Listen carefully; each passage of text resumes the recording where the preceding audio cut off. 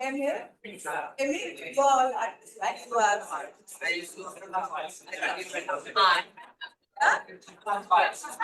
I just say hi. Okay. It's like not.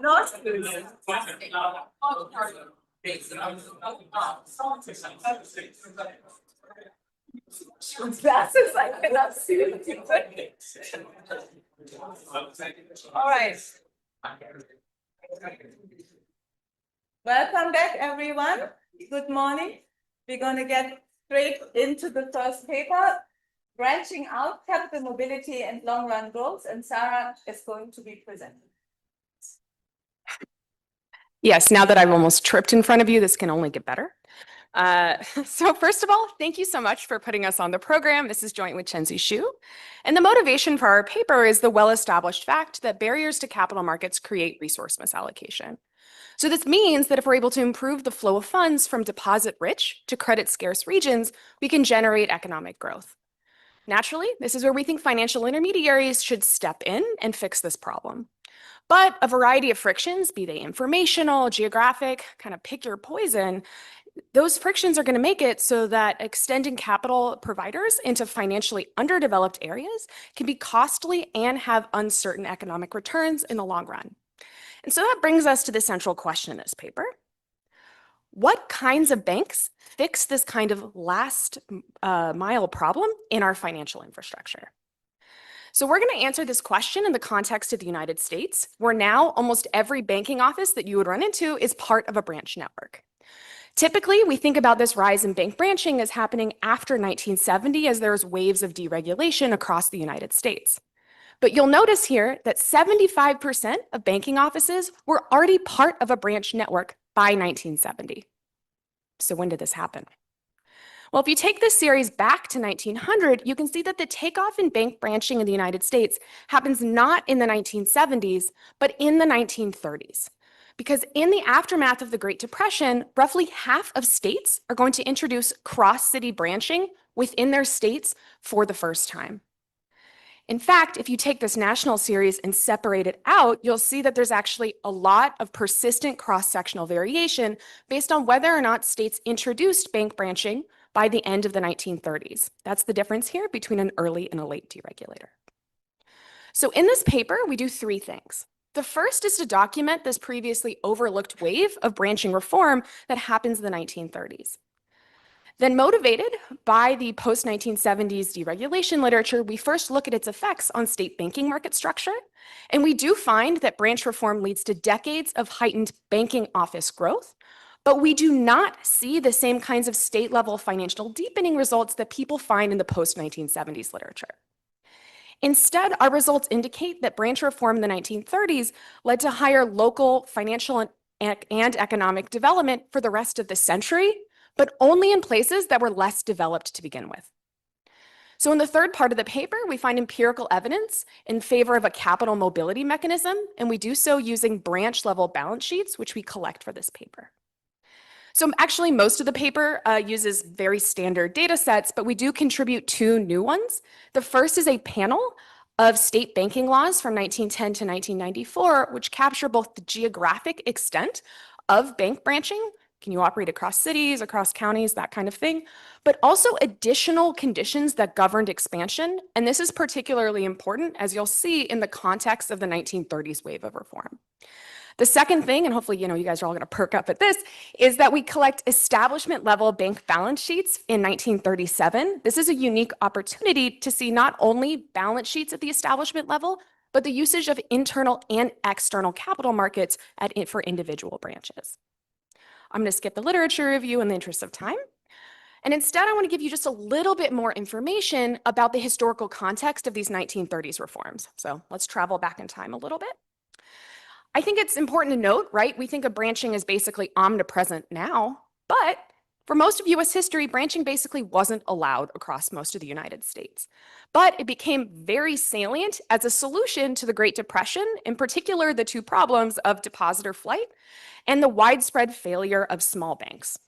So in the 1930s, you can actually see this quote from the OCC report here.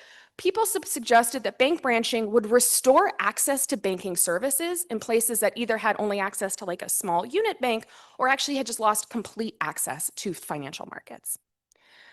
But there was also a lot of opposition to this idea. And the fear was that by allowing banks to operate in multiple places, they would just take the deposits out of small towns so they can continue lending more in existing financial centers. So the ABA called this the yoking of the less developed communities to the juggernauts of metropolitan financiers.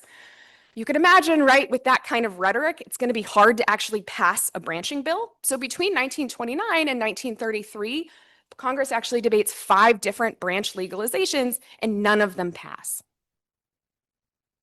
And then it fails to pass a 6th time.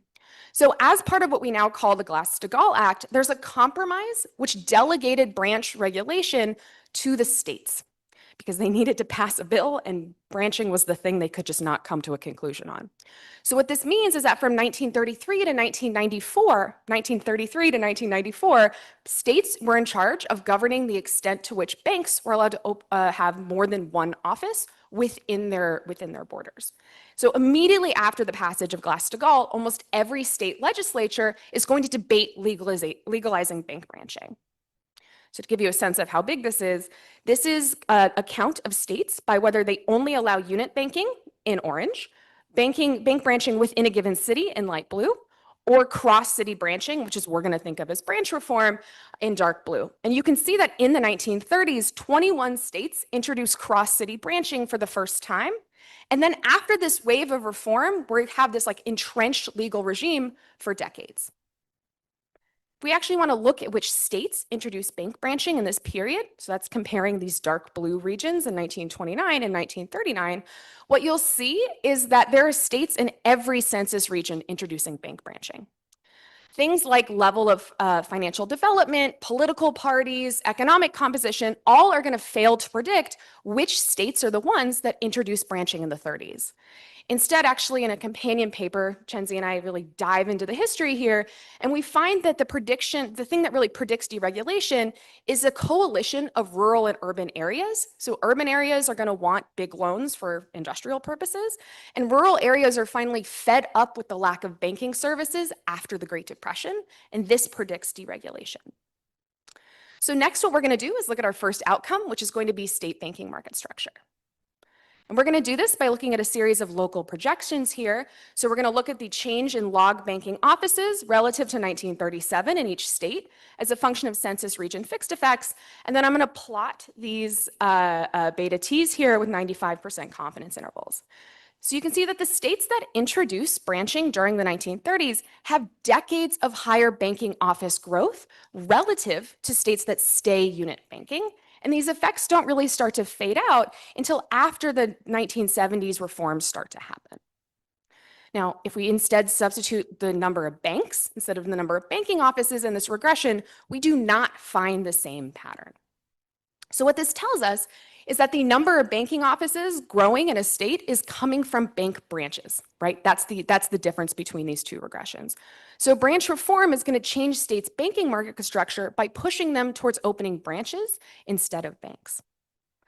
I do want to flag that when we run these same regressions, looking at things like log total deposits or total loans, we really see no clear evidence that there's any kind of financial deepening happening as there's these changes in market structure, right? The pre-1930 levels and the post-1937 levels are very similar to each other. And this is very different, right, than if we think about what's going on after the 1970s in the United States, where there are these big developments in financial deepening. So why are they different? Well, I think it's important to think about the fact that the post-1970s reforms typically are going to allow banks to operate much more freely across states. These post-1930 reforms are going to be substantially different. And so you can see this, we're plotting the geographic extent of branching here in blue. You've already seen these, but we're also plotting the conditions that banks had to fulfill in order to become branch networks. So some of this is about minimum capital requirement or the population of the place you want to open a branch, but you'll see that the big jump is in something called competition restrictions in the 1930s. And what this means is that banks were only allowed to operate branches in places that had no banks at all. So these 1930 reforms are going to be different because they're forcing banks to only open branches where there are no other banks. They're trying to restore banking services in the aftermath of the Great Depression. So we're going to move from these state-level correlations now to looking at our causal inference, which is going to be using a county border pair design. So intuitively here, we're just going to zoom in on state borders, where on one side of the border, like New Mexico, they introduce bank branching for the first time. And on the other side, they're not going to introduce bank branching until later. So think about this New Mexico-Texas border here. More concretely, we're going to run an event study. And we're going to throw out all states that introduced bank branching before 1930. So we're only going to focus on county border pairs where they either introduce cross-city branching for the first time in the 30s or they don't. So we're going to have these beta T coefficients here, which are going to be the causal effect of branch deregulation, so long as standard identification assumptions actually end up holding. So let's talk about a few results. Our first result is going to be looking at deposits per capita at the county level. And you'll see that branch reform introduces marked growth in log deposits per capita, which actually lasts through the rest of the century. So two quick things to note. This 1937 data point is a little bit different than our other ones because it only is for Fed member banks. So the composition is a little different. But I'll note that when we look at 1930s household surveys of bank use, we see evidence in favor of this interpretation of branch deregulation, pushing households to use bank deposits more. And again, this is going to last for the rest of the century. Next, what we do is we split our estimation sample by the 1929 sample median of our outcome variable. And so what you can see here is that our results are totally driven by county border pairs that are below the median of deposits per capita in 1929. So we're only seeing branch reform affect deposits in places that were underbanked to begin with. And again, these effects don't fade out before 2000. Next, what we do is we move from measures of financial development to economic development. And we're going to look here at a measure of productive economic activity, which is going to be log manufacturing value added per capita. And again, we're going to see the same pattern. Branch reform leads to this persistent rise in economic development, which continues for the rest of the 20th century. And when we split our sample again by the 1929 sample median of the outcome variable, so now we're thinking about differences in economic development in this median, we see that branching is only going to generate growth in places that were less developed to begin with. So these results are robust to thinking about spatial spillovers or other historical shocks. So I just want to take a step back here because I think it's worth thinking about why it is that in our state level correlations, we don't see big effects on things like deposits, but we do when we move to the county border pair design. And what I want to emphasize here is the county border pair design shows that the smallest places are the ones that generate growth, not the largest ones. And these small places, by definition, are at the periphery and are not going to show up in a big way when we look at state-level aggregates. And in fact, we think this kind of geographic heterogeneity is the first indicator that what branching is doing is improving financial integration within banking markets in a state. We also find that introducing bank branching is going to lower states' interest rate differentials and lower the dispersion of manufacturing production in these states immediately in the 1930s. But next, I want to show you much more direct evidence of how bank branching facilitated capital mobility. The first step here is going to be to look at bank balance sheets in 1937 based on whether or not they have branches or they don't. So this top panel is going to show you that individual banks have very similar funding sources if they're branch or unit banks, and it's virtually indistinguishable if we're looking at banks that operate in the same market, have the same regulators, and are the same size. But that is absolutely not true when we look at portfolio allocation. Branch banks tend to lend much more directly as a share of their assets than unit banks do. Unit banks instead are focusing on nationally traded securities in their investment strategy. So what this tells us is that classic measures of financial development, which are going to count things like the number of banking offices or the number of deposits, are going to miss this structural difference that comes from the differences in investment strategies. Specifically, how much lending is actually available locally is going to depend on whether or not you have a branch or a unit bank. So what we're going to do is develop a measure to capture this kind of access. So the intuition for our measure here, we're calling it deposit market access, is going to be that you have access to more capital as you become connected to larger networks that also operate in bigger places. We call this deposit market access because it's going to come from general equilibrium trade theory with one additional assumption. And that assumption is going to be that there are lower contracting frictions between establishments that are in the same branch network than when banks try to operate in external capital markets to move funding. So there are a lot of data and identification assumptions to this kind of approach, but what I want you to remember here is the intuition, which is that branches are going to have access to more funding than unit banks because branch networks can pool this funding across location. So we actually have 3 results in the paper on deposit market access, where we look at the changes from 1929, so like right before the Great Depression, to 1937, the end of our branch deregulation period. So the first thing we show is that deposit market access is predicted at the local level by location-specific eligibility for bank branching, which comes from these very complicated state laws that vary a lot. And then we show that this growth in deposit market access is higher in smaller places and in states that introduce bank branching. And then finally, we embed this measure in an event study, which you can see here, to show that improvements in deposit market access from 1929 to 1937 create decades of higher manufacturing production in line with our county border pair results. But we do have much more direct evidence of capital mobility because we have these establishment level balance sheets. So it's not a history talk unless someone shows you a picture of something old. What I'm showing for you here is the 1937 call report. So a lot of the categories in these old call reports are like the ones you would see in modern data. But the 1937 call is unique because the Fed also collected these same balance sheets for individual branches. So this is a branch of the bank on the previous slide. And you can see how detailed these data are. So we see all the standard categories on things like lending and funding, but perhaps the coolest thing about this is that we see not only interbank lending or funding, so this usage of external capital markets, they recorded usage of internal capital markets for these branches.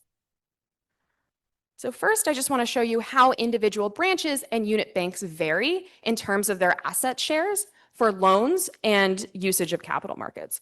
So unit banks here are in orange, individual branches are in blue. And so you can see that branches have a far more skewed distribution of their loan asset ratios than unit banks, which means that very few branches are doing a lot of lending, and most branches are doing just a little bit. Instead, what's going on is that if we look at capital outflows here, which will be across banks for unit banks, but we'll be thinking about internal flows if we think about individual branches, most branches are sending most of their assets out to the rest of the network. And so what this tells us is that branches tend to specialize. Networks are basically partitioning their offices into deposit collectors and lending destinations by using these kinds of internal capital markets. But we have much more direct evidence in our last step here, which is to think about the direction of the flows. So now the outcome variable is going to be log net capital outflows at the banking establishment level as a function of the deposit size of the establishment. That's what these terciles refer to. Who your regulator is, and bank size. Here, the emitted category is going to be unit banks. You can see that the smallest bank branches have negative capital outflows. So small branches are much more likely to be receiving a lot of internal capital flows than either larger bank branches or similarly sized unit banks. What's more, these small offices are also the ones with the highest relative loan deposit ratios. So we can see that branch networks are using these internal capital markets very intentionally. And what they're doing is they're trying to create lending in their smallest offices. So just to recap, we have a couple of pieces of evidence in this paper that suggests capital mobility drives the long-run gains we see in the county border pair design. The first is that branch deregulation increased capital market integration within states. Then to think about how it is branch and unit banks differ, we showed that branches tend to have more local lending, in part because they create access to more funding through their deposit market access benefits. And this creates long-run growth in ways that are consistent with our county border pairs. But then we have this direct evidence which shows that contrary to the fears of the American Bankers Association, you remember the yoking and the metropolitan juggernauts, right? What's going on is that individual bank networks are funneling funds from the core to the periphery. So they're creating local lending in places where it was scarce beforehand. So finally, I'll conclude. I got the 1 minute. So this paper documents that there was a wave of branch deregulation in the 1930s, which fundamentally reshaped banking markets in the United States for decades, particularly in places that were less developed to begin with. And we think the big takeaway here is that we need to move beyond aggregate measures of financial development to think about the links between capital mobility and long-run growth. And this is because institutional design affects capital mobility because branch networks have these internal capital markets. They can move money around in ways that unit banks just can't. And so this tells us that we need to think much more carefully about disaggregating financial development measures to capture how institutional design shapes the finance growth nexus. Thank you, guys.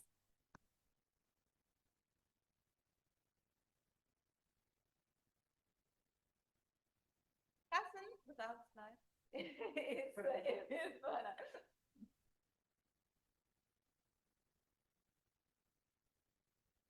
Okay, perfect. Well, thank you very much for inviting me to discuss this very interesting paper. So I learned a lot from reading it. So let me just summarize it in one slide.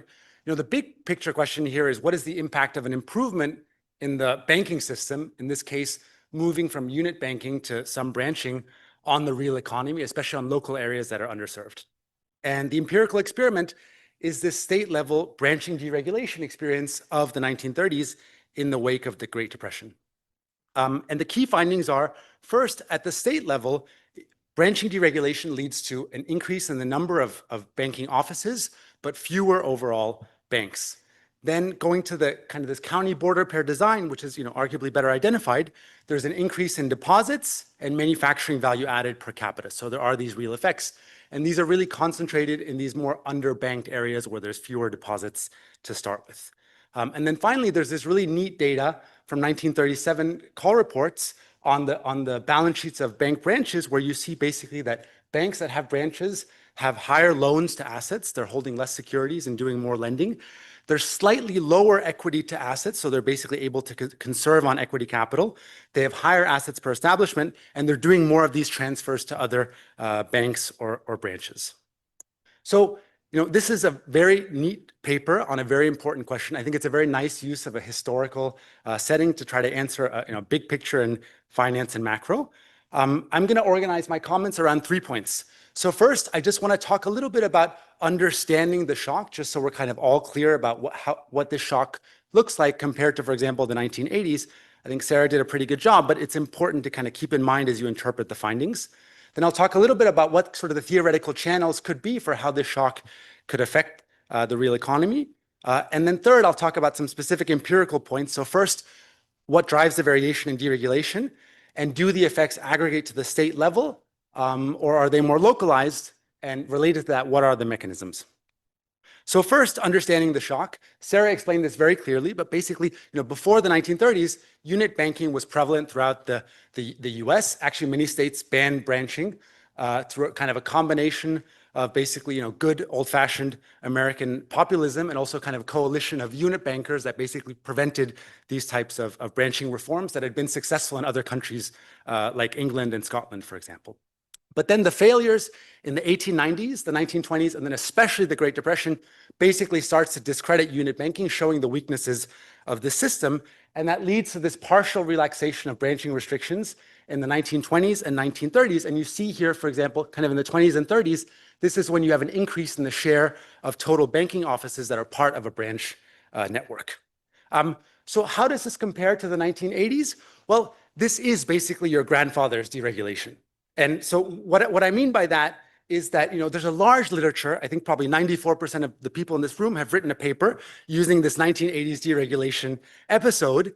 And that was really kind of a transformational episode, I think we can all agree, right? It led to unrestricted intrastate de novo branching in most states and ultimately in all states, as well as interstate banking through the acquisition of other banks by bank holding companies. And that culminated in a nationwide liberalization in 1994 through the Regal-Neal Act. This here, I think, is a more conservative, more incremental reform, right? You're moving from basically unit banking to allowing some cross-city branching subject to some complex restrictions. So for example, you can only do banking in unbanked towns in some states. In other states, there's population restrictions, there's capital restrictions. And that means that the impact of this type of reform, you might expect it to be different from the 1980s. Another thing that's actually quite neat is that the reform is longer lasting. You have these more persistent differences across states, and that's going to let the authors kind of look at some of these more long-run effects. So second, I want to kind of think a little bit more about what the channels could be for how this specific type of reform could affect the economy. So to caricature the paper a little bit, there's sort of a branching deregulation that leads to kind of financial development, and then there's an increase in manufacturing value added per capita, sort of an increase in the real economy, performance of the real economy. I think the paper can do more to spell out what the different channels could be, taking into account the specific features of this shock, and then relate them to the evidence. So first, the paper kind of really jumps in and focuses on one channel, which is this interregional reallocation of deposits, right? Sort of like opening up a small open economy to capital inflows, in this particular case, through deposit reallocation. And I'm on board with this interpretation. I think that this seems to definitely be going on. The 1937 branch level evidence supports this. But there's lots of other channels that have also been emphasized in this very long literature on kind of unit banking and branching in the US.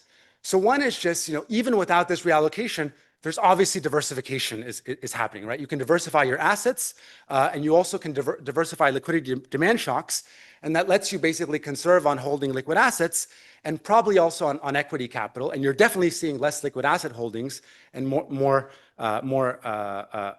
deposit or debt financing relative to equity financing. That should allow for more lending as well. So I think you have some evidence that actually points for this channel as well.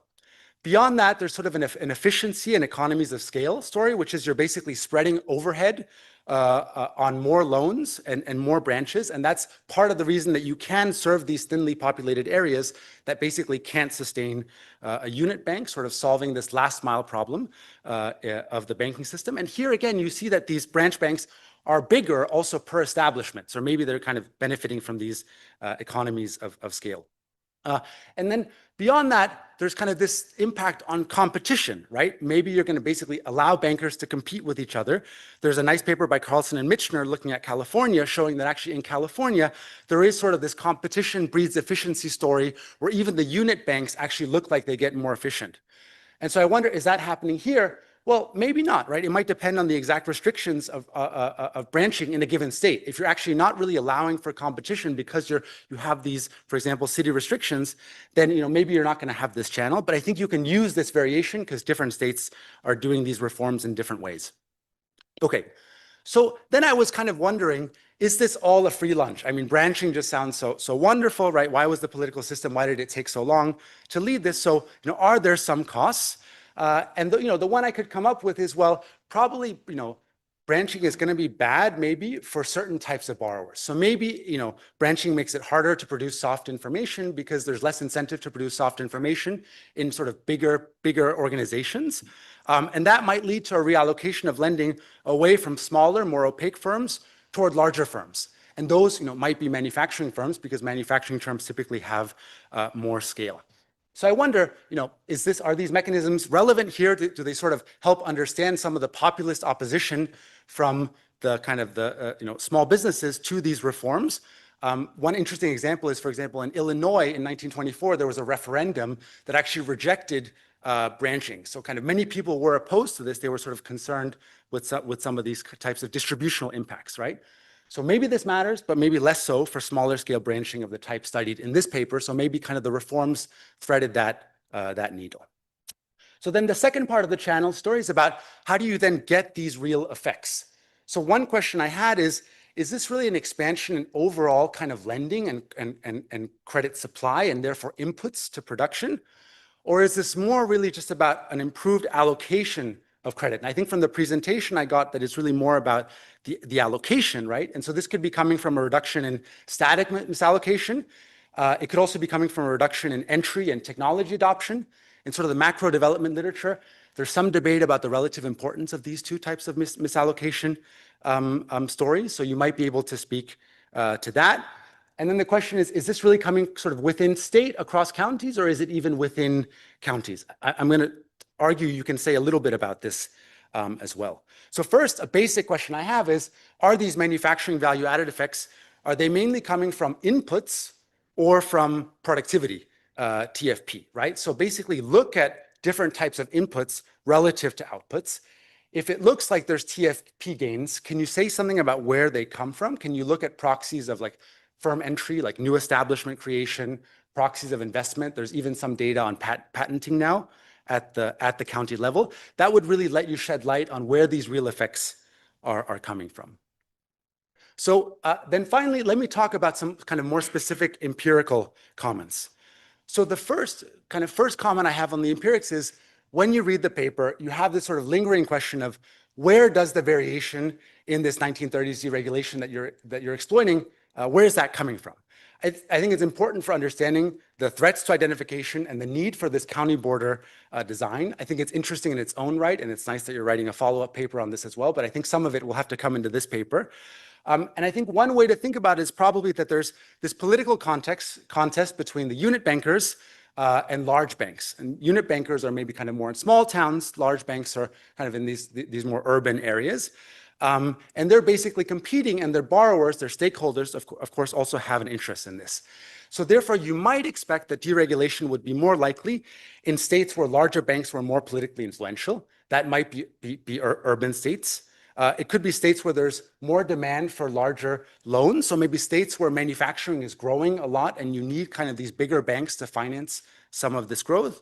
And then states where basically the unit bankers were discredited more because they had a worse banking crisis in the Great Depression. And I think there's some evidence for each of these stories, and Sarah alluded to some of this in the presentation. So if you, for example, look at the correlates of 1930s deregulation, so Sarah and Chenzi sent me some of their data, you can basically run regressions at the state level of different outcomes on deregulation. So here there's going to be 36 observations, 20 treated states, 16 control states. The 12 states that branched before the 1930s are going to be omitted.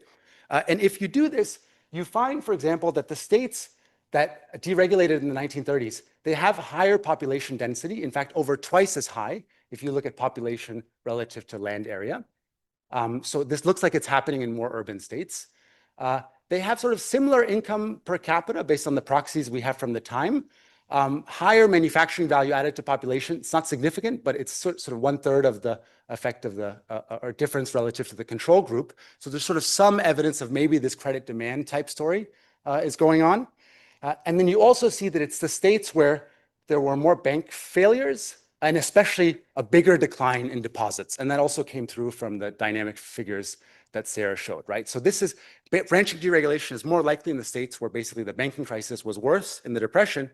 And there's actually some parallels to the 1980s as well, right? Where some of the reforms came precisely because of the failures that you saw in the 1980s. So of course, that raises the concern, which is that there are these correlates with deregulation, and they might be related to states being on different trajectories post-Great Depression.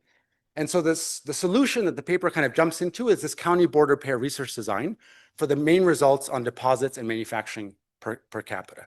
And I understand why the authors do this, but I think there is kind of a trade-off to be acknowledged, which is, on the one hand, identification is, I think almost everyone can agree it's going to be stronger, but these are kind of more local effects that may not aggregate. And if you want to quibble, it's not necessarily a panacea, right? There could be overestimates because you're stealing business, or there could be underestimates because there's, income or productivity spillovers. So it would be nice for the paper to just do more at the state level, on the aggregate state level dynamics, in the spirit of sort of Jairatne Strawn and a lot of subsequent work, just to understand, do the results aggregate to the state level, subject to these identification concerns that you have at the state level, or are they really mostly about intrastate reallocation? And so if you do this, if you estimate, for example, a dynamic difference in differences, where you put in this deregulation dummy interacted with year fixed effects, and you put in region time fixed effects, like the specifications in the paper, you do actually find that across states, there's an increase in manufacturing value added to population in the states that deregulate early. And it's about 20%. So it's kind of similar to the average as the similar to the average kind of county border pair design. So you are sort of seeing some relationship between this measure of income per capita or manufacturing value added per capita across states and deregulation. But then if you look at things like one proxy of inputs is the amount of manufacturing employment, just log manufacturing employment or manufacturing employment to population. And here you basically don't actually see any change. There's no increase in labor inputs. So there's not really any structural transformation that's happening towards manufacturing at the time. And if you look at, for example, total loans or total deposits, you see kind of this decline in the depression, and then there's sort of a bounce back, but there's no kind of financial deepening, which suggests there probably isn't a big increase in deposits and sorry, in capital at the state level. So maybe there isn't an increase in inputs, right? So this to me suggests that the findings are probably more about within state reallocation than and an increase in productivity than sort of aggregate state level financial deepening. And some of the effects, like the county level effect on deposits that are concentrated in these smaller underbanked areas, they just matter less for the aggregate. They don't aggregate to the state level. I think that's interesting for understanding how this works. And there is some contrast to the 1980s deregulation, where you see more effects on overall lending, on GDP, and also substantial sectoral reallocation. And the difference might be precisely just because, well, this is a different type of reform. It is more incremental than transformative. It's unit banking to branch banking in kind of the era of what I call, boring banking, basically. So I would use kind of the state level variation and compare it to your county border results to sort of understand kind of the reallocative versus the aggregate effects. Okay, so again, this is a very nice paper on a very important question, and it's a fascinating historical experiment, and I'm glad that they're shedding light on this again. The way to think about the shock is unit banking to kind of limited, restricted intrastate branching. The variation comes from states that are more urban, where large banks are probably stronger, and where unit bankers were discredited because the Great Depression was worse. And I think the channel is more about productivity and reallocation than an overall increase in inputs. And so this raises sort of some questions about, how do you think about the external validity of this relative to the current kind of, recent consolidation of the banking system? Thank you very much.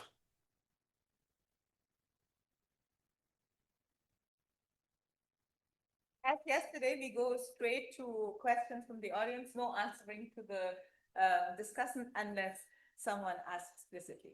Luigi? So I think this is a very interesting paper. I think I like very much the data on the internal allocation.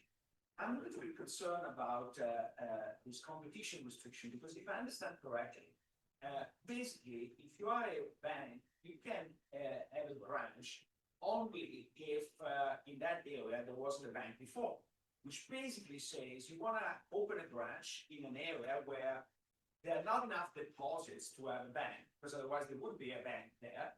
But there are other reasons to open a bank, which is you want to do lending. So in a sense, there is an internal selection that the counties where you're going to open the branch are counties that are in desperate need of loans, but with not very much deposit. So there is since we cannot control for investment opportunity, there seems to be an endogenous sorting. And so I first strongly recommend to separate, I don't know if you have enough data about the competition restriction from other restrictions to see how important this is.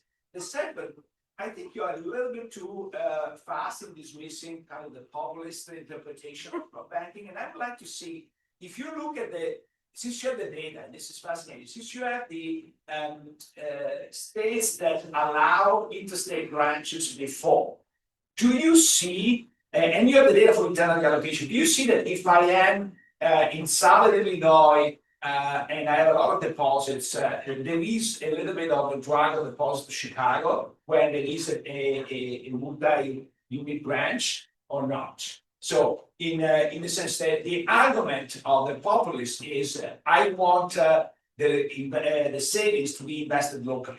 And you have some states that were regulated before the 30s and states not. Do you see that flow or not? I think that would be a better test than what you do here about the populist assumption. Thank you. Thanks. It's a very similar point to believe is since you have data on where these branches are in 1937, those are data when they're lending or taking deposits, you can actually ask the question, are these new branches being put in places, bringing deposits, are they being put in like residential areas, or are they being put in manufacturing areas or new developing towns? It's a little bit small, but on the upward trajectory. So you can actually take a look at that that's actually very good. No, it's sort of, we're all asking the same question in a way.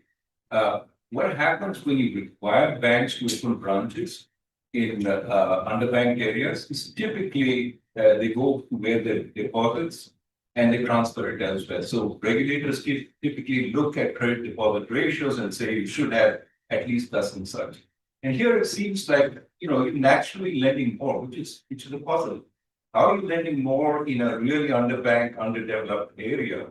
And I think Luigi has maybe part of the answer. You select these places which are underbanked because of deposits rather than because of loans. And you can really test that. The other possibility, which I think you also raised in your presentation, is it could be that it's the lack of diversification in those areas, which makes you reluctant to lend. And so you don't actually open up anything in there until you get branch banking, in which case diversification helps you lend locally. But I think that's the most interesting aspect from the, from what we traditionally know about banking. How is it that you get lending growth in these areas? And typically all you get is deposit.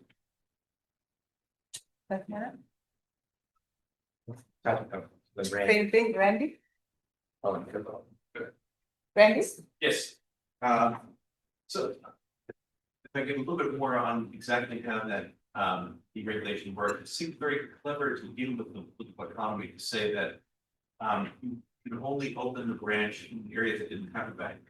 After the wave of failures in the 30s, we lost a third of the banks. So it's no surprise that there are a lot of areas that just didn't have a bank in the areas. It's very clever to do it, that the only way you can move in is to go into these areas that didn't have a bank. So people will be happy to have had, even if some of the resources go out, maybe the local guys are better off. But also, if you're the first one in that area, does that then give you a monopoly and nobody else can come in? So that might be the incentive for the branch to come in. Why you might get some lending here, because from the bank's point of view, this is valuable lending. The local's point of view, they're getting lending that they otherwise wouldn't get. So you get the right incentive to come in, deal with the political economy, and bankers, as always, are made better off. We also interested to look at the firm size distribution, unlike in manufacturing or elsewhere. Does this regulatory change affect that? That's certainly some kind of how one of the real effects. And also, why 1937 did they like this? Was it related to some populist concerns that, well, do they think being drained out? We don't have information, blah, blah, blah, blah. Since it's a one-off, might be interesting to address some comments. That, then Luke, and then Phil. So essentially what Randy said about the market power gap and then the question, are there ever two banks entering these areas, or is there any evidence of market power, particularly on the loan side, setting around the deposit side? So maybe a lot of it's lending, but stuff. If you have the market power, you might be, if you're the only bank in town, you might be below the bank.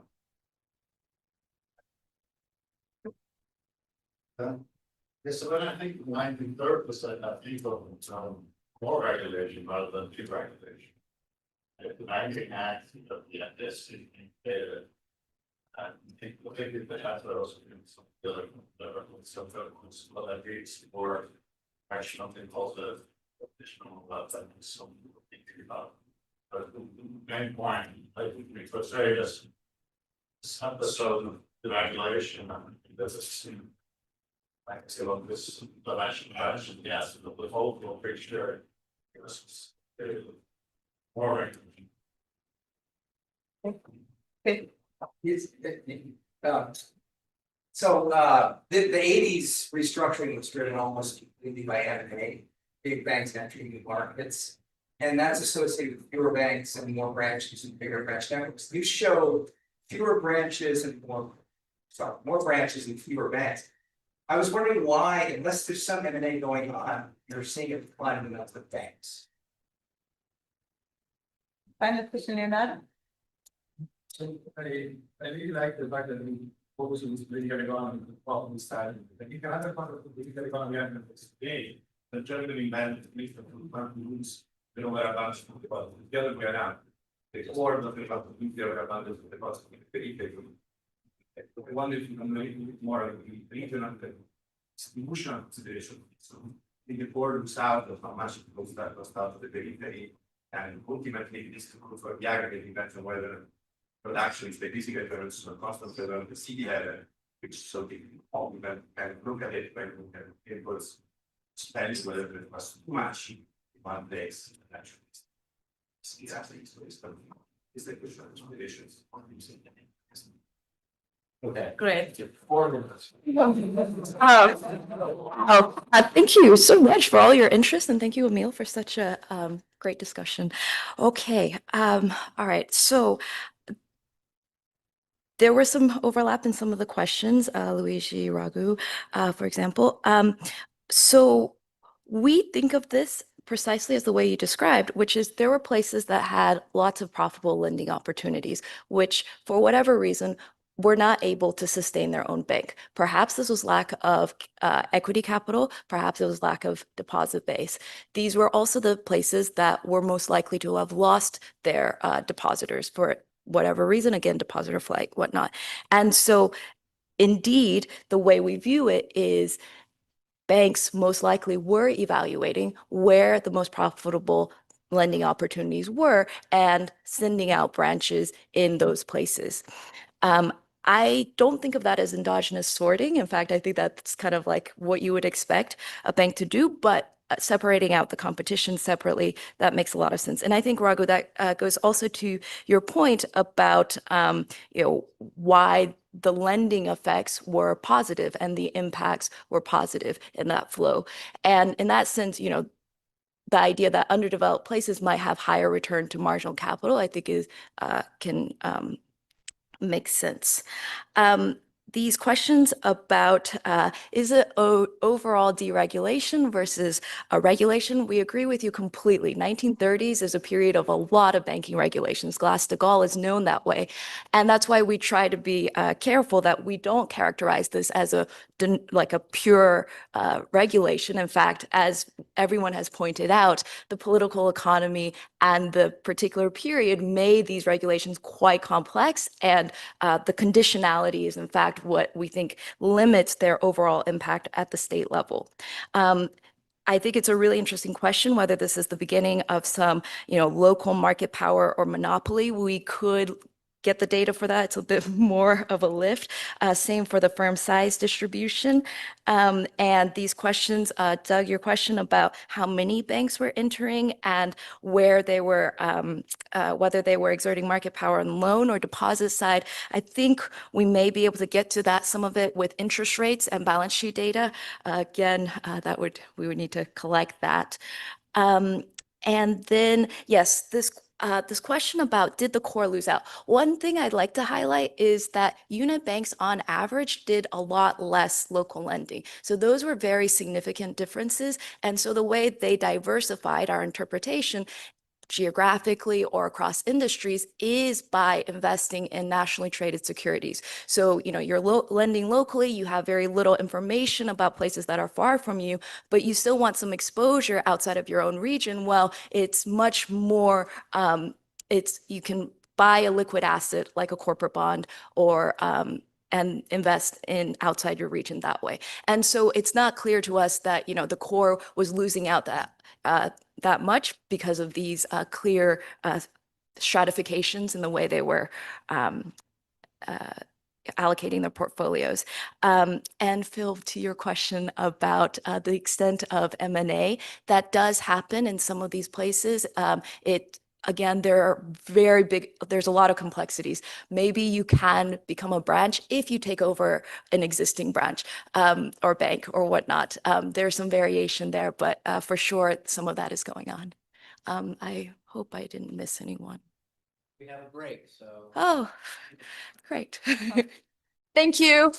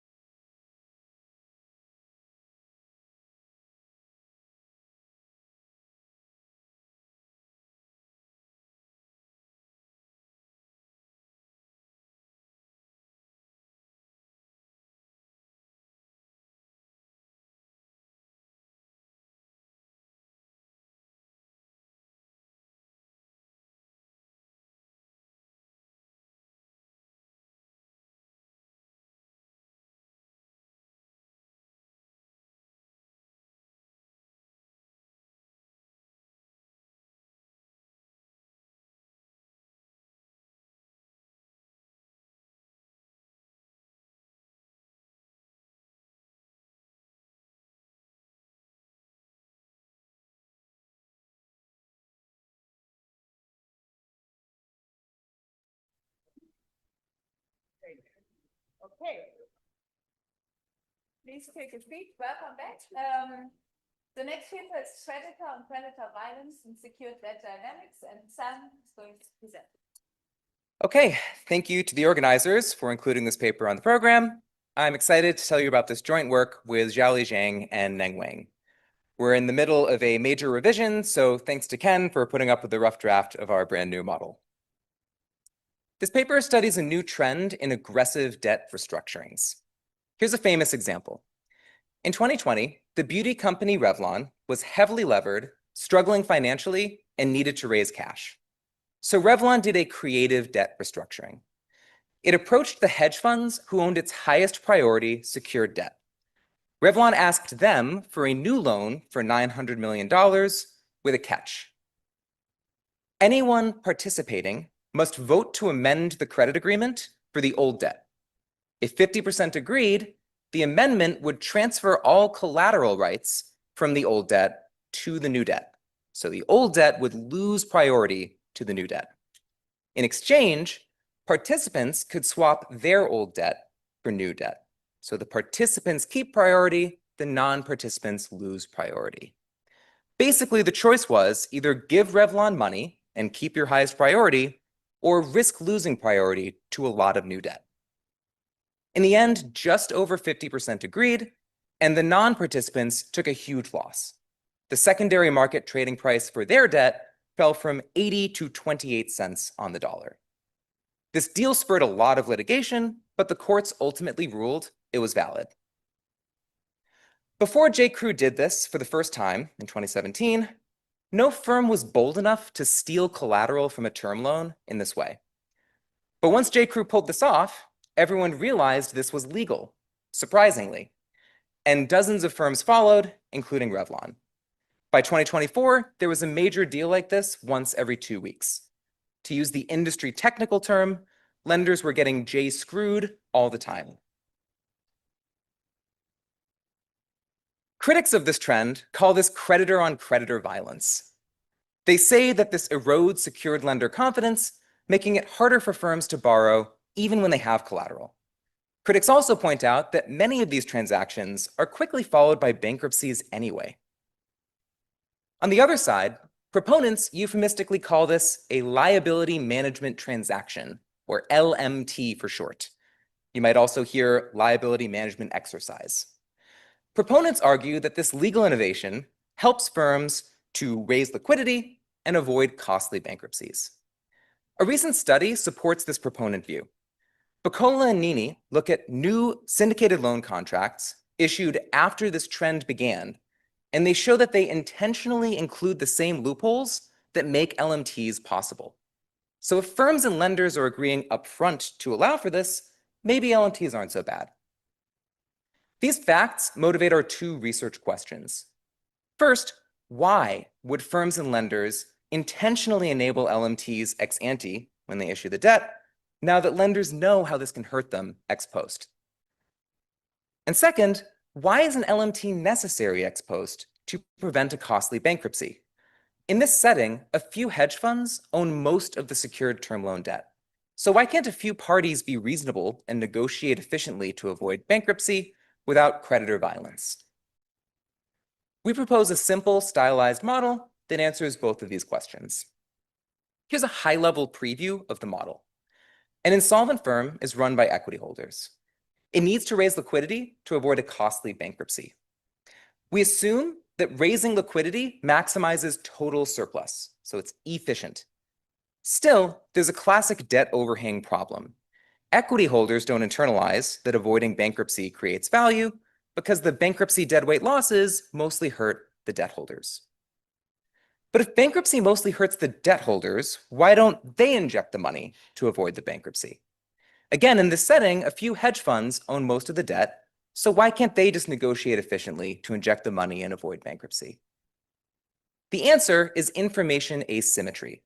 Our key assumption is that hedge funds privately observe their willingness to inject new money. Similar to earlier results in the literature, we prove this information asymmetry between the firm and debt holders can impair negotiation and lead to bankruptcy. We call this negotiation debt overhang. Intuitively, equity can't extract all of the surplus from avoiding bankruptcy. They don't know which offers debt holders will accept, so they can't make them indifferent between accepting or not. Because of this, equity underinvests in the negotiation. They make a low, stingy offer, risking rejection and bankruptcy, because the stingy offer saves money for equity if it's accepted, and rejection mostly hurts the debt holders. This problem gets worse as the original amount of debt outstanding grows, because then there's less value left over for equity in a successful deal. Our new contribution is proving that LMTs solve this problem. Remember, negotiation overhang arises because part of the value from a successful deal goes to debt holders. The solution then is to just let equity steal from debt holders when a deal succeeds. Then they would internalize more of the surplus and work harder to make sure the negotiation works. LMTs do exactly this, since equity can steal collateral from debt holders and use it to raise new liquidity. Formally, we prove that LMTs prevent bankruptcies ex post by solving negotiation overhang. Because of this, firms and lenders optimally agree ex ante to enable LMTs. The lenders just charge more to compensate them. This explains the empirical fact that new loan contracts intentionally enable these LMTs. So that's the main result. Before saying more about the model, here are 5 quick facts about LMTs. First, the defining feature of an LMT is that it transfers collateral from existing secured debt to new debt. The existing secured debt should have the highest priority, but the debt holders can change that if they're bribed. If 50% agree, they can amend the credit agreement for the old debt and transfer seniority to new debt. Second, the goal of a typical LMT is to raise liquidity through the following deal structure. Participants have to inject new money and have to vote to amend the credit agreement for the existing debt. In exchange, participants can swap their old debt for new debt, so they keep priority. The non-participants lose priority. So the typical deal structure looks just like the Revlon example I started with, and we model LMTs to match these first 2 facts. Third, LMTs transfer collateral away from term loans. These are institutional term loans, which are syndicated by a group of banks or other lenders at origination, and then immediately sold off in an active secondary market. Even after trading, term loan ownership is highly concentrated. In particular, hedge funds like to buy large positions in distressed loans. For example, when Robert Shaw did its LMT, 4 hedge funds owned 76% of the relevant term loan. This motivates our assumption that a few hedge funds own most of the term loan debt. This third fact also distinguishes LMTs from exit consents. Exit consents have been around for decades. They look like LMTs, but they only apply in bond restructurings. We differ from earlier theories of exit consents and bond market frictions by showing how these new LMTs solve a friction that's relevant for term loans. Fourth, the firms using LMTs are very distressed. By one study, 37% of them file for bankruptcy shortly after a successful LMT. This motivates our assumption that some firms can prevent a costly bankruptcy with an LMT, but others are unlucky and end up bankrupt anyway. And fifth, new loan contracts intentionally enable LMTs even now that everyone knows that they're possible. Bucola and Nini look at loan contracts issued before and after this trend began, and they show that the fraction of contracts enabling LMTs has been roughly constant over time at 50%. We explain why 50% of firms would choose to allow for this. I'll say more about the other 50% later. First, though, here's a summary of our model. In the first period, a firm borrows D dollars through a secured term loan. It decides whether to enable LMTs, and the banks rationally anticipate this when they price the loan. We assume parameters such that minimizing the risk of bankruptcy maximizes ex ante firm value. Bankruptcy is inefficient for the firms in our model. Because of this, equity optimally enables LMTs ex ante if and only if they prevent bankruptcies ex post. In the second period, some firms are healthy and fully repay their debt, but others experience distress. A distressed firm is insolvent and needs to raise liquidity. Without new money, it has to file for a costly bankruptcy. In the third period, some distressed firms that raise money are lucky and they avoid bankruptcy, but others are unlucky and end up in bankruptcy anyway. When a firm enters distress, the banks sell its debt to two hedge funds.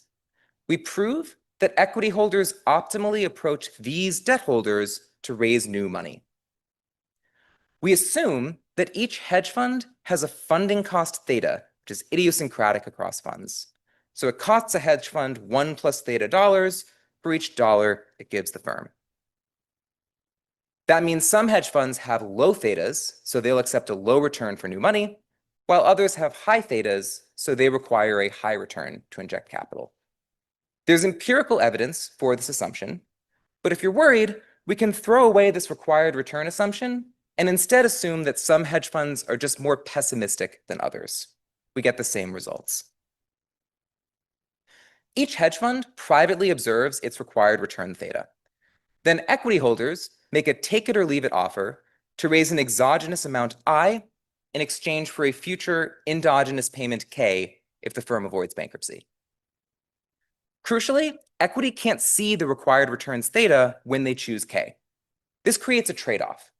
Equity can choose a high K. That ensures that any hedge fund would accept, and they're sure to raise money. Or equity can choose a low K.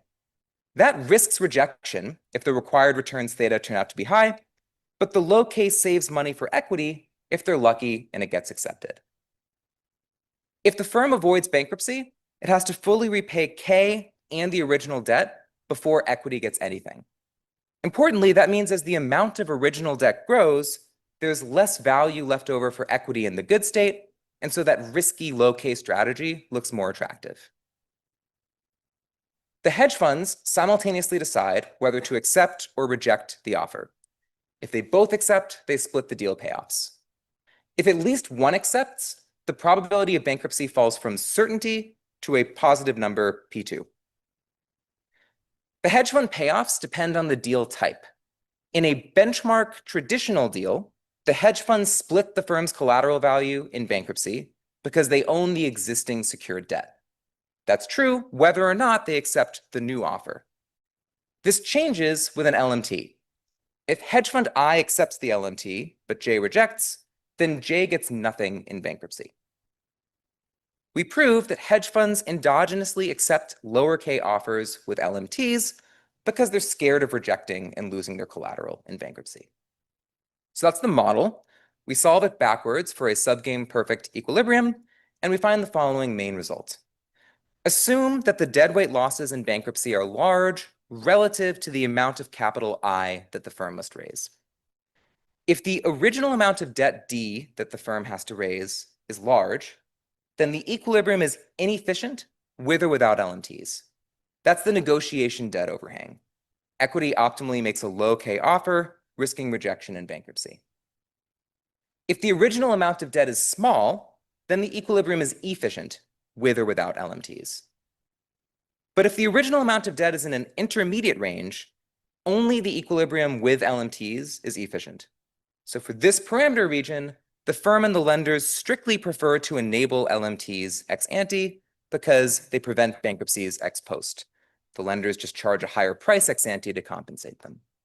So that's the main result. Before concluding, I'll briefly summarize two extensions. First, we introduce exclusive LMTs.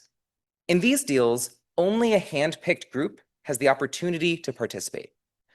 By design, this group holds over half the debt, so they can subordinate the excluded group without their consent.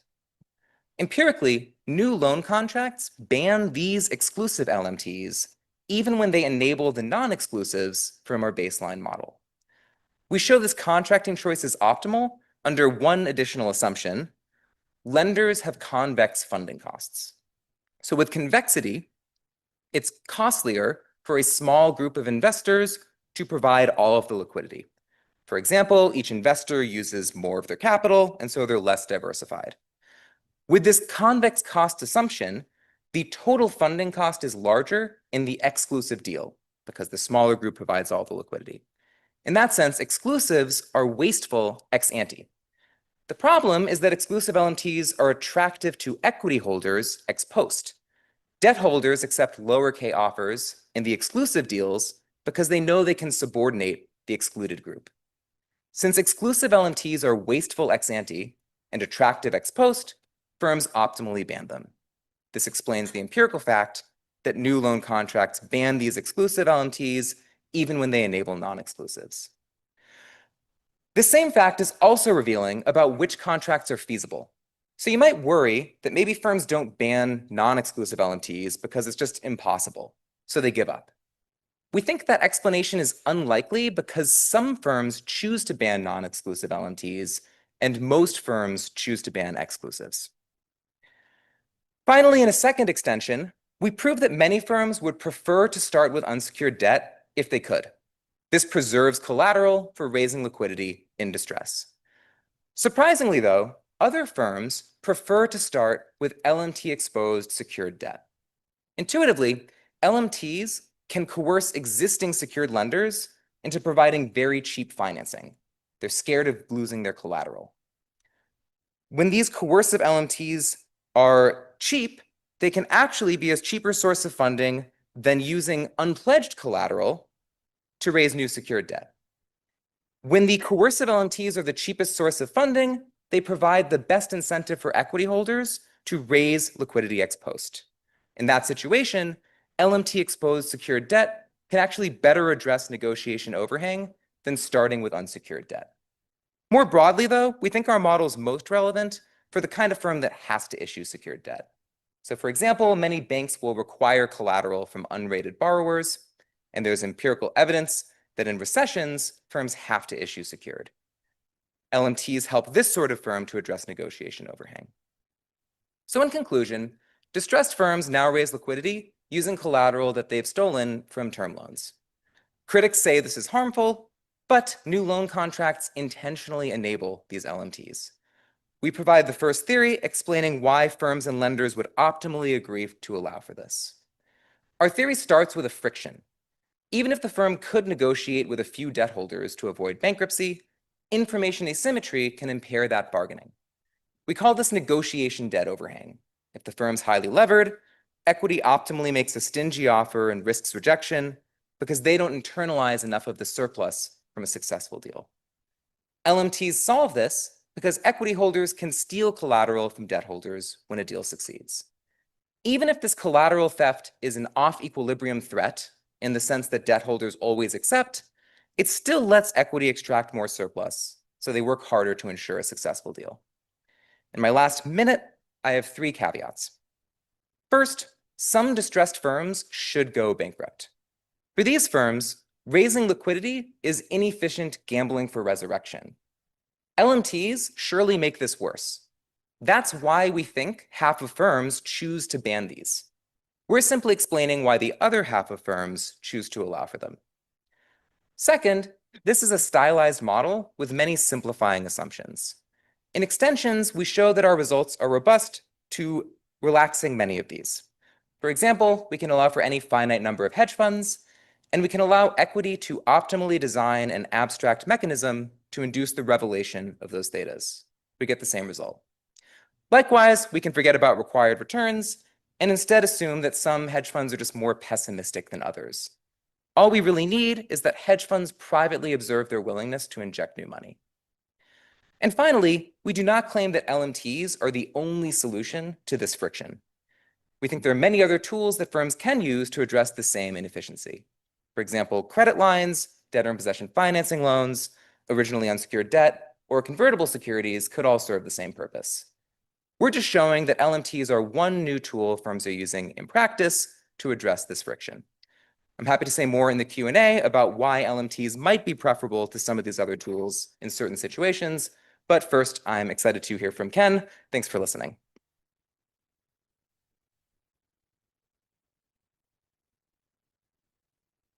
Thank you. Indeed, the discussant is Ken Iyer.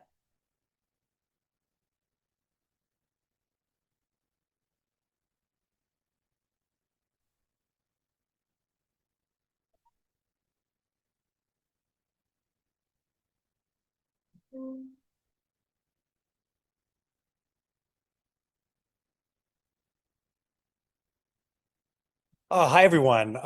Thanks for to Amir and Antoinette for inviting me to be here, and great to have an opportunity to see familiar faces and to discuss this paper that is still at an early stage, but is very nicely done. It's a simple model, and I think going beyond LMTs, I think this is the kind of model that can be a workhorse model for discussing the modern restructuring, because the key elements of it is you have multiple creditors, but they're not so numerous that you can't propose deals with them, okay? And that they're able to put in new money, okay? So modern restructurings do work that way. And this creates the kind of model where you can discuss things like LMTs, where debtors are playing lenders against each other, proposing transactions that deviate from priorities in order to get somewhere. Okay, so I really like that feature of the model, and I think you know, it can explain a lot more than just LMTs. Okay, so I think the key innovation that you don't see in a standard model of debt is this realistic assumption, I think, that you have creditors with unobservable but heterogeneous opportunity costs of capital. Okay, and so in that kind of world, if you have a follow-on investment that's positive NPV, and you'd like to ensure with probability 1 that that positive NPV investment gets made, you have to offer a deal that's sweet enough for even the high opportunity cost type. Okay, and so that means in expectation, you're paying some information rents to some of the creditors. That creates a situation where the shareholders may want to avoid that situation, propose a financing with a lower interest rate that sometimes gets rejected. Okay, and so what you'd like to do, because the model focuses for now on parameters where the follow-on investment is always positive NPV, okay, you'd like to set up a capital structure that ex post gives you a little bit of a subsidy so that you end up taking on that new investment, okay? And the LMT does that, okay? Even though you're paying those information rents ex post, you can capture those rents ex ante through a lower cost of initial funds, okay? So I think that's a nice technique. And Sam didn't talk about this too much, but you know, I'm one of the older people here now. You know, back in my day, you know, the solution to a debt overhang problem was just to make the new money senior, okay? And this, the LMT, goes beyond that. You're saying not only, if you make the loan, not only is your new money senior, but you can lift your old money, okay, in priority above the people who don't make the loan, okay? So that provides some extra juice, you know, that greases the wheels. You're diverting value from the party who would be subordinated. It's going to, you know, the coalition of you know, the borrower and the lender who participates, and that gets more loans made. It gets more deals done. Okay, so all right, I think that's a very nice intuition. And again, there are some parameter values in the model where you may need the LMT to do that, where traditional seniority is not enough. Okay, so that's wasn't obvious until I saw it, and I think it's you know, I think that the model is convincing. Okay, so I have a couple of one main criticism and then a couple of suggestions. The criticism, you know, the authors can't really do anything about, but I think it's something that's important to say, and I think I differ with Sam a little bit about what these LMTs are and why they happen. Okay, so I would argue that these LMTs, and they come in two forms, okay? One is called a drop down, all right? And the most famous drop down is J-Crew, okay? A drop down is where you remove collateral from the reach of your lenders, move it into another subsidiary, and then make it available to other parties, okay? And then the second one is called an up tier. An up tier is where you take a majority in a facility and elevate them above the minority in that facility, okay? And CERTA is the most well-known example of an up tier, okay? Now, I would argue that all of the prominent LMTs, or creditor-on-creditor violence transactions that you've heard of, are not intended flexibilities that are built into the contract, right? Instead, they're loopholes. They're parties that are taking advantage of unintended or taking advantage of provisions that were intended for other purposes, okay, in order to do this. Now I'm going to tell you the story of J. Crew. I know that one pretty well. I wrote a case study on it. And Amir actually introduced me to the guy who found the J. Crew loophole. So he told me the whole story of J. Crew, and I'm going to tell that to you now. But I would say, in the rational models that we normally create, I think it's just going to have a hard time explaining what we observe here. Okay, and so I think we need a model of flaws, of imperfect contracts, in order to really get a handle on what is happening with these loopholes. Okay, again, they call J. Crew the J-screw transaction, or creditor on creditor violence. A model where flexibilities are built into the contract would not be called violence. All right, the reason we call it violence is because creditors' expectations are upset. Okay, something happened to them that they didn't build into the contract intentionally. Okay, so here's the story of the J. Crew drop-down transaction. And again, the guy who found it, his name is Mike. He's an investment banker, works for Lazard, and he has a law degree. So from the University of Chicago, that's not an accident. There's a certain philosophy behind all of this. Okay, but yeah, so he was working for Lazard. Lazard was trying to get this restructuring assignment at J. Crew. And they gave the documents to Mike and said, look, we're going to make a pitch of some options to them. Take a look at the documents and find what you can find. Okay. And Mike found a loophole. Okay. So what was the basic thing they ended up doing? Okay. And I should say, before I say that, even when Mike came up with this idea and explained it internally to the people at J. Crew, they said, nah, this isn't that. Okay, but he ended up pulling it off, quite brilliantly. Okay, so again, the essence of the transaction was taking trademark collateral. Okay, that trademarks were part of the collateral package of the term loan lenders. Okay, stripping that collateral from the reach of the term loan lenders and putting it in what's called an unrestricted subsidiary. If you can put value into an unrestricted subsidiary, it's free from the claims and liens of the lenders, and then you can make it available to refinance lower priority debt, which is what they did. The lower priority debt was coming due earlier, so they needed to deal with that first. So they took collateral from the term loan lenders and made it available to these lower priority PIK notes that were coming due first. Okay, and it was a multiple step transaction that they had to take to get this thing done. The key provision, right, that J. Crew and Mike argued made this possible was this one here.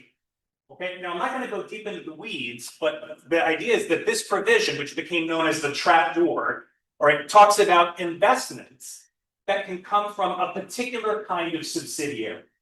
Okay, it's called a restricted non-loan party subsidiary. That's a creature of the contract. Okay, it's something that they create in the document. And it has a particular purpose. In this case, it was tax saving. Okay, so the purpose of this provision was to allow J. Crew to put money into an overseas subsidiary to open stores in Taiwan, and they wanted to be able to reinvest the profits and shield them from tax. Okay, that was the intent of this provision. But what they argued was this gave them the possibility to take collateral and move it, okay, from a subsidiary of that kind into an unrestricted one. And again, the reason it took multiple steps is they first had to take the collateral from where it was, move it into the subsidiary from which that investment could be made, and then move it along. Okay, so this was, long story short, this was a loop. Okay, this was not an intended flexibility built into the contract. And I would say the same thing for CERTA, the up tier. Even though I won't go into that in detail. The up tier in CERTA, which allows a majority to elevate their priority over a minority, was made possible by a provision called open market purchases, which was intended to allow companies to be able to repurchase their own debt at a discount. Okay, they used that provision to enable an up tiering of a majority's debt over the minority. And I should say, if you wanted to build these kinds of things into the contract, this is not the way you do it. Okay, these contracts are very complex, and you can clearly, if you want, give permission for senior liens, for selling collateral free and clear, if you want to do that. Inserted, for example, right, as in many of these LMTs, they wind up getting litigated by the parties who lose. And in the case of CERTA, that went through several rounds of litigation, and the Fifth Circuit said, no, the contract didn't permit you to do this.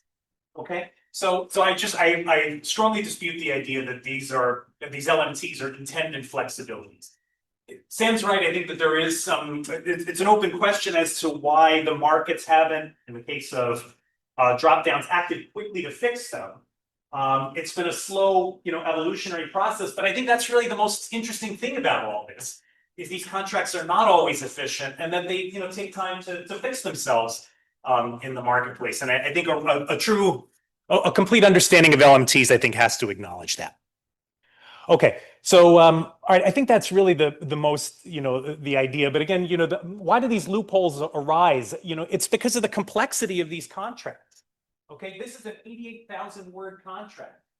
This particular part of the contract is the investment section. It says you can't invest except, and then it has 21 different types of investments that are exceptions to that general prohibition. Okay, and so Mike had a lot of, cherries to pick from. Okay, he could look through this very long contract and find a flaw, a mistake, and exploit it. And I think that's really, to me, the essence of what makes these LMTs interesting. Okay, so that's my criticism. I think it's overstating it to say that these are intended. I think the model does a good job of explaining why there can be efficiencies from them, but I don't think the ones that we've seen are ones that have been consciously built into contracts. Okay, now that said, I still think this is, again, a great model for understanding the trade-offs associated with these things, whether you think they're efficient or not. So far, I think they've done a very good job of talking through the positive side. Okay, when you have this ex post efficient investment, you may need some subsidy from some of the lenders to grease the wheels, to help the investment get done. I would like to just see them spell out what the downsides of this are. Okay, again, these are contracts that are stripping collateral from secured creditors. Okay, and a big part of the word secured is secure. Okay? Very large percentage of that word is secure, right? It's supposed to be, you're supposed to lend the money, right? Go away, and if your collateral value is there at the end, you get it. Okay, these LMTs have brought about a new era where you don't just need to have the collateral value, you need to have the collateral value and a really, really good document, and hope that you're not on the losing end of one of these transactions if the debtor decides to do. Okay, and so I think that the main thing Sam talked about, one downside being an overinvestment problem. When you allow seniority, even old school seniority, we know from the debt overhang literature, you can get overinvestment. Well, LMTs are just going to make that problem even bigger. So I think that the model should discuss that. But I think the other thing is, security and collateral is about making a commitment. Okay, and so what are the costs of not being able to make a commitment to your lenders? Is ex ante costs, right? That you may not get the money up front in the first place. I think the model is already set up to do something that I kind of had running around in the back of my mind anyway. They have banks who make the loan initially and then sell the loan on to hedge funds, and that part of the model is kind of exogenous. There's not a ton going on with why that happens. Okay. Maybe one reason why this is happening, okay, and in particular it's CLOs in distress that are selling to hedge funds and so forth, is because you don't want to bring a knife to a gunfight.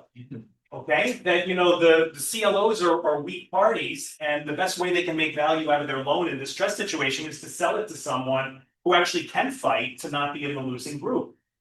Okay, and so that can be bad for the debtor ex ante, right? You would like to be able to commit to weak creditors, right, who provide cheaper sources of capital, and when you can't make that commitment, your cost of capital goes up.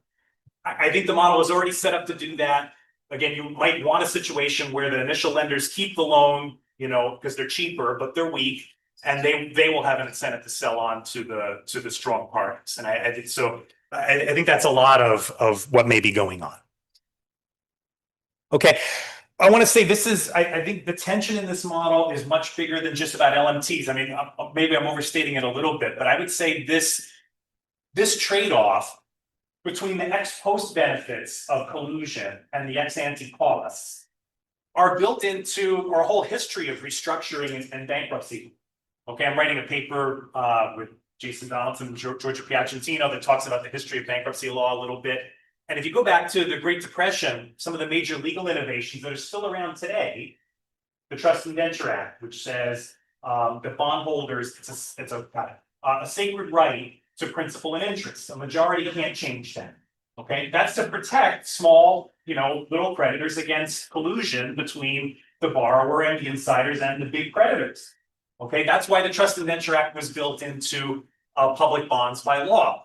The absolute priority rule, which is the cornerstone of bankruptcy law, which says the unsecured creditors have to be paid in full before the shareholders can keep anything. That was a response, all right, under the law to cases where the debtor would collude with the secured creditors, sell them the company, give them more than 100% on the dollar, and then they kick back some value to equity. Okay, that kind of collusion is what generated the absolute priority rule. We still see this, all right, this kind of collusion, and courts are still dealing with this. What's happening now in bankruptcy cases is parties are making debtor in possession loans, DIP loans, that are basically reorganization plans stapled onto them. Okay, you make the loan and then you determine what everybody is. Okay, and in this particular company, NBER, the DIP loan allowed shareholders for the exclusive right to participate in this senior loan. Okay, it's making an end run around the absolute priority rule. But what do they say? Well, they say, look, to the right, this is a value maximizing restructuring that'll benefit everyone. And if we don't have, this is the only loan on the table. And if we don't get it, the company blows up. Okay. And so on the other side, of course, the unsecured creditors that are being diluted by this say, look, this is just an insider sweetheart deal, and judge, you need to step in and so that trade-off between collusion, which helps deals happen, right? That may be efficient, versus the benefits of defending priority or something. This model is perfectly set up to capture. And so I hope that'll be a workhorse model for all of you, not just about LMCs. Okay, thank you very much.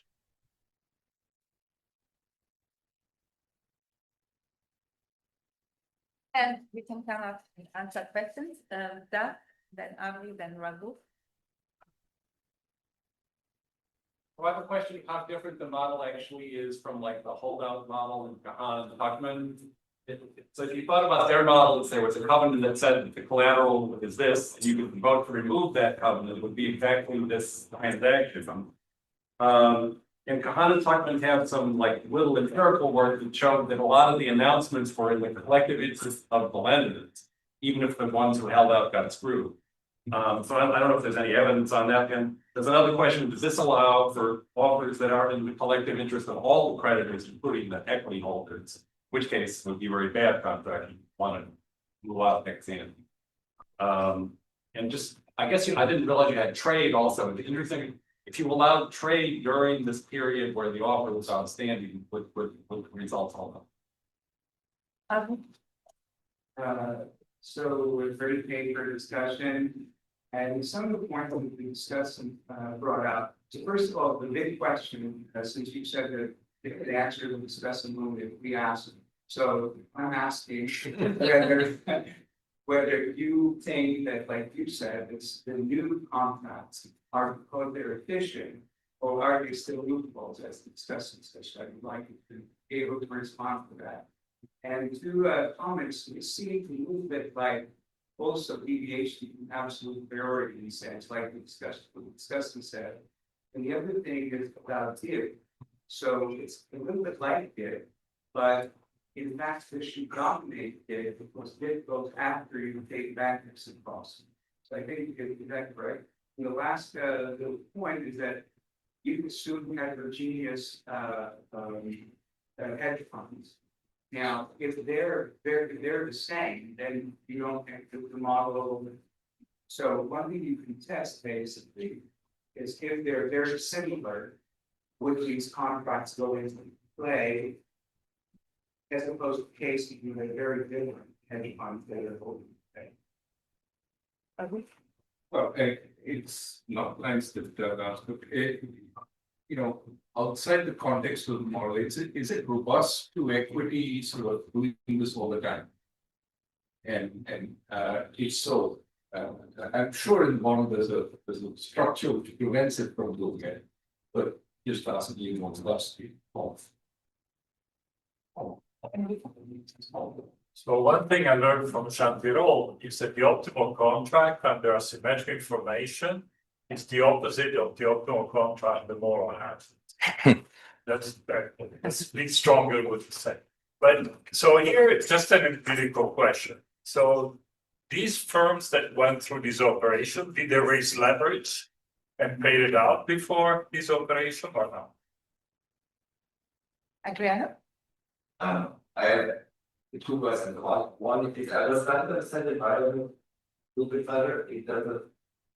You answered correctly, you complete contract. And then you were saying something about alternative implementations.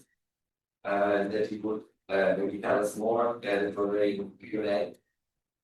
So I would like to hear more about alternatives implementations.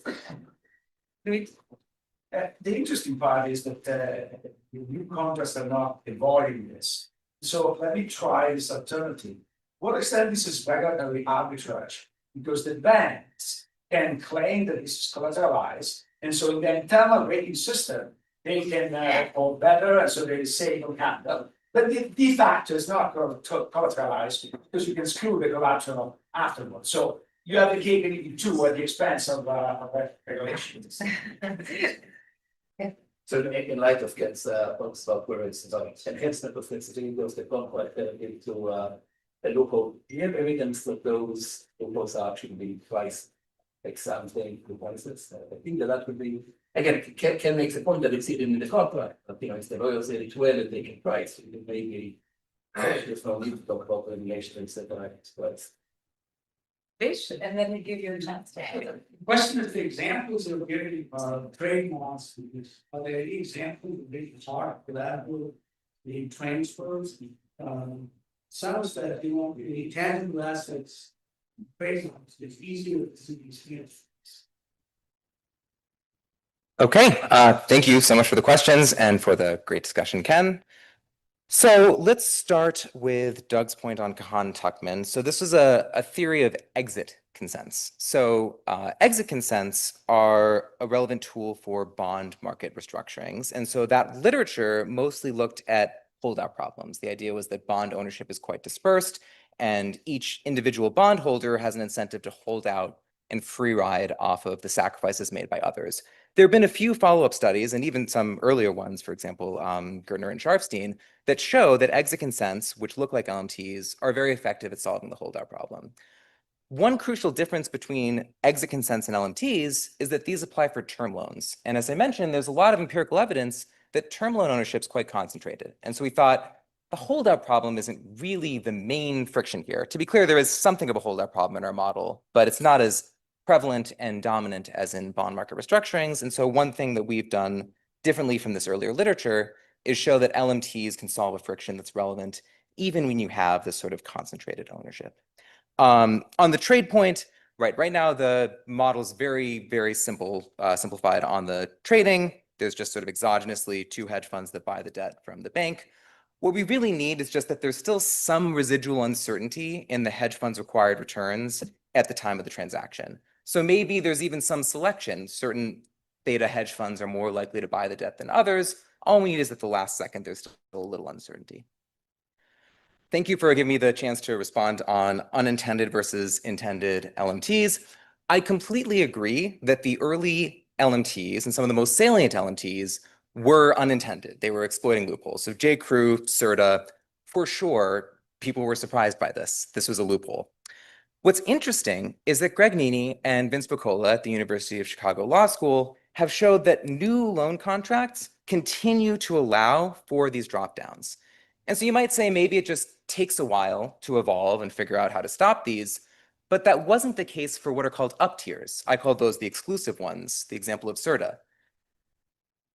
Greg Nini and Vince Piccola show that pretty quickly, within a couple of years, new loan contracts evolved and said, no more exclusive LMTs. These are destroying value. We're going to ban those. So in our interpretation, we think the fact that these new loan contracts continue to include the same loophole that allows for dropdowns, yet they quickly close the loophole that allows for CERTA, suggests that the new loan contracts are intentionally allowing for them. And so I think ultimately this is an empirical question, right? It's going to take a little time, for us to see whether these deals continue to happen, whether these loan contracts continue to allow for these. All that I would say is that while I completely agree that the early ones were unintentional, new loan contracts are still allowing for the same behavior. Examples that can show it, but I also have, it's just, it's not that intentionally allows, it's just there's so much complexity, you couldn't close, because you would have to close all the, kind of carve-outs that are in this contract, and that might be even worse than allowed. See? Absolutely, right? And so I think there's a separate.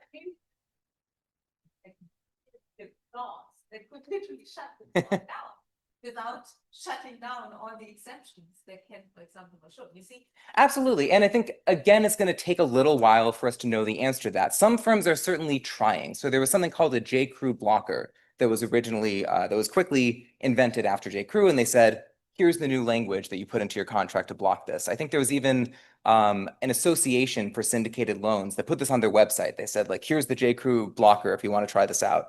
Now, I think it's debatable whether that would really be effective, or Ken has some great work on this arguing, even if that one was effective, maybe there's just always going to be a new loophole you can find, and so firms give up, right? So I think it's going to take a little while for us to figure it out. All I would say is that there's a fair amount of evidence that some firms are still intentionally trying to include this in their contracts. Let's see. There was also a question on debtor in possession financing loans. Exactly as you said, we think these are very similar to LMTs, right? It's in fact, Canada's model from a few years back that sort of showed something similar, that debtor in possession financing loans can address debt overhang. The problem is that you have to wait until you're in bankruptcy to get there. And there's lots of work showing that as soon as you file for bankruptcy, there's a bunch of costs that you have to pay. There is some work looking at pricing, seeing whether these loopholes are priced into contracts. They basically concluded, again, that it's too early to tell. There's just sort of too much noise. Right now, they could not detect a statistically significant impact on pricing with respect to whether this loophole was included, but they acknowledge that it might just be small sample size issues. As for whether equity can do this over and over again, the J.Crew deal did include a new clause in the new loan contract saying, no more doing this. It sort of varies on a deal by deal basis. I think it's interesting from a theoretical perspective to think about whether you could sustain this equilibrium if you repeat it over and over again. Empirically, it seems like a lot of firms choose to ban them, and that's why we modeled it this way. Sorry, could you repeat that? I just want this there. Why can't we do it in that? I think the key is that you need 50% of lenders to come along, and often you sort of need the firm to come along too, because the firm has to be the one that's colluding to issue the new loan contract. So you sort of need a fair amount of support to get something like this passed, would be my short answer. It's an interesting point about whether there's some sort of regulatory arbitrage going on. And on the trademark point, a lot of these are trademark collateral that gets transferred. And in fact, Bucola and Nini did show that there's a slightly higher prevalence of contract clauses that specifically ban transferring IP. And so maybe there's something about these sort of intangible assets where you'd worry a little more because they're harder to value. The fact that they didn't entirely find that dominating their sample makes me think there were other deals that didn't involve trademark, but at the moment I can't think of a great example. I'm sure that I missed some, and sorry about that. I'm happy to follow up later.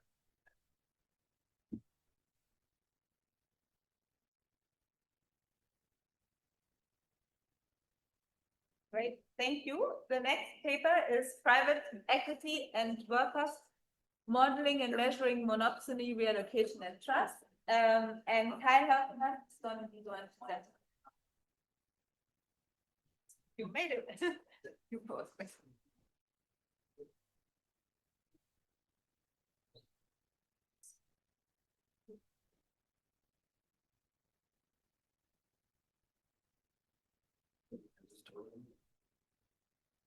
Okay.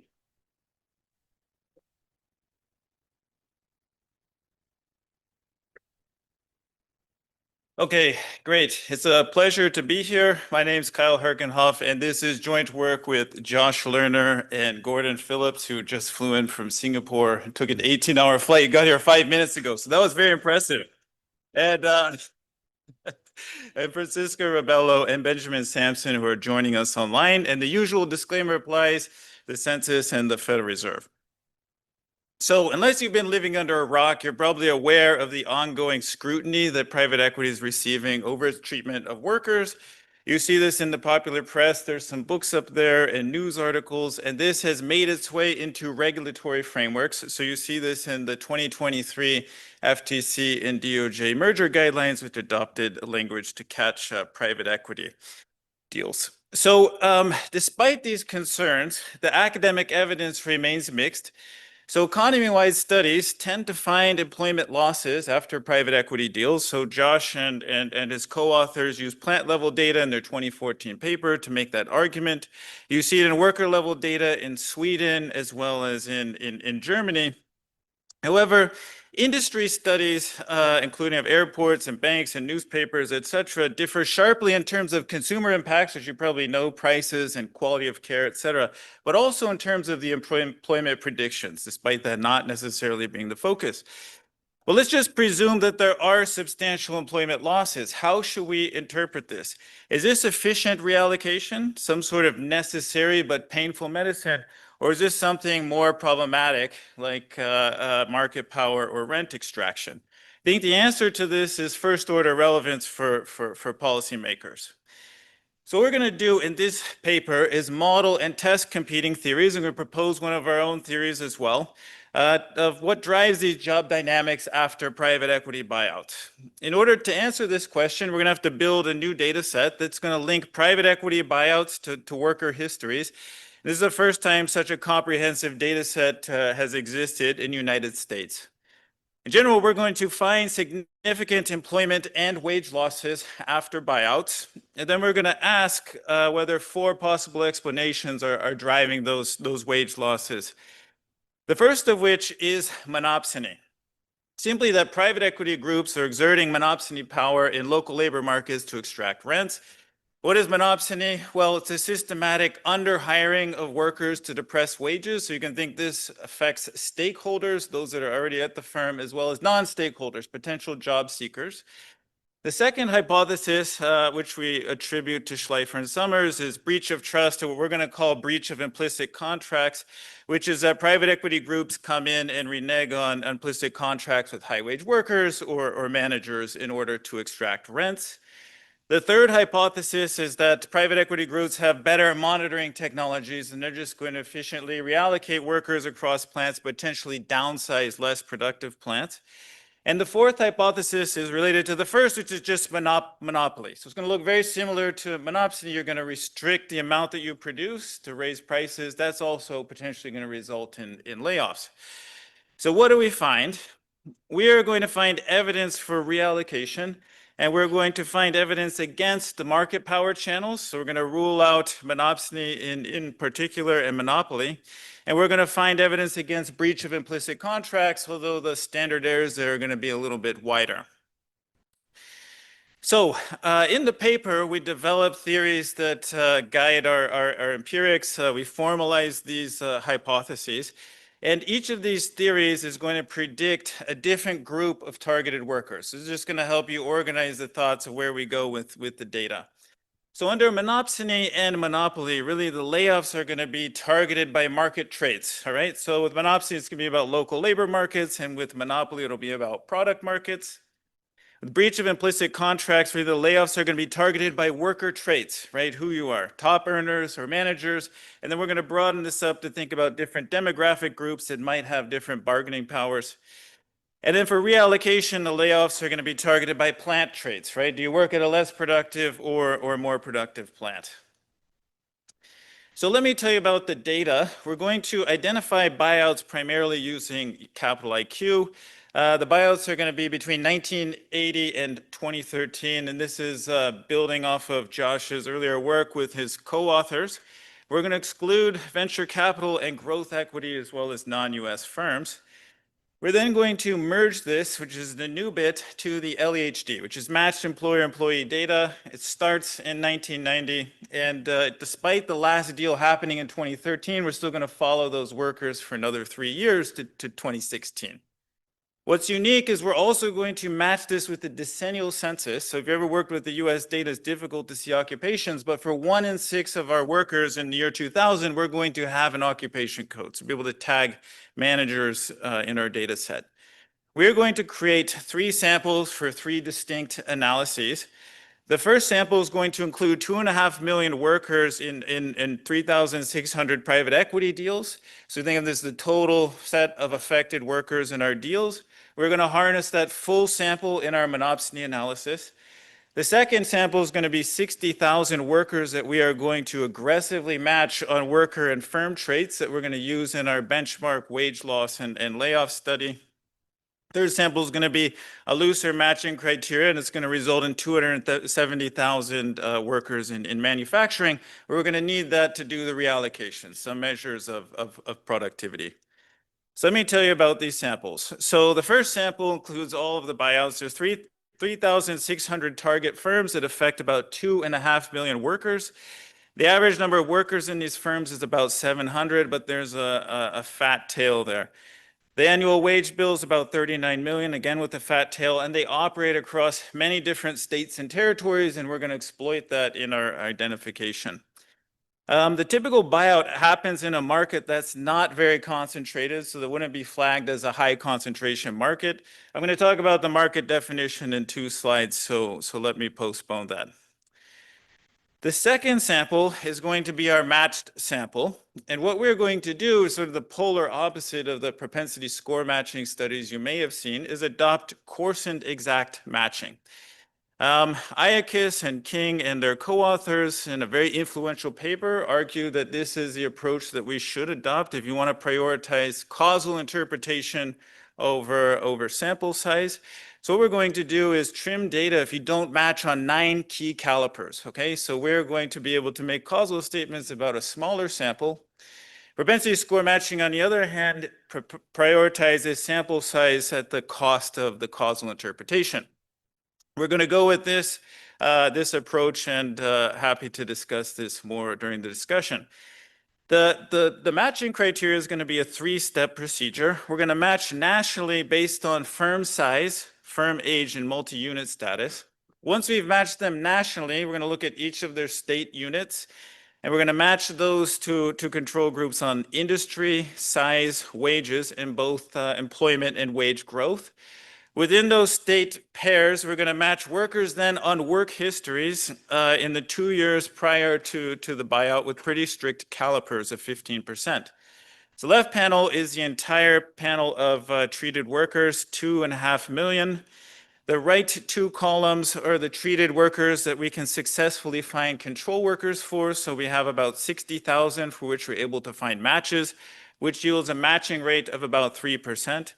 Conditional on being in the match sample, the balance is quite good, where they earn similar amounts in terms of real earnings and have similar wage growth rates. The demographics also look similar in terms of age and gender, as well as the occupation mixes. So about 8% of them are managers in both samples. So let me show you the basic patterns. And the way we're going to summarize this is with a difference in difference estimator on the matched group. We are going to let N denote individual, T denote quarter, and K denote event time. And we're always going to be working with a person quarter panel. We're going to compare matched workers that are treated, so TN equals 1, to control workers that are not treated, so TN of 0, around the private equity buyout. And the outcomes here are going to be an employment indicator. Do you earn more than $1,000 in a given quarter? And a log of earnings plus 1 to deal with zeros. In the paper, we show inverse hyperbolic sign and robustness to that. We're going to focus on beta K, which because of the trimming, we interpret as a local sample average treatment effect on the treated. The specification is going to be the outcome YNT on fixed effects for individual and quarter. We have these event time dummies here, and then we're going to interact the event time dummies with the treatment status, and beta K is going to be our coefficient of interest. So let me show you what those beta Ks look like. On the left panel is log earnings. On the right panel is the employment rate. We see that treatment and control group are tracking each other. And then after the private equity buyout, 3 years later, we see an 18% earnings loss. And we see about a 2% employment loss. Okay, so this is following the workers and their employment rates. Keep that in mind. This is not necessarily how many had a layoff. This is the employment rate after the private equity buyout. Comparable estimates in German data would be about a 4% loss. So what we're going to do is move beyond the existing literature and try to assess why these losses occur. The first hypothesis is monopsony.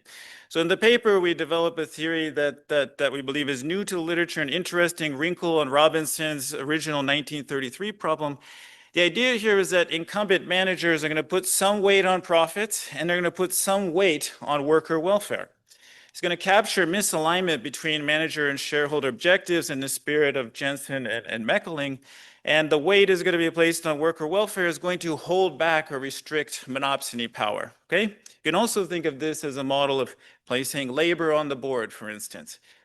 Private equity managers are then going to come in and create value for shareholders by aligning incentives with profit maximization. The weight that they place on profits, pi p, is greater than the incumbent managers, which is some kind of reduced form for the high-powered incentives that private equity firms use.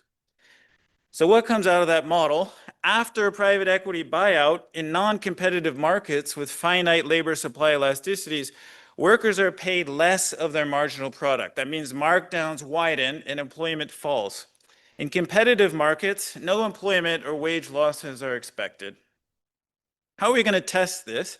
So we map this to the data. What we're going to do is avoid the caveats with matching.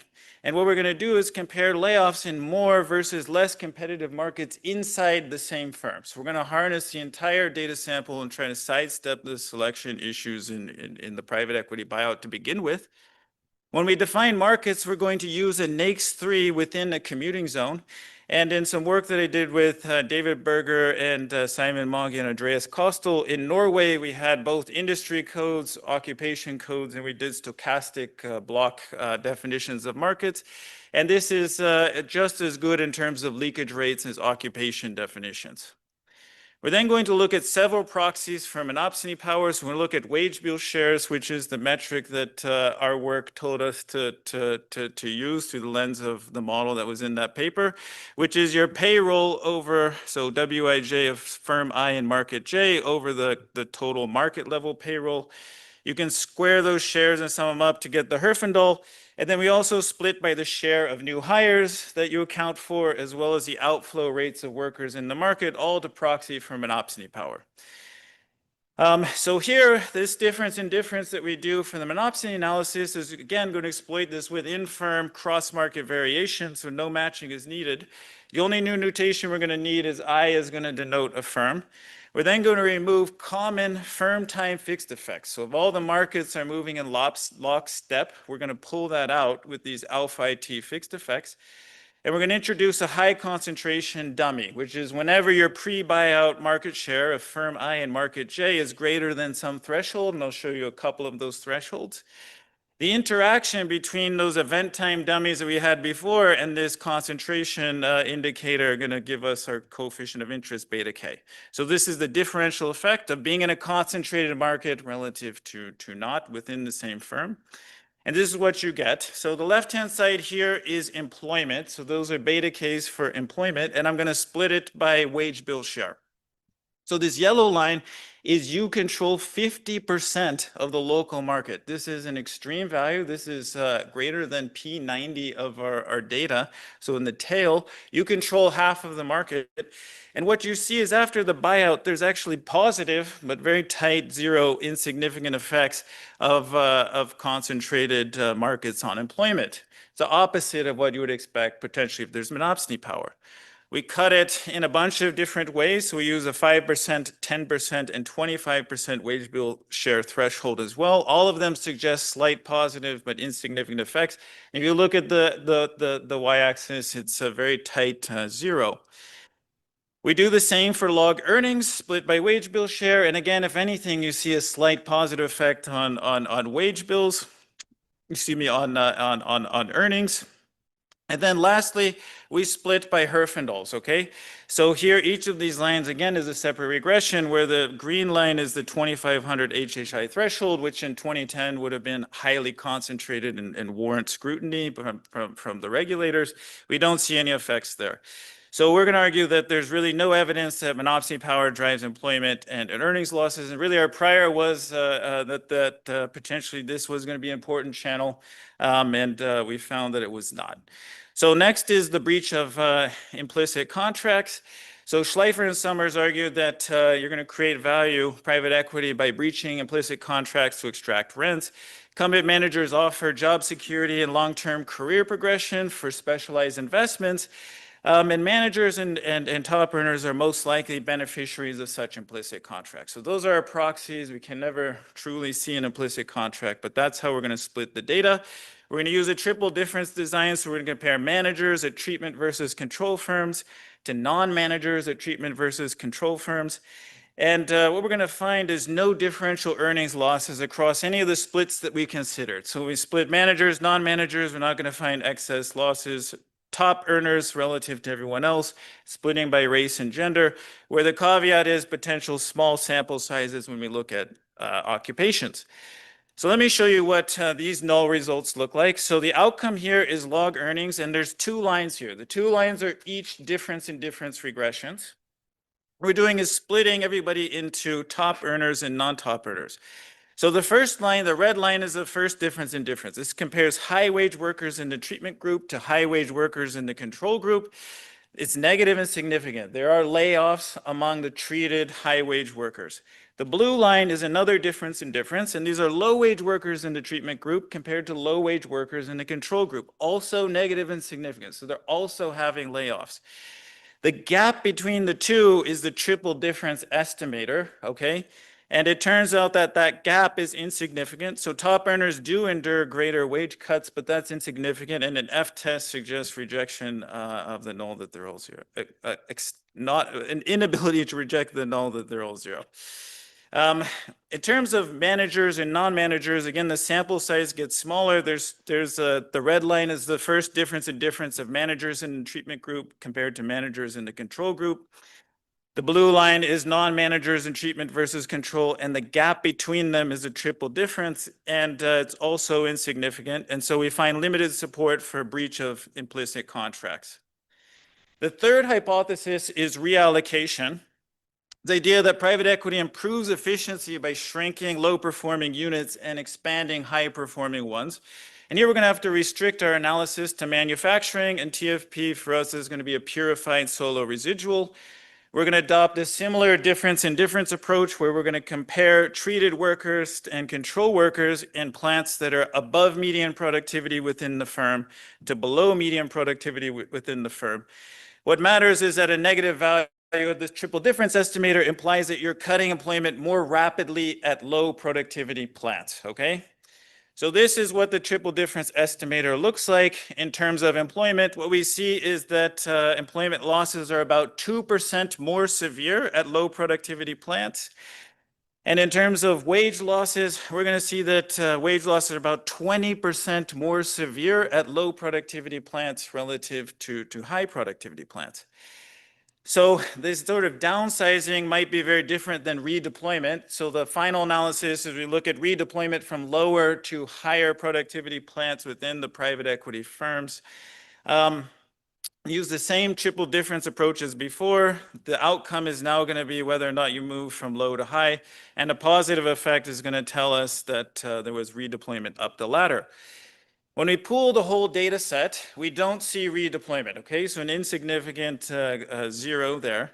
When we look at top earners, what we find is that they're 1% more likely to be redeployed. Is this a sizable number or not? Does this have any economic meaning? It's about 3 times as large as the sample average redeployment rate in normal times. So we view this as significant amounts of redeployment, but selective among high wage, high human capital workers. And the F test suggests that those coefficients are jointly significant. Lastly, monopoly. I'm not going to have time to go through all the results here, but monopoly works the same way as monopsony in terms of restricting output to raise prices. This is going to also imply employment losses, but it's going to be product market specific, right? So we test this in tradables, and we find no support for the monopoly hypothesis. So let me conclude. So we modeled and tested these mechanisms that drive the earnings losses after private equity buyout. We moved beyond the existing firm and plant level analyses in prior US studies, and our main takeaway is that the job dynamics are probably caused by efficiency enhancing reallocation redeployment. It's unlikely that this is caused by market power, and unlikely that it's due to breach of implicit contracts, with the caveat being the sample size is relatively small there. So thanks for your attention, and I'll hand it over to Ken.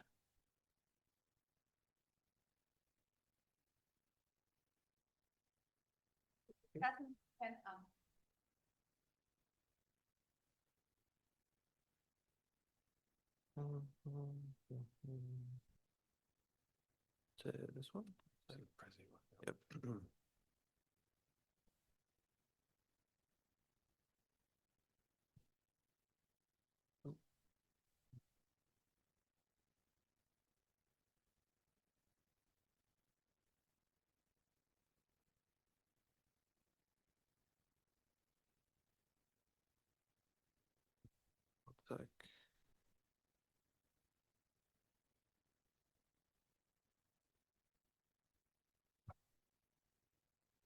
Go.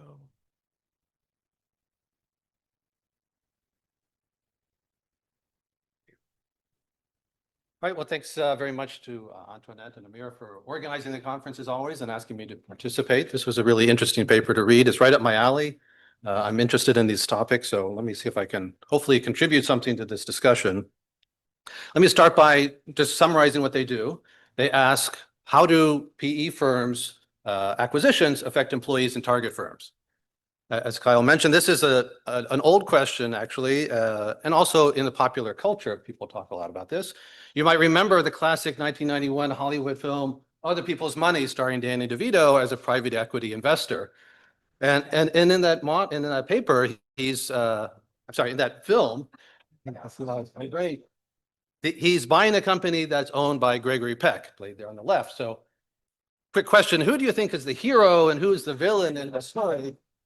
If you're not familiar with old Hollywood actors, yeah, I can give you a little bit of help here. So Gregory Peck's most famous role was actually playing Atticus Finch in To Kill a Mockingbird, in which he's defending an African-American in the Jim Crow South from a racist system. So you can kind of see the parallels here. You have the private equity and the bigoted justice system. They are, of course, the enemy. And so this is popular opinion, is that private equity comes in, destroys companies, fires a lot of workers, and is bad for America. So this paper is going to ask, is that really the case? Is that really what's going on? And what they're going to contribute, I think the biggest contribution is the data work they do by bringing in this LEHD data, the employer-employee match data. They're going to compare the wages and the employment outcomes of workers in companies that are taken over by PE firms versus those that are not. And then they're going to guide their analysis by some theoretical model. So I break these into two. One is that mergers can be good or they can be bad. A good merger is one in which you reallocate assets, or in this case, employees, more efficiently. And bad mergers can take two forms. They can either be monopsony, or you can be breaking implicit contracts. In both of those cases, you're not creating any wealth overall. All you're doing is transferring wealth from labor to shareholders. Okay, so what does the paper find? So the way one way they summarize the paper is to say, if you compare the outcome of workers in those that are taken over by PE firms and those that are not, about 59% of the workers stay in the firm with no changes in their wages. 40% of the workers get fired or leave, maybe is a better way to say it, but they have a very small drop in their earnings. But 1% of the sample leave and then are not employed again. They have a complete collapse in their earnings. That's one way to characterize their findings. And then based on some conditioning tests and sample splits and so on, they find evidence in favor of reallocation, the good idea of mergers, and no evidence for the bad idea, the bad mergers. So market concentration doesn't affect the outcomes, and the wage level and whether you're a manager or not doesn't affect the outcomes. Okay, so my discussion, what I'm going to concentrate on the rest of this is saying trying to think about ways to convince me better about the monopsony part, because I'm not really convinced yet based on their tests. I think they could make more specific tests that would help me. So first, I think the paper in general is very broad. It doesn't really focus on PE versus non-PE. In other words, this could apply to a publicly traded company. They also want to create monopsony power or monopoly power. They can also break implicit contracts. There's nothing special about PE firms in what they're doing in this paper. So if we think about what makes PE special, the authors know better than I do, but things like less scrutiny, less disclosure, that might affect the way that they compensate their workers. You clearly have different amounts of controlling block holders, which means you might have fewer agency problems.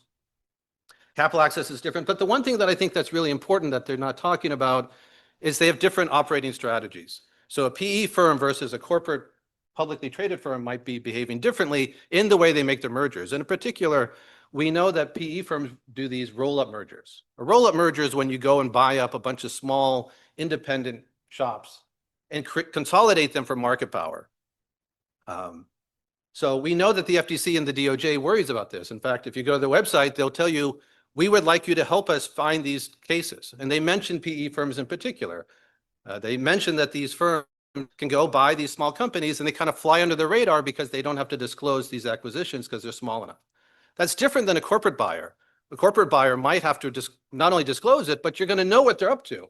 If you're already in that line of business and you go buy another company, we might know what you're doing. The FTC actually brought a lawsuit against a private equity firm in Texas for doing this. They bought up all these anesthesiology offices and jacked up the prices. The other reason that PE firms are different is that they have different horizons than do corporate firms. They exit, right? They don't want to hold these assets forever. And so if they're building a consolidated firm in order to make a market concentration, what do they do when they exit? Do they break it up into small pieces? Well, that would undo the value that they've created. Notably, if we look at one of the biggest cases of monopsony power, the Kroger-Albertsons case, which you might have heard about, the PE firm in that case is actually the seller, not the buyer. Okay, Kroger was wanting to acquire Albertsons. Albertsons' major shareholders are Cerberus and Apollo. So in this case, it's the PE firms that are selling, not necessarily the buyers. So what I would suggest that they do is consider roll-up strategies more directly, try to understand where they come from, how can you identify them, but also look at the divestments of PE firms because they will be divesting these assets. And then the paper compares PE mergers to no merger, but it seems reasonable to me to compare PE mergers to corporate mergers. Okay. Next, I'm not convinced by the monopsony power tests. So typically what people do when they test for monopsony power is you want to see if at the firm level, the firm faces an upward sloping supply curve for an input, in this case, labor. So you might have a demand shock in which you can trace out the supply curve and see if it's upward sloping. If so, then the firm has monopsony power. What this paper does is it compares two different markets, whether they're concentrated or not concentrated, and shows that if you get the same results, they're going to argue that there's no difference, there's no monopsony power. So the concerns are that IO economists have long noted that concentration is a poor proxy for competition. It's true in some models. In Cornell models, it makes sense. But you can write another model like the Melitz-Ottaviano model, which you have free entry and you have product differentiation. In that case, you get exactly the opposite. You get that more concentration leads to less profits. So it's not obvious that HHI or concentration is a good measure of competition. It's also the case that different markets are going to be different, right? So is every market a Cornell market or some different types of competition? Okay, so the next is the paper is comparing high and low concentration. I think what they really want to do is look at changes in concentration, not just whether it's high or low to begin with. In fact, the DOJ guidelines have two thresholds. One is the level of concentration in the market and also the change in the concentration of the market. You need both of those things. And in fact, there's a theory paper, Knock and Winston, show that it's the change that matters more for identifying anti-competitive mergers. So if you look at a roll-up merger, for instance, that's going to increase competition. I'm sorry, it's going to increase concentration in the market. It's also the case, and I'll plug my own work here slightly, measures of concentration are actually quite nuanced. HHI turns out to be a pretty poor measure of concentration, especially, ironically, the more concentrated the market is. The more concentrated the market is, HHI is a worse predictor of profitability. So it's like taking an arithmetic average of skewed data. The more skewed it is, the less typical the less is the measure of picking up the typical observation. Finally, on this setting, the empirical specification that they use, you'll notice here, there's no T. The T is the private equity firm. They're looking only within private equity mergers, which helps with the selection problem, yes, but then it doesn't allow us to say, well, is this private equity or something else? If we're trying to understand if it's private equity that's causing the job losses, we need to have a benchmark. And in these tests, they get rid of the benchmark. We don't compare private equity versus anything else. I think they need to add back in the match sample, look at private equity versus non-private equity. Okay, and then the last thing is selection, there's a selection bias problem here. Doing these kind of mergers, if you're trying to create monopsony power, you know that it's illegal. And so you're going to make it hard to identify, both for the government and for researchers. So they might use different names. They might have a lot of different layers to hide what they're doing. And so I think it's worth just thinking about, can we actually identify monopsony power when the firms are trying to hide that? Okay, so what I would suggest is try to actually estimate the supply curve. What's the elasticity of it? Look at changes in concentration, and then include the match control sample. All right, so on the implicit contracts tests, I think what's missing here is the sense of dynamics. The idea of an implicit contract is that you get low wages to begin with, they will over time ratchet up. But the paper's ignoring all the dynamics of the wages. And there's a couple other theories that you could look at. There's a finance paper by Burke et al. There's also just a pure econ paper on Harrison Holmstrom looking at contracts, and shows that you'd want to see a dynamic pattern of this. And so I think that would make the test more specific. Okay, so let me just go ahead here. And then the matching. So the matching is supposed to help with endogeneity. Okay, so no merger is ever an accident. There's no exogenous merger that ever happens. So we're never going to be able to say this is purely causal evidence that a merger caused an outcome. So we know that's not going to be the case. And so they do a great job of trying to match to address this problem. Part of the problem is that you're trying to balance, you're trying to find a balanced sample. So you want to make sure that your match is within the bounds of your original sample. Otherwise, you might be extrapolating. But if you do too much of that, then you don't have a generalizable sample. And I think that's what happened in this case. In this case, they end up with a match rate of about 2.7%. So 97% of the sample is thrown out, which would maybe not be so bad if it was a representative sample. But the problem is it's not representative. If you look at the match versus the panel of all of them, you see that the match has lower earnings and also lower earnings growth. Now, why does that matter? It matters in this case because where you will find monopsony, where you're going to be able to monopsonize a market, is on the specialized labor. If you have low income, low skilled workers, those are easier to substitute. But if you have specialized workers like anesthesiologists, those are harder to be able to substitute. And so I'm afraid we're biasing away from finding monopsony by this match.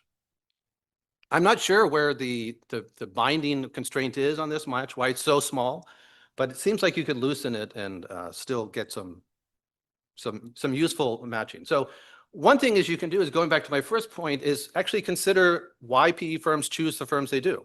Model that PE firm choice when you do the matching. And then also note that the changes here are really what we care about more than the levels. Right? You're already going to control for worker fixed effects, which controls for lots of things. Controls for the differences in their levels. And what we want to see is the change in their earnings. Okay, so I think you can loosen this match. One way to do that is, instead of matching on wage levels nominally, match on the percentile wage within the firm. Right? All you really care about is if they have a high income within the firm versus low income workers, not the actual nominal value. Okay, so the last thing is the boundaries of the labor markets. So the paper uses a NAICS 3-digit times consumer commuting zone definition. This is kind of a one-size-fits-all approach. This is what the IO economists say you can't do. And I understand why we do that, and there's a benefit from doing it, but there's also a worry. And the worry, again, is it might help us, it might buy us from finding monopsony power. So some examples, as I mentioned, this Kroger-Albertsons merger. In that case, the government made a very specific definition of what a labor market is for a grocery store. In that case, it was unionized employees only. So in other words, they excluded Walmart, which is the largest grocery store in the country, excludes Trader Joe's because they're not unionized. And the argument was that when the union negotiates these contracts, they need to play off Kroger and Albertsons from each other. So that's a very specific type of market. Alternatively, the government also sued these publishing companies. Penguin Random House wanted to acquire Simon & Schuster, and they said, well, the library market there that's going to be affected are authors that get advances of more than $250,000. There's no geographic boundary on these authors, obviously, just like finance professors. Our market is not within a commuting zone, it's national or international. Okay, so if you make a one-size-fits-all, you might be biasing your results to finding, especially if you base it on a commuting zone, to places in which monopsony power is not going to happen. The monopsony power is more likely to be happening in higher income, more specialized markets. So one thing you can do is you can use the LEHD data that you have to understand the substitutability of workers. There's a nice paper by Tate and Yang that do this in the context of internal capital markets and figure out how easy it is to move workers from one job to another, from one industry to another. You could do the same thing in your data to estimate what that market is for the labor. You can also use the ONET data to get to some of these ideas about skill. So I know you don't have occupation data for most of your sample, but you can use it to match to industry, say. And once you match to industries, you could match to your data to try and get some sense of how substitutable workers are. So in summary, I think the paper is very ambitious. It's asking a really important question, which for me is the most important hurdle. Is the question interesting? It's important for practitioners, policymakers. It's considering multiple explanations, but I think it's difficult to do all of those explanations well. More generally, I think what you want to do is get deeper into the weeds. You know, I know the IO guys sometimes can be overly specific about how the market should be defined, but I think there's a benefit to doing that. You could do a little bit here and that would help. And then more generally distinguish why PE is different than non-PE. Okay, thanks.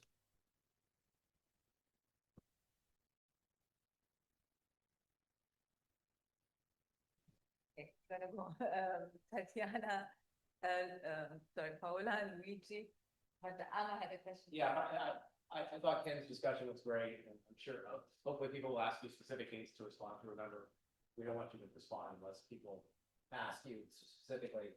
My point is a little different on the ruling in. Something I mentioned to you guys before, but this makes it more clear.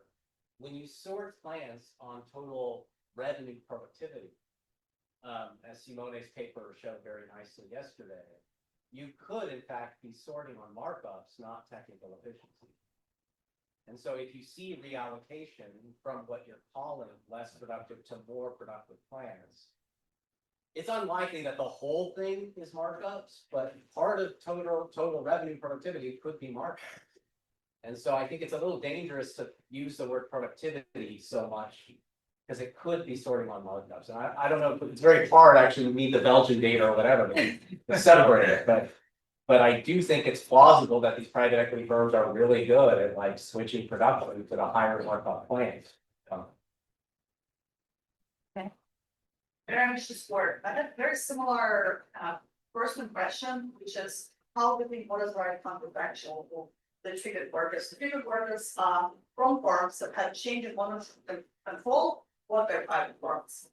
But so that's treated. The control is workers who are not in firms that have any change of control. Why those workers? Well, for example, comparing to firms that have change of ownership and control, whatever. You and I come together and buy it from another clarifying question, which is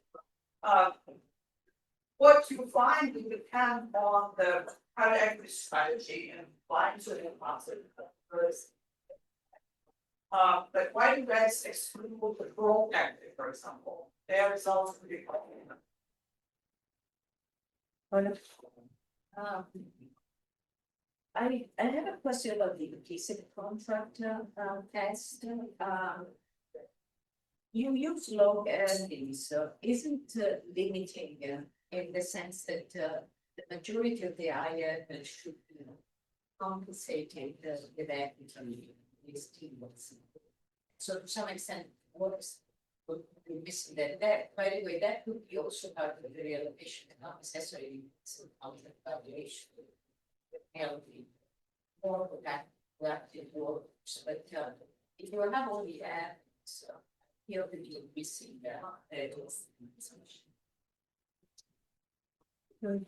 So I have 3 points. The first one is actually by Oliver, who registered late and was told that there was no bootcamp yet. Don't look it up. We don't need Say those are the rules. But if I can relate it correct, the claim here is that the reallocation of workers is efficient. However, you don't prove that they are more productive, or at least as productive in their new job as in their old job. So they might be well earning a rent in the job, but might also be more productive in the new job. And so when you reallocate them, you extract a lot of rent. You don't care about the distribution. Maybe you should, but that's my comment. But the point is that there is no evidence that they are more efficient in the new job, or at least as efficient. So okay, that's number one. Number two, you treat private equity as a collective. It's as if you say, let's do like finance paper are used. Okay, of course, there are corporate finance paper and asset pricing papers. And of course, there are DAX paper and some of gas papers. And so this collective is not very useful. So I want to turn to you what Steve Campbell said to your analysis when he showed that there was some bad behavior by private equity. So those are the ones that lose money. So I would like to see the correlation between the one who make money and the one who don't make money. And I'm the one who make money, the one that is striking most rents. So that will inform us a lot about this business. But you would expect a negative correlation. I don't know. It would be interesting to know either way would be interesting to know. And this is actually to your point, Antoinette, apropos, because this is a general question for the group and the NBER. So I could have predicted the outcome of this paper even before reading the abstract. Okay. And what is interesting is you read the popular literature, they all say one thing. You read the finance academics, they all say the opposite. Okay. Now, it's possible that we are all right. Okay. It's also possible that we're completely blind. And there is this beautiful paper by Borjas that give the same data set to a bunch of different people with different priors on immigration. They get exactly the opposite result with the same data set. So my invitation is to use the NBER. You've done a phenomenal job with the data set. You should deserve all the credit. But after that, put this data set up for grab. Everybody here can look at it and see how many papers with the same conclusions. All right. Okay. Okay, and I know, Amir. So I wanted to hear more about the roll-up mergers in particular from your sample. I don't think you're gonna have very many of them. No, we don't. So, I mean, it could be the case that those things are having a disproportionate effect on the popular dialogue. But you were looking at manufacturing, which probably doesn't lend itself to that anyway, because the national market, the tradables are not gonna be the kind of thing where, anyway, I'd like to hear what you can say about that. And I wonder whether you could just do a case study on a few of these roll-ups and see whether if you put something that was specialized through your machine, what you get back. What? Yeah, there's a number of papers now that look at employment and private equity, also using the census data. And so where the recent literature is that it's focused on the heterogeneity of the effects of private equity. And some transactions, they increase employment, and some transactions, they decrease employment. The Swedish paper that you refer to find very different effects for blue collar, white collar, and offshoring and optimization. I'm just wondering why you're not focusing more on the heterogeneity, especially since I know you know this paper because just you wrote the heterogeneity paper. Why are you ignoring that in the analysis here? Emmanuel? Yeah, so private equity offers a lot of non-wage incentives to their workers. And so you need to track the workers over a longer horizon to see the wages recover, especially after the private equity firm exits. All right. I had one other comment also in terms of studies that have looked more at the heterogeneity, like Lily Fang and co-authors have a paper in Europe that seems to suggest that actually there are very significant job losses, but also wage losses among white collar workers and in particular managers. And in that case, it does look maybe more in your direction that it, kind of that it's beneficial restructuring of workers that have a lot of rent. And that was basically promoted because of seniority, and it allows younger, more productive workers to come in. But maybe that is an example where, again, it means maybe this is in Europe, private equity still has these easy, low-hanging fruit of really poorly managed firms that need to be restructured, while maybe in the US, those low-hanging fruits are maybe not that easy anymore. And so one has to think more about the heterogeneity of where they can add value and maybe where it's actually very difficult for them to do so. So, I know, 5 minutes. Yeah. All right. I'll have to. I think Josh should, you should first bit. 40 seconds on data. I mean, I think some of these comments raise, I think in a way, philosophical question that we really have to grapple with this literature, right? Which is how much do you want to slice data either by transaction type, as Steve and John, probably so on, myself did. How much do we want to slice it by industry? You know, there's been a whole industry that my colleague Shai Bernstein started, was grown out of control, looking at private equity, industry X and finding whatever. And how much do we want to look collectively, right? And we, in some sense, did the sort of trade-off of saying, let's look at traditional buyout transactions, leave aside growth equity and roll-ups. In some sense, we know we have some quite different characteristics in many cases lead over to the venture outside and look at this, find a consistent set of transactions in the hope that at least this addresses some of the policy articulation which is private equity in a very broad brush. And in some sense, we know that within the sample there can be good deals and bad deals, but that there's at least some benefits for having a collective view of what these transactions look like. I'll address two things. One is, what I want to focus on is we find results that speak to employment losses and wage losses which do exist. And we find nothing across all the explanation. So that, and that means we find evidence that they reallocate from low productivity or low revenue product to high revenue product. It could be they just better product mix at plant X versus plant Y. We're fine with that if it's revenue profit. It just means that they're making some active decisions to move workers and move things. It's not just buy everything / everything. And that's really the key thing. Now, that being said, there's lots of rocks to look under, and there's some we didn't look. And the point on roll-ups is well taken. Why did we look at roll-ups or divestitures? Because we're going to look at full operating units without this correlation in buying, and that can be done. And we actually think that's worth a full another paper, which we plan on writing. So that's on the burden. So that does not mean that there's not efficient reallocation. And there could be some problems with roll-ups. It doesn't mean there's just one thing that fits everything.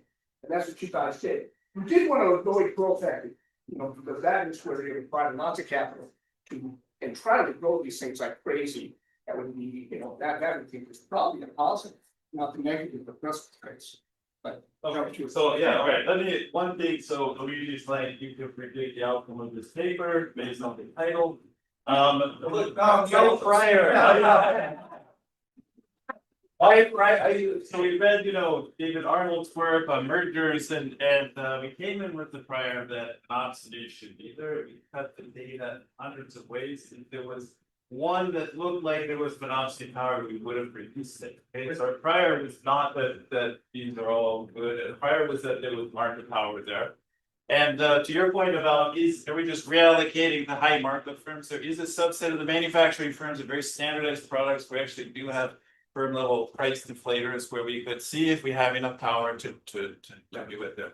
But there are a lot of great comments, and we plan to work on a roll up. So look forward to talking about this. Thanks for the chance to do it for all my comments.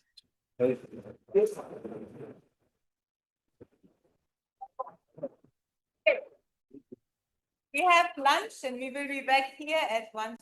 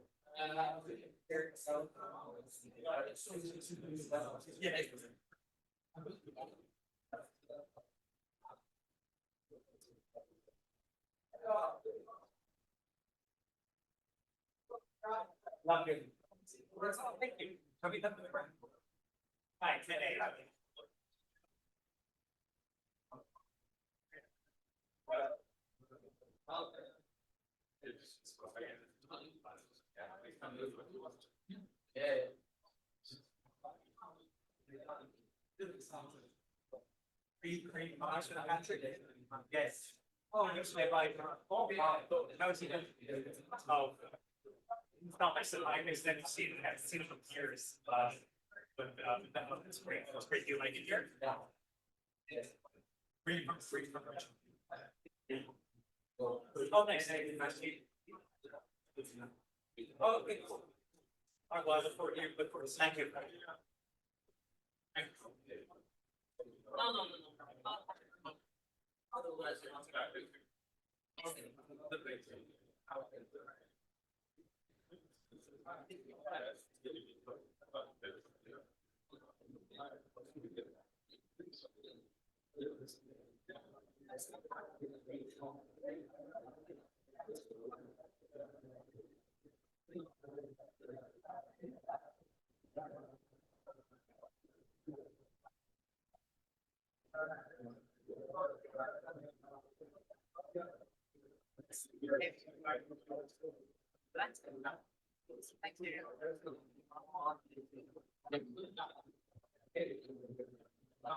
All right, come on in, Steve.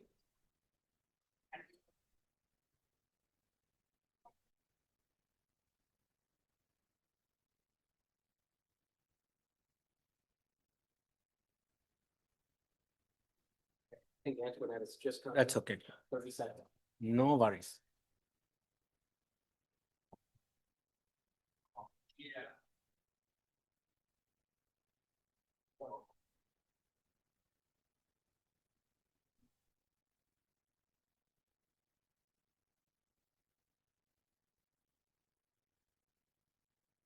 All right, let's go ahead and get started. Raj is going to present the sort of effects of deposit insurance, administrative evidence from deposit and loan accounts. The floor is yours. Thank you for having this paper in the program. This is joint work with Dominic, Sophia, Jose, and Stefano. Dominic is led us in the audience.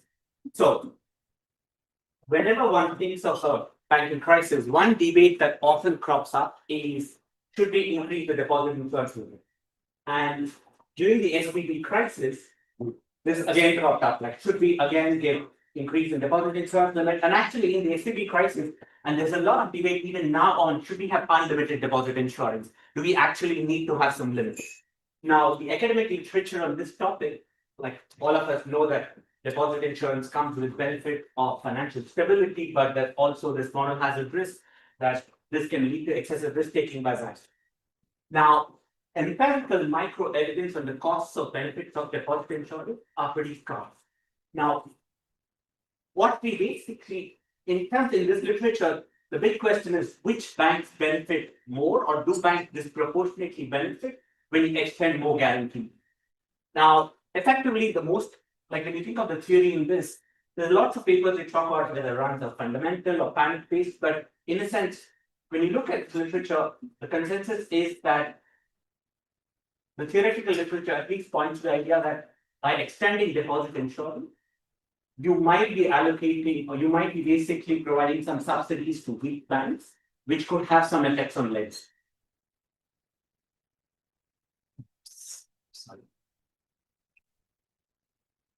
Now, when you think of the existing literature on deposit, this whole large literature, but the bigger problem is most of this literature, Luke has many papers on this, has basically this idea that you look at deposit insurance implementation and look at the probability of a crisis exposed, or you look at the risk taking by banks in the long run. And there is papers in the free Fed era by Kilobritz and Jeremsky, which also look at some states adopted deposit insurance, depositors flow more towards banks and these. What you have very little evidence on is generally deposit insurance limits are raised within a crisis. So how does it alter depositor behavior? Do some banks disproportionately benefit from these guarantees? Does it affect lending during that period? That evidence is pretty scarce. And also, when you introduce deposit insurance, you basically, the theoretical literature points out, at least to basically reduce an incentive for a depositor to monitor the bank or discipline the bank. So in that literature, when you look at whether depositors actually discipline banks, you need much more micro level evidence because there it's very tough to sort the sorting concerns between matching of banks and depositors. So one good thing is about Scandinavian countries, even though I can quibble about the data we have, is that you have a lot of individual level data. So what we're going to do in this paper is look at Denmark, and we basically want to try to look at how changes in deposit insurance limits within a crisis affects allocation of deposits and the lending behavior of the bank. Okay. So the data we have is in Denmark, we have a universe of all the citizens in the country. You have the deposit data at an annual frequency. You also have supervisory administrative data at the bank level, and you have all their tax records. So you pretty much know their wealth, their characteristics, their income, how many family members, all those things. Okay. What you also have is a match credit register. So you can basically look at the loan level, how firms are borrowing from banks. And what was nice about Denmark is before Lehman in 2008, Denmark had a housing bubble. And this was funded by a lot of money which came in from wholesale funding.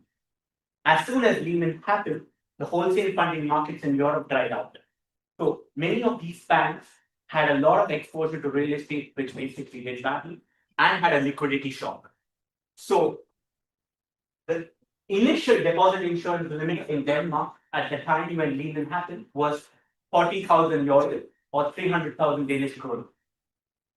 A month after this, after Lehman happened, the Danish government decided that we need to basically provide unlimited deposit insurance guarantees for all banking businesses.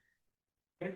So what we basically will be doing in this paper is trying to look at when the limit of 40,000 euros, which is 300,000 Danish kroner, was binding, and see how people were reallocating deposits across banks based on that limit, and then see how that changed when you got unlimited deposit insurance. Okay, and then look at how lending behavior also changed subsequently to that. So now the question is, to proxy for weak banks, what we do is we basically use the loan to deposit ratio, which is a proxy which has been used in other papers before. So banks which have high loan to deposit ratio are considered to be more vulnerable to this shock. So we look at that, but I'll show you later results with other measures, which is basically we also look for exposed failed banks to see whether that makes a difference. But this is the setting. So the way you want to think about it is there's limited deposit insurance till October 2008. And then after October 2008, the Danish government gives unlimited deposit insurance. And then closer to 2010, because of the European Union directive, the deposit insurance again is brought back because they harmonized the deposit insurance limit. But what we are primarily going to do is use this threshold to change from limited to unlimited to understand how depositors react. So let me first show you the measure of weak banks, which is going to be an important variable, which is loan to deposit ratio. Now here, what I'm showing you is how these banks with high loan to deposit ratio suddenly experience losses once Lehman hit.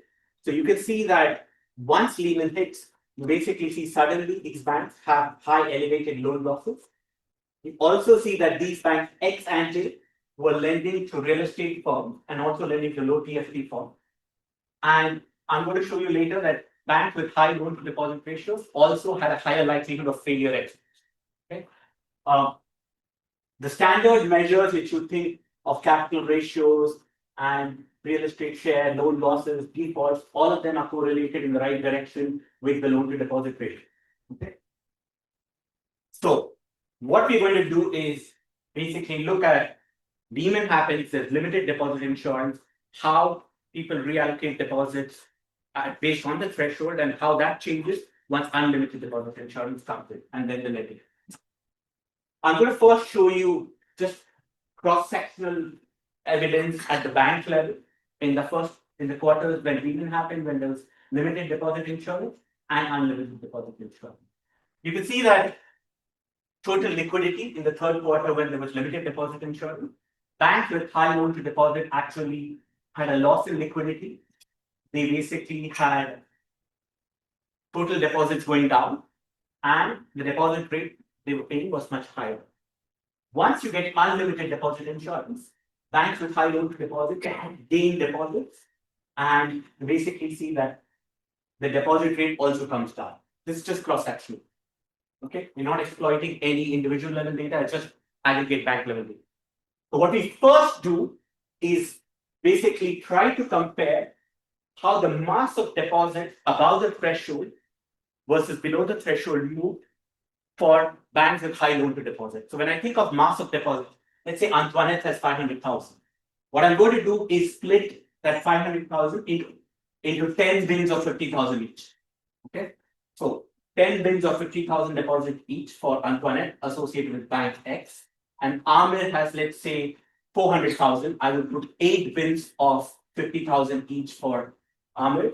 So effectively, we cumulatively build mass of deposits around the threshold between, like, let's say 300, 350, and 300, and 250 and 300, and compare relatively how the mass of deposit shifts for banks with high loan to deposit above and below the threshold.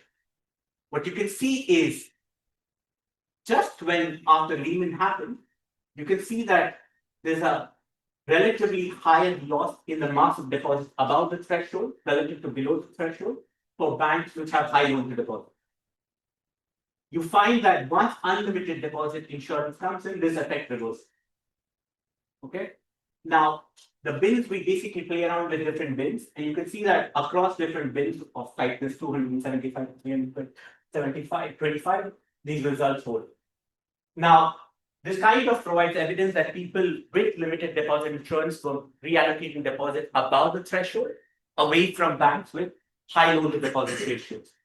Now, again, this does not solve, and there could be one argument which could be made that this is people who are above the threshold are different because there are richer people. There's also a crisis which is happening. So then what we do is we basically go to individual level deposit data. So we pick people who have 2 bank accounts. Okay. And I put individual fixed effects here. And then what I see is how these people are reallocating deposits across banks when there's limited deposit insurance and unlimited deposit insurance. What you find here is that when there is limited deposit insurance, people who are above 300K with individual fixed effects are basically reallocating money away from high loan to deposit ratio. So weaker banks are losing deposits above the threshold. What you see in 2009 is this effect reverses with unlimited deposit. Okay. Now, we try to understand is there a particular characteristic of depositors who do this. We try age, financial education, whether you have a master's degree, none of that matters. What really matters, which at least found some effect, is wealth. The richer guys are able to do this much better than other individuals. So you see that the triple interaction is significant for wealth.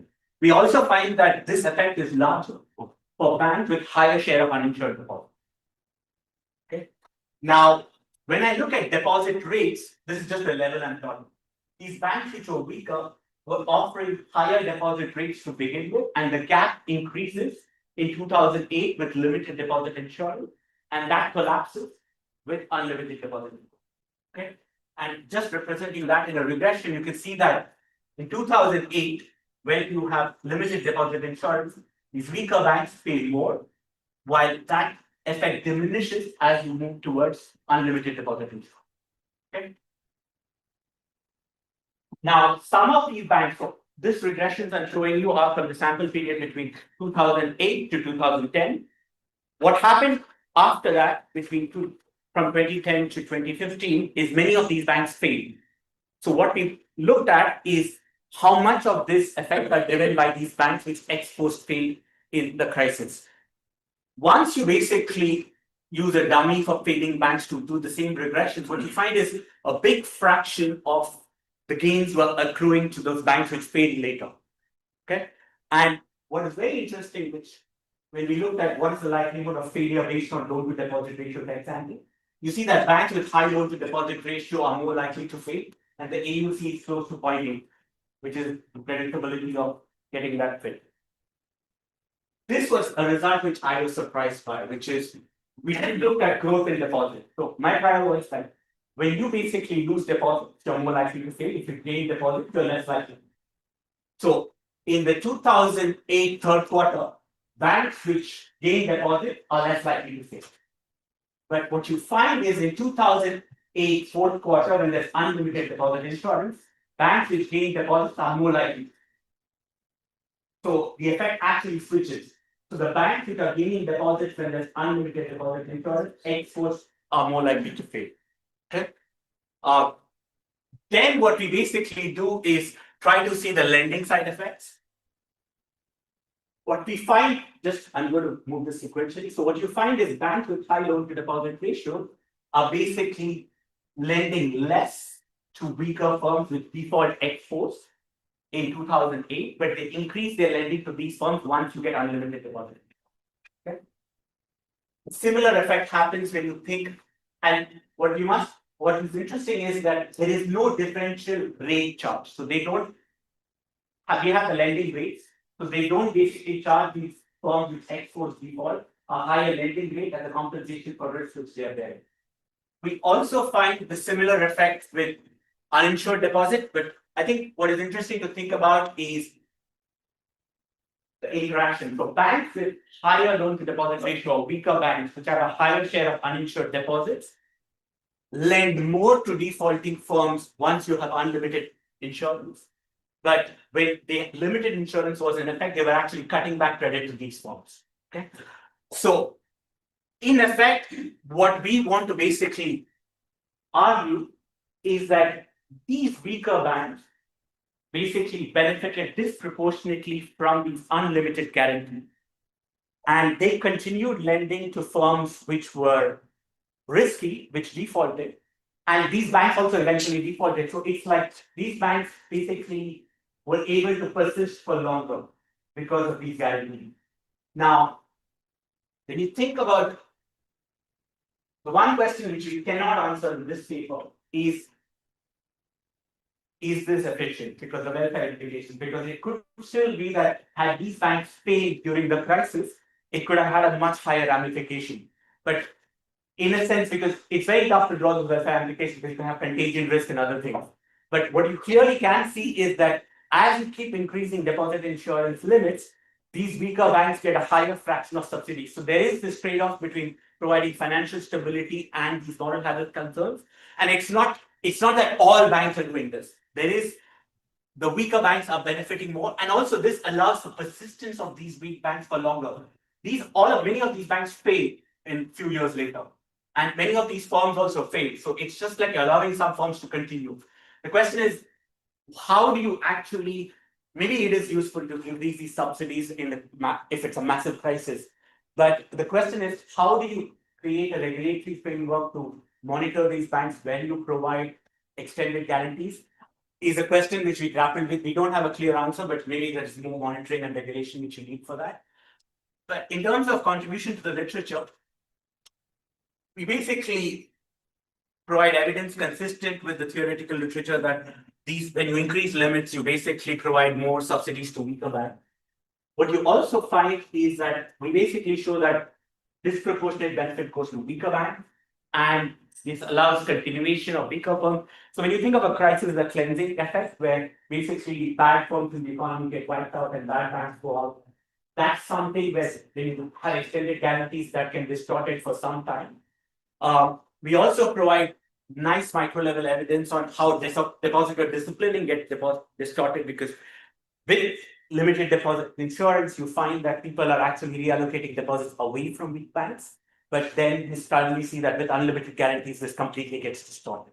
So I think I'm not going to talk much more about the conclusion because I'm kind of giving the summary. But the welfare implications we cannot say much about in terms of should you not have these guarantees. It's very tough to make a clean argument. Wow. Thank you.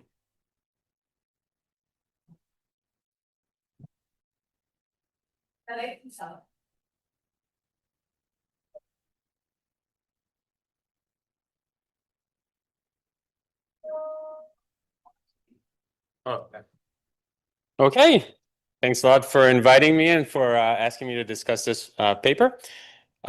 For me, kind of the big picture here starts with what Kasia, Brajan, and Stein called the traditional view of capital regulation. This is their 2008 Jackson Hole paper, so it was a good summary of like thinking at the time. And that traditional view basically says, you know, on the one hand, we kind of want or need deposit insurance to prevent runs, right, and fire sales, which are inefficient. But at the same time, we got this problem, which is that deposit insurance, which is giving the banks a free put option, you might lead to some moral hazard, right? And moral hazard is also inefficient. And so we really need a two-pronged approach. That's the traditional view. The two-pronged approach is of having deposit insurance to deal with runs, but also having capital regulation to deal with the moral hazard that it induces. And so the way I think about this paper, what it's really doing is it's kind of testing the traditional view by looking at a case where they did deposit insurance, they expanded deposit insurance, but without increasing bank capital, okay? And the traditional view says that should lead to moral hazard. So in a nutshell, October 2008, right? We all knew where we were at that time, but maybe we didn't all know what Denmark was up to. So Denmark decided to guarantee essentially all bank liabilities. And it did so without recapitalizing its banks, right? They didn't go to Jackson Hole. They didn't listen to Jeremy and Anil and Raghu. And so they kind of ignored the traditional view.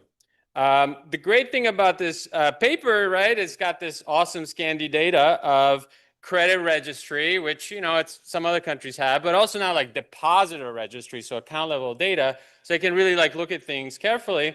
And the depositor registry in particular allows them to look at kind of pretty convincing causal evidence on the impact that this had on deposits themselves at the account level, okay? That's not everything that we want to look at, but it is something that we want to look at, and it's very helpful for that. The paper essentially finds kind of the two main findings, perhaps, or kind of summarizing them, is that the unlimited guarantees help to reverse deposit outflows from the weaker banks. As Raj explained, those are the ones with the high loan deposit ratio, as they define it. And secondly, that it led kind of weaker banks to lend more to firms that ultimately defaulted. Okay, and so kind of the summary is that the results roughly support this traditional view of capital regulation.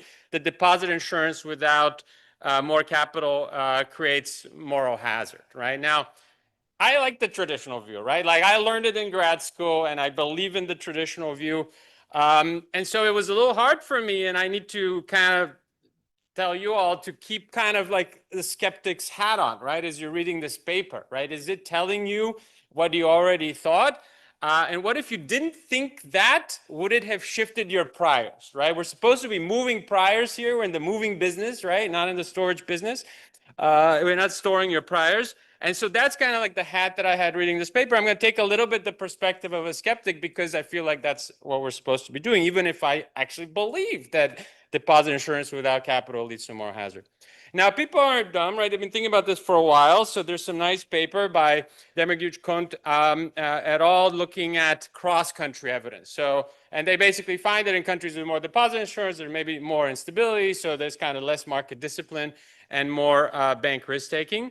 There's this really nice paper by Klamiris and Yuremsky that Raj mentioned, which uses pre-FDIC state, but not just state times bank level of variation in deposit insurance due to the fact that like in some states, some banks were insured, in other states, other banks were insured. And they find similarly that deposit insurance reduces market discipline and leads to more risk taking. So I really like the variation there. It's from 100 years ago, but it's very nice. Then there's this Martinez-Perry and Schmuckler paper also in the JF. They find that, well, in a crisis, in Argentina, Mexico, and Chile, deposit insurance did not reduce market discipline, and it's probably because the deposit insurance was not seen as credible, okay? And so the contribution here, like the way the paper kind of triangulates the literature is that We're going to look at a credible guarantee, right, because it's Denmark. And we're going to look during a crisis, unlike the Kalamir-Sinjaremski paper. And it's also not going to be cross-country like the other, like the papers at the top. So that's kind of where it fits in. Now, like I mentioned, I didn't really know too much about what happened in Denmark, and oh boy, I mean, like a lot happened. It turned out Denmark had a gigantic housing boom that was as big, actually bigger than Spain's. So you can see that here. It's from a nice book actually by Christina Wohl. And this housing boom was fueled by enormous credit expansion by Danish banks. Okay, so that was the case. And so when the GFC hit, Denmark ended up having one of the most severe banking crises in the GFC. You can see them here. They're right next to Ireland in terms of how costly the GFC was. You know, we talked about Belgium yesterday with Simone, and you know, this is like triple that as far as how big of a crisis they had. And so they decided to, like I said, ignore the traditional view, and they just created unlimited bank guarantees.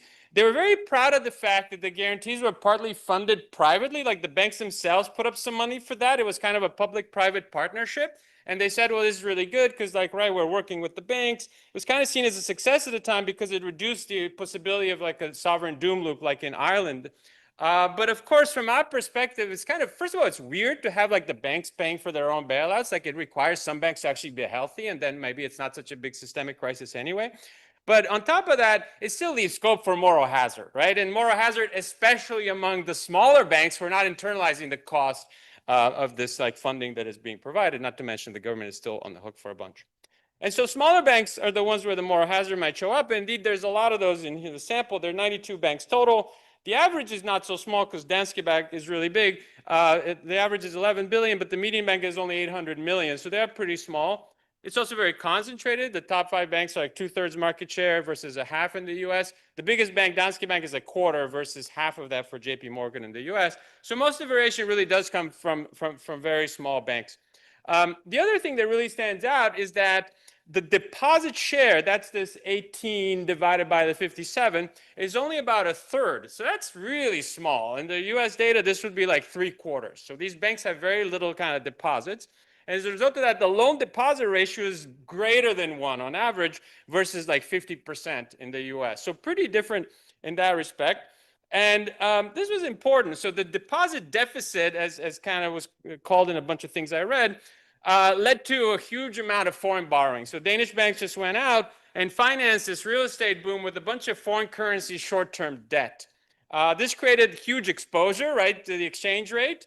And that's really why they had to guarantee everything, not just deposits. They had to guarantee all this short-term debt. And so the crisis manifested in Denmark as a kind of a sudden stop, emergent market style crisis. The Danish krone fell by over 20%, right? It fell by going up in this particular chart. The vertical line, October 10, that's the passage of the unlimited bank guarantees. They were actually announced about a week before, but that's the actual passage. And as you can see here, the exchange rate actually kept falling. So it wasn't like the end of it. And in fact, there's a nice article, here's New York Times from October 27, that talks about how there was this blanket guarantee. It was supposed to be an ironclad consensus to support the Danish banks, but it didn't work. That's what the article said. Why? I mean, Danes chalked it up to distractions. I don't know what that means. And assumed things would get better. I mean, I assume that too. It's a good way to go about life.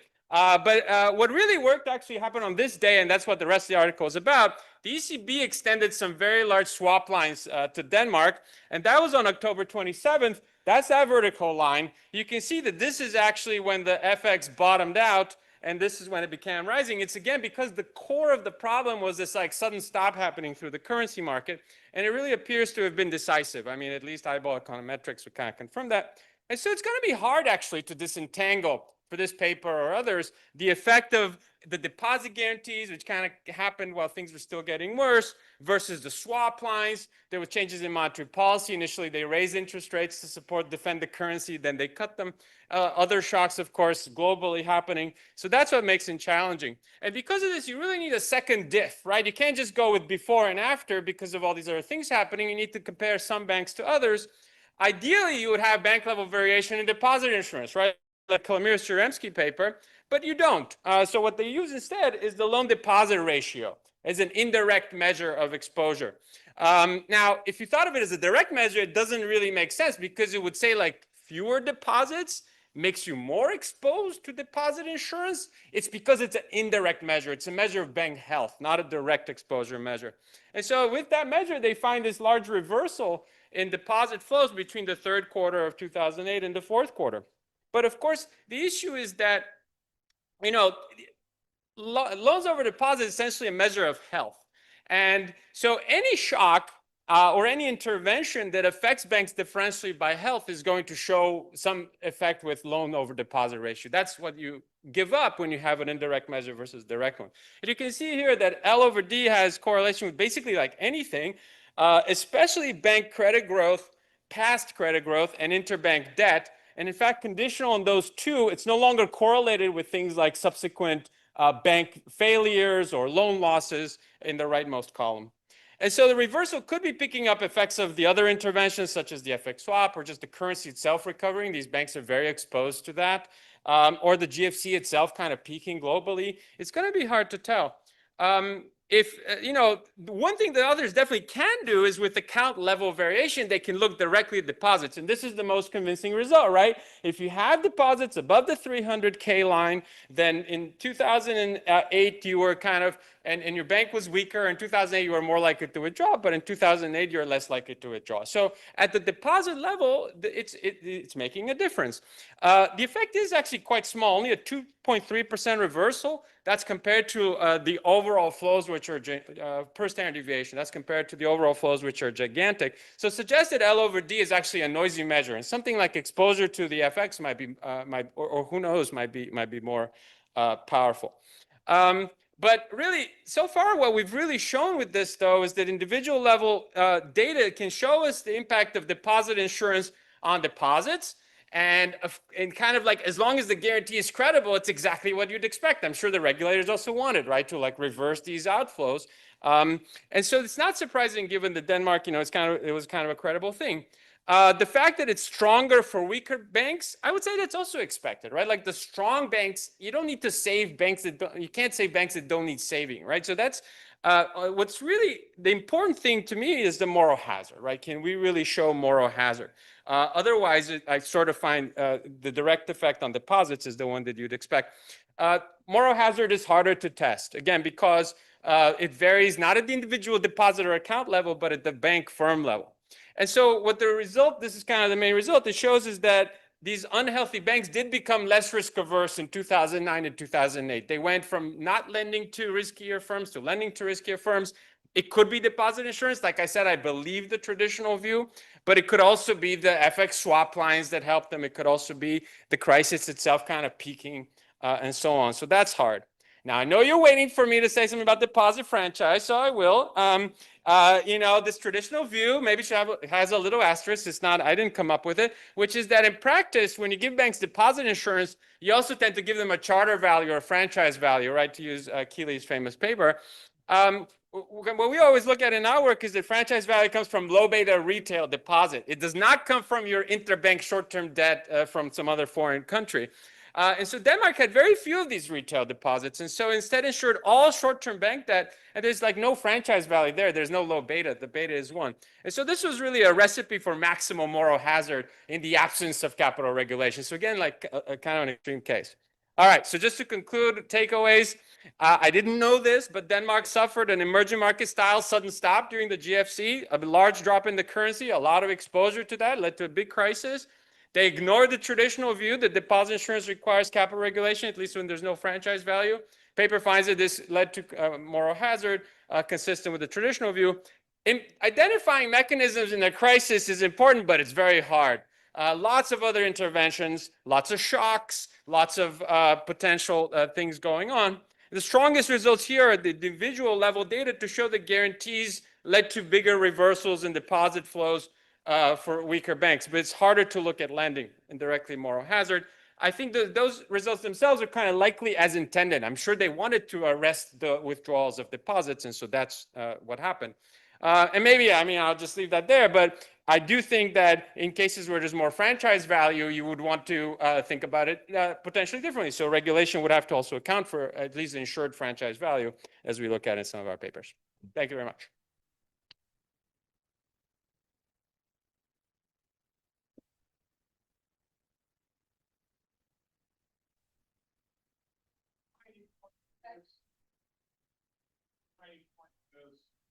On the increase in risk lending after the deposit guarantee, you would want to know that the Danish government did not basically help banks. You have to increase your lending. That would have been a very common thing that did not. I don't know whether you would find anything in this.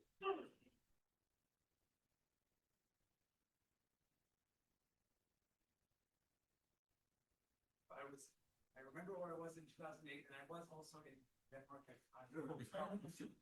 I think one thing that's important is the first bank package, which is 2008, was insurance. That's the blanket guarantee. And then basically they realized that that's not enough to stabilize the bank debt. So in February of 2009, there's a second bank package, which is basically kind of a capital injection where the government puts in shares. So that's kind of an line. With that, actually, the previous comment, there were some requirements that the banks had to sustain a certain amount of lending as well. So that might. I mean, I'll make a comment.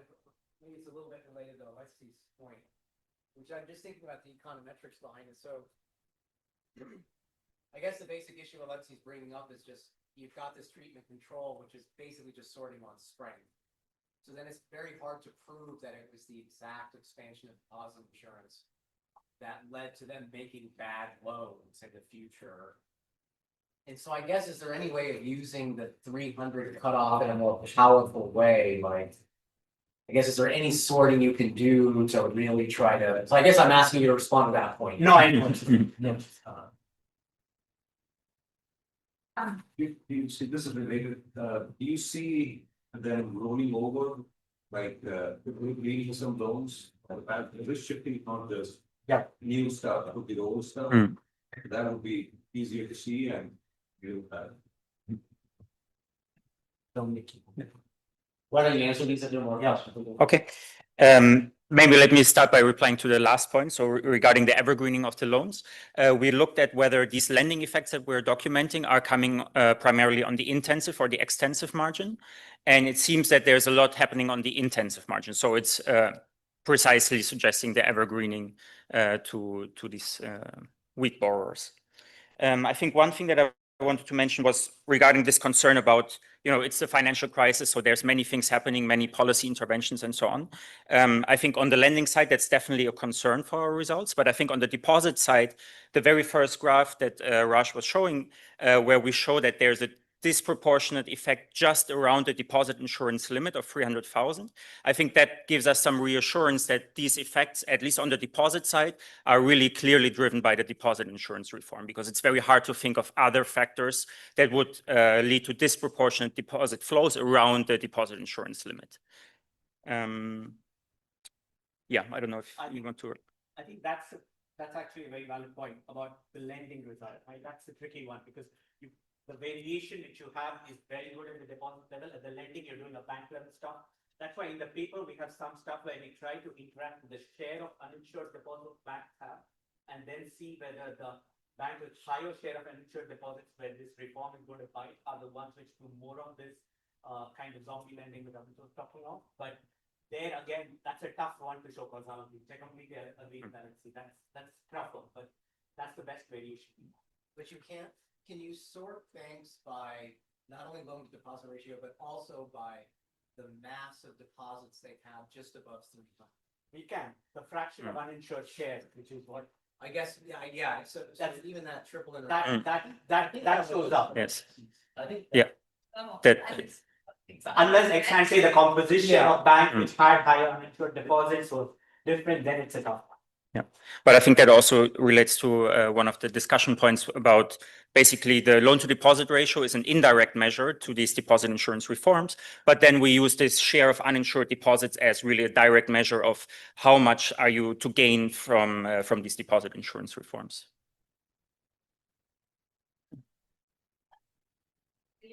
Whether you pay hundreds. Maybe in the. Yeah, in a more subtle way, even though, yeah, you only have 92 banks, I guess, but, I was almost wondering, who would come back to these banks when there is this deposit insurance? Because you already are now worried about this, these banks that are weaker, and you have almost made the effort to start trying to move from them. So then I was wondering, is it possible that maybe in some more rural areas, it's actually better to stay with your local bank, because going to me, they're not so big, but Copenhagen is the drag. Like a primary bank.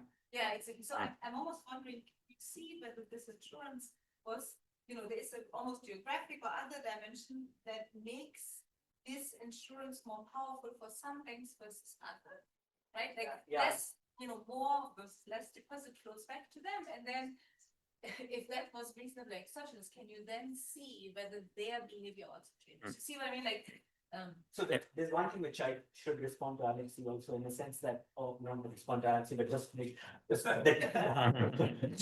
the fraction of the banks which paid export, the 14 or 15 of them, they contributed to like 15% of the total lending in the system. So that number in terms of the failed banks is not trivial in terms of the total aggregate lending. But the question about, we did look at whether this was a primary bank, why you come back. It is true that part of the people who come back are because of the primary bank, and also the rates they offer are still higher in level terms. And it's more so it's tougher. Yeah. Interesting to look at the supervision and regulation, like when the banks actually fail in the future, what is it that made the supervisor regulators fail them? Like when I worked at the Fed in graduate school, the guy who was in charge of predicting bank failures said rapid growth in deposits is the only thing you need. If they're growing really fast, they're going to fail. Okay. And then you sort of found that here, like once they got unlimited deposit insurance.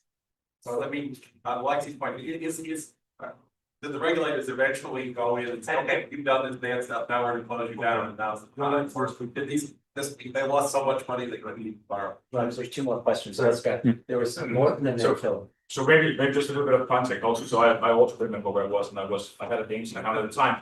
I think first to answer the question, I think what happened here was not that it was rural banks. I think it was all like Copenhagen banks, but the banks that failed were engaged in very speculative. It was mostly commercial real estate projects. And I think you're exactly right that they were offering higher deposit rates. I think in my intuition, what happened was that there were some Danes that were savvy enough to understand this because of insurance, and then they would lend to these speculative banks because they got higher deposit rates and they understood that it was insured by the Danish FDIC. So I think that's what happened. I think also de facto, even if the deposit insurance didn't go, was 300,000 crowns, I think there was a perception in Denmark that it was basically unlimited deposit insurance even before it was officially changed. I think it's very hard to imagine that the Danish government didn't have that regular deposit and lose money even before the. But the first variant in Europe afterwards in 2010 was Denmark. Okay, but I'm just saying like they raised the limit after the crisis hit. I think there was an expectation that they that would have been raised if that became a binding. And then the last comment, and I'm just a little pause, but so you made a point about the exchange rate and the exchange rate movement in 2008. My perception is that the Danish currency like pegged to the euro, that peg has stood for the past 25 years. So I don't know if that was relative to the dollar or whether euro. This was relative to the dollar, but yeah, because it's a side that they lost their foreign funding, including euros. Yes, yeah. That's why they needed the swap lines. I need to give it as a simple. But the exchange rate relative to the euro didn't move. I mean, Danish pound wasn't bad. No. I think the spirit of the exposure, because it did have, some of the sort of typical characteristics of an emerging market style stuff. And what was interesting, it seems like they didn't just insure a deposit, but all bank liabilities. So in some sense, maybe, what cost it was the loss of the short-term foreign funding. So that would be another measure to the extent that the very generous banks you could use, which, arguably might be a little bit more direct than the contact. Thank you. Maybe you want to just take 2 minutes or I'm good, but I think it's fair. All right, thank you very much. Thank you.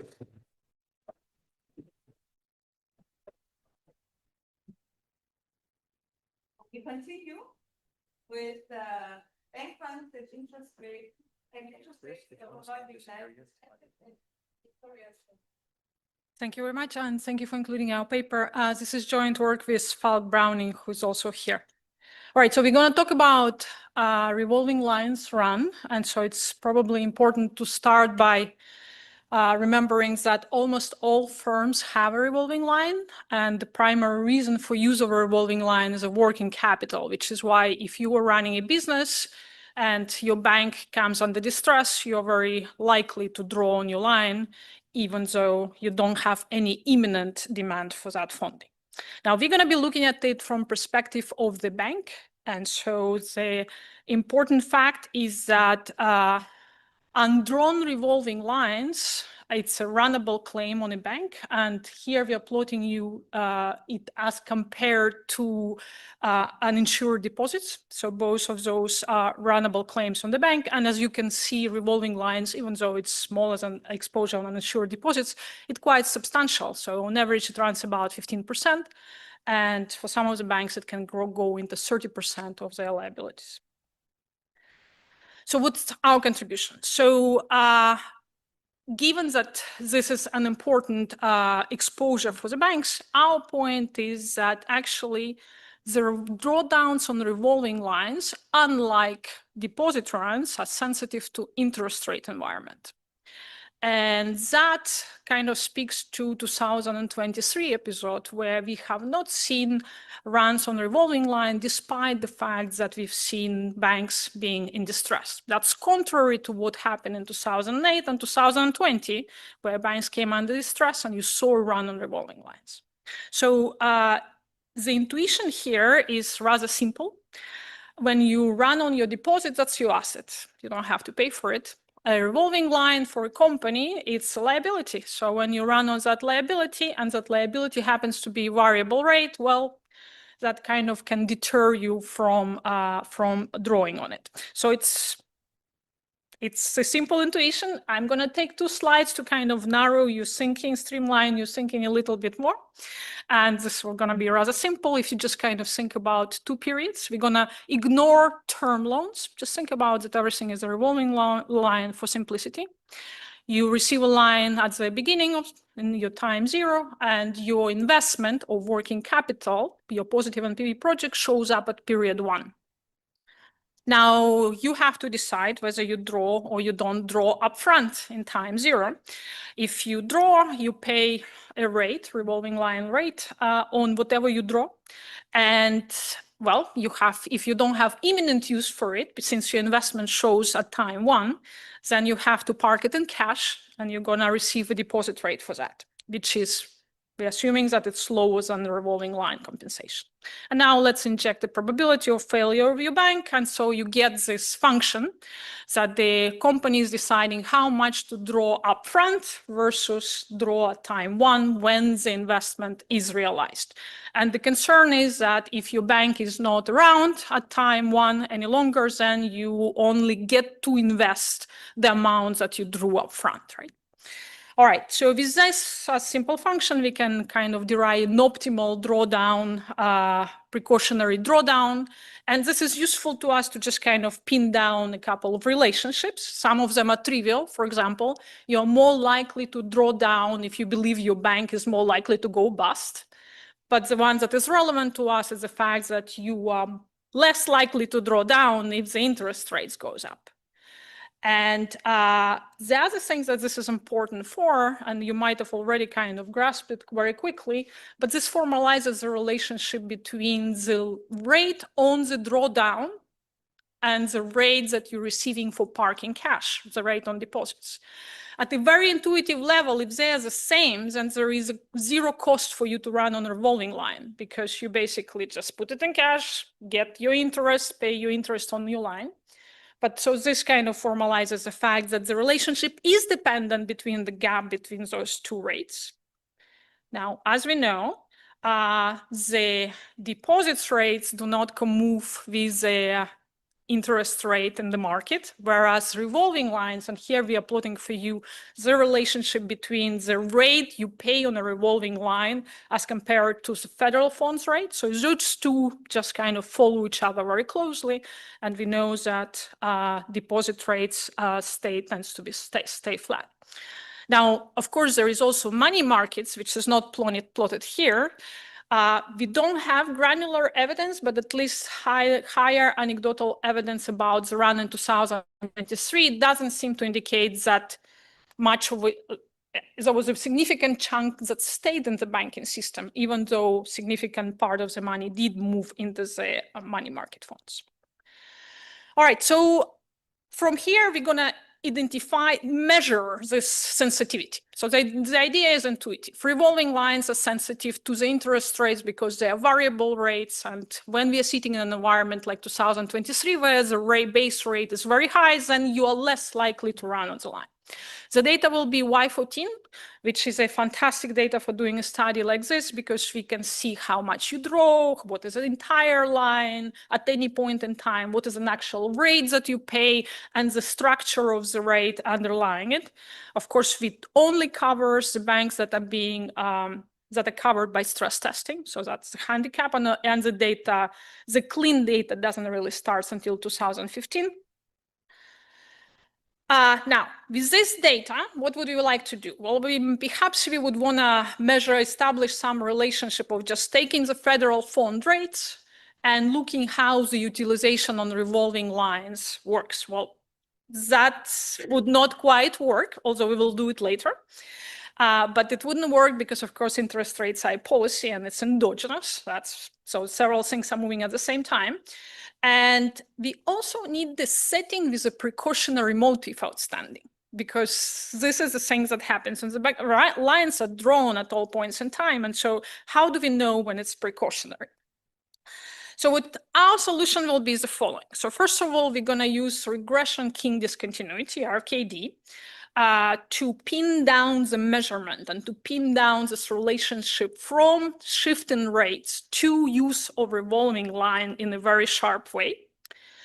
And the period we kind of conditioning where we're looking with the fact that there is a precautionary motive in the air is going to be 2020 drawdowns on revolving lines. The 2020 episode will also help us with the fact that the RKD gonna work in this context. So this is an important picture. So this is an aggregate data for use of revolving lines. And of course, what kind of stands out to you immediately is that you can see that big shot in 2020, right? What is also super relevant, because of course, I mean, it was a massive demand shock in 2020, and many of them were drawing revolving line for liquidity reasons, because they were generating no revenue. So you should observe a big shot. But what's relevant to us is that it comes down dramatically afterwards.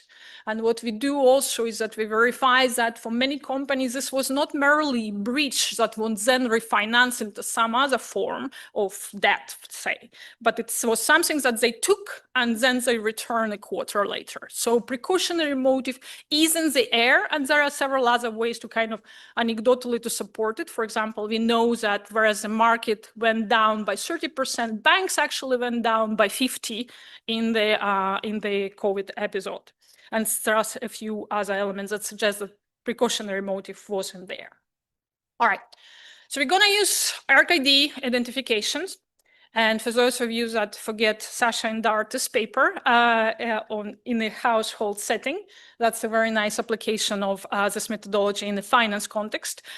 Basically, most of us remember the regression discontinuity design, and the RKD is basically sibling, younger sibling of the identification. Logic is the same, that you're pinning a discontinuity. There is a running variable that has a discontinuity, and that enables you to identify the relationship, the causal relationship, and measure that relationship. So this is just what we're doing. And I skipped for you. So where is the part about how the interest rates are determined and what exactly generates the floor? So I already told you that the interest rates are variable rates. So it's It's a fixed spread over a base rate. But after 2008, actually, it became common to put floors on the base rate.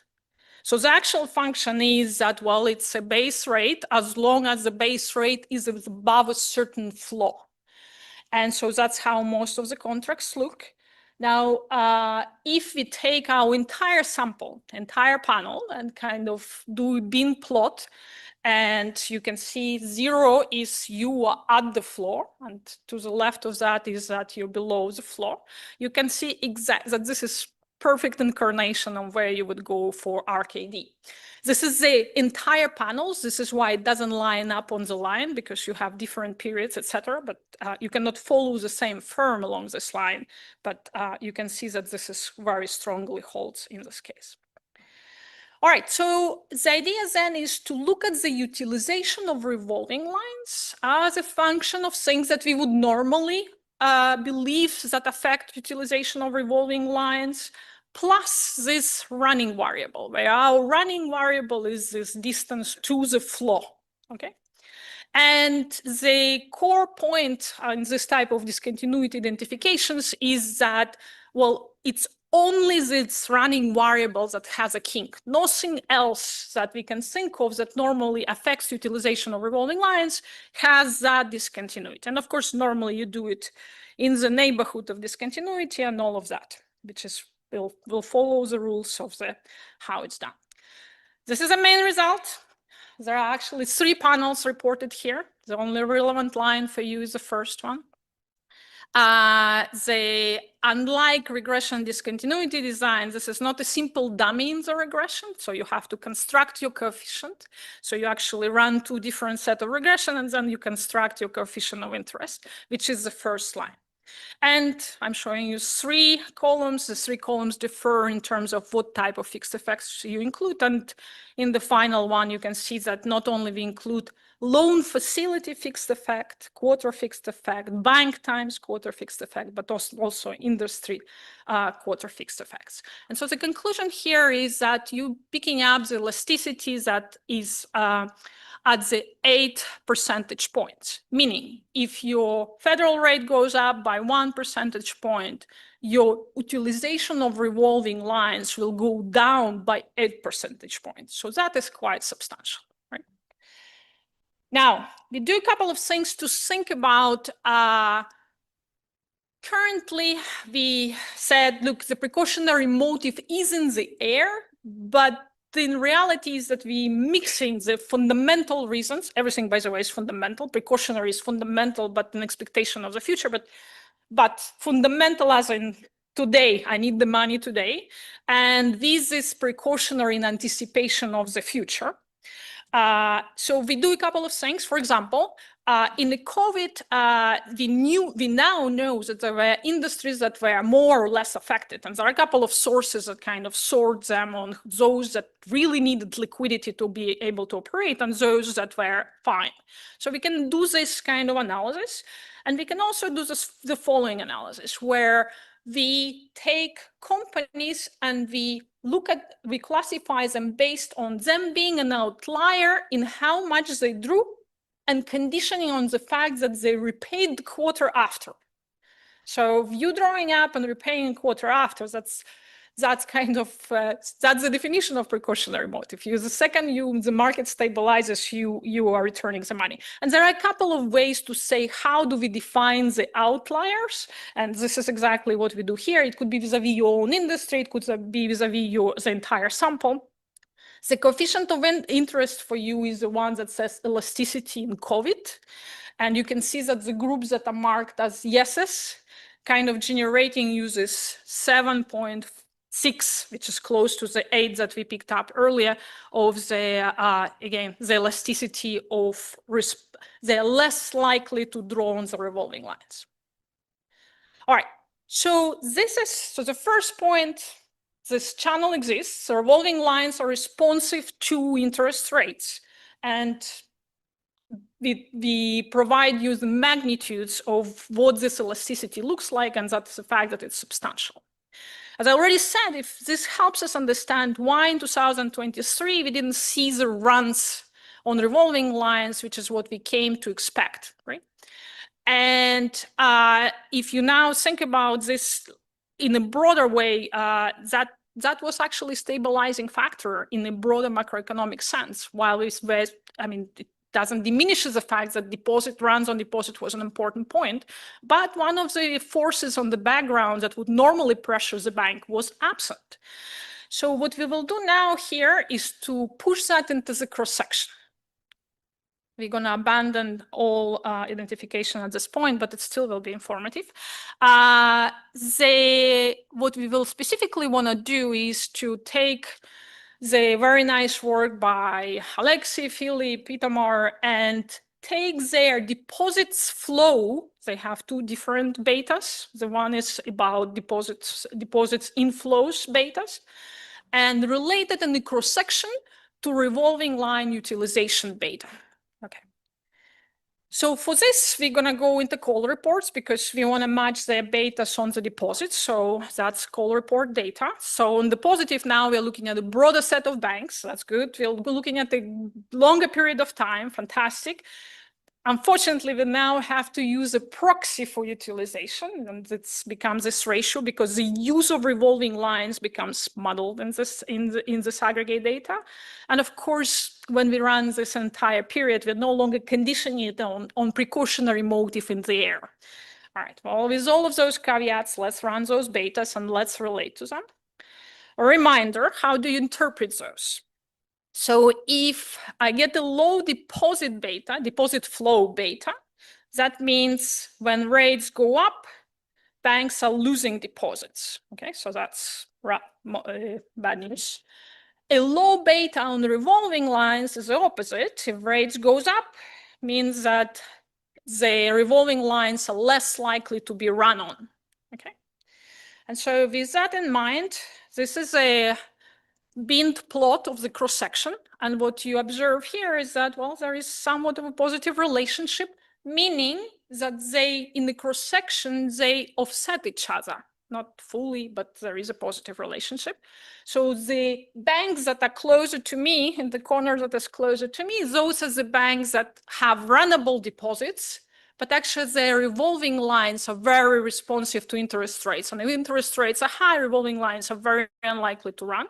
Whereas the banks that are in an upper corner there, they're the banks where deposits actually don't move much, but their revolving lines are very insensitive to interest rates. They will run anyway. So we kind of think that this is an interesting result in the cross-section of banks that speaks to the fact that banks manage liquidity somehow internally that lines up with this. All right, so what did we show you? We build on the fact that, well, revolving lines are very important for the economy, for the companies, and they represent a significant demandable claims for the banks. When we think about runs on the banks, that's kind of a not trivial piece for understanding the stability of the bank from runnability perspective. And unlike deposits, revolving lines respond to the interest rate. In fact, they're highly sensitive to interest rate. We estimated elasticity of -8. It has several implications. One implication is that the typical policy response is that if there is a negative economic shock, the policy rate goes down. Well, if the policy rate goes down, that makes the runs on revolving lines more likely because you're making it cheaper to run on a revolving line, right? And as I already alluded to, when we have a conversation about 2023, we tended to focus only on deposits and kind of adding this other piece. It feels like, well, the implication is that the revolving lines were acting as a stabilizing factor, definitely on aggregate. And it appears that there is something going in the cross-section of banks in terms of management of liquidities that also speaks to this point. Thank you very much. Great. All right. Thank you. We're going to continue with information concealing credit architecture and Gary's present. All right, this is a joint paper with Gary and Guillermo. First, we want to thank the organizers for accepting this paper, and we want to thank the organizers for inviting the best discussant. I'll make sure that I wrap up. I'll make sure that I wrap up on time because I know everybody looks forward to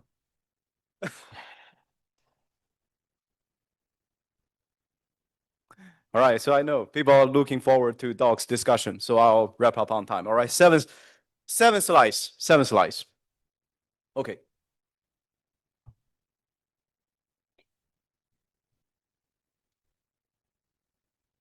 All right, why do we observe these complex fund flows? From the funding sources to the borrowers, we typically have layers of intermediaries. Some of the papers we saw yesterday characterize such intermediation chain. And in our paper, we are going to develop a theory that shows complexity actually enlarges financing capacity. So in my talk today, I'm going to try to deliver three things. So first, we want to provide a new perspective on debt as a financing contract because a lot of these complex funding flows really take the form of debt security. So we will show you that debt is a probabilistic asset ownership. And the idea is very simple because if you are a lender, you only end up with a collateral if the borrower defaults, and you only care about the quality of the collateral in a probabilistic sense. However, if you are an equity investor, you are fully exposed to the quality of the backing asset directly. Basically, debt allows us to be lazy, allows us to only care about the state of the world where you end up with the asset, that is when the borrower defaults. So we have a kind of a theory of capital structure, the debt optimality. And then based on that, we will show that intermediation really dilutes this probabilistic asset ownership even further. And the mechanism is very simple, and I'm going to show you in two very long slides. All right. In the end, we want to give you an anatomy of the optimal intermediation chain. What are the key features, including the optimal length of the chain, and how do you rank intermediaries that are heterogeneous. But in the end, we want to land on this message. The credit architecture, complex as it is, basically allows everyone to be lazy in terms of information acquisition. Okay, so the model setup is actually very simple. We have this firm endowed with this very high productivity A. However, this productivity is not pledgeable. In order to receive financing, you have to rely on this asset in place, U, the collateral. And this collateral is pledgeable, but it is uncertain in its quality. With the probability P, it's a good collateral. With the probability 1 minus P, it is a bad collateral. And this uncertainty is true for both the borrower and the investor. So nobody knows the quality of the collateral. At this point, we probably know that the financing capacity should just be equal to the expected value of the collateral, if nothing else happens, right? And the whole reason, by the way, we introduce A, this very high productivity, is just to motivate financing so that we can just focus on maximizing the financing capacity. We can focus on designing the security that will maximize the pledgeable value. Okay, so at this stage, we have risk-neutral agents. We don't have any time discounting. And the financing capacity is basically the expected value of the collateral because neither party, the borrower or the investor, knows the quality of the collateral. And then we are going to introduce sort of a friction. Okay, so we are going to endow the investor the information technology. That is, when the borrower designs the security and offer this financing contract to the investor can turn around and spend this cost C to learn about the quality of the collateral, whether it's G or it is B. Under this assumption, we will see many interesting things that come up. First, the firm or the borrower can just offer an information-sensitive security. In the paper, we show whether it's a debt or equity really doesn't matter. The idea is that the borrower, the firm, under no information about the quality of the collateral, is going to design a security, and this security is designed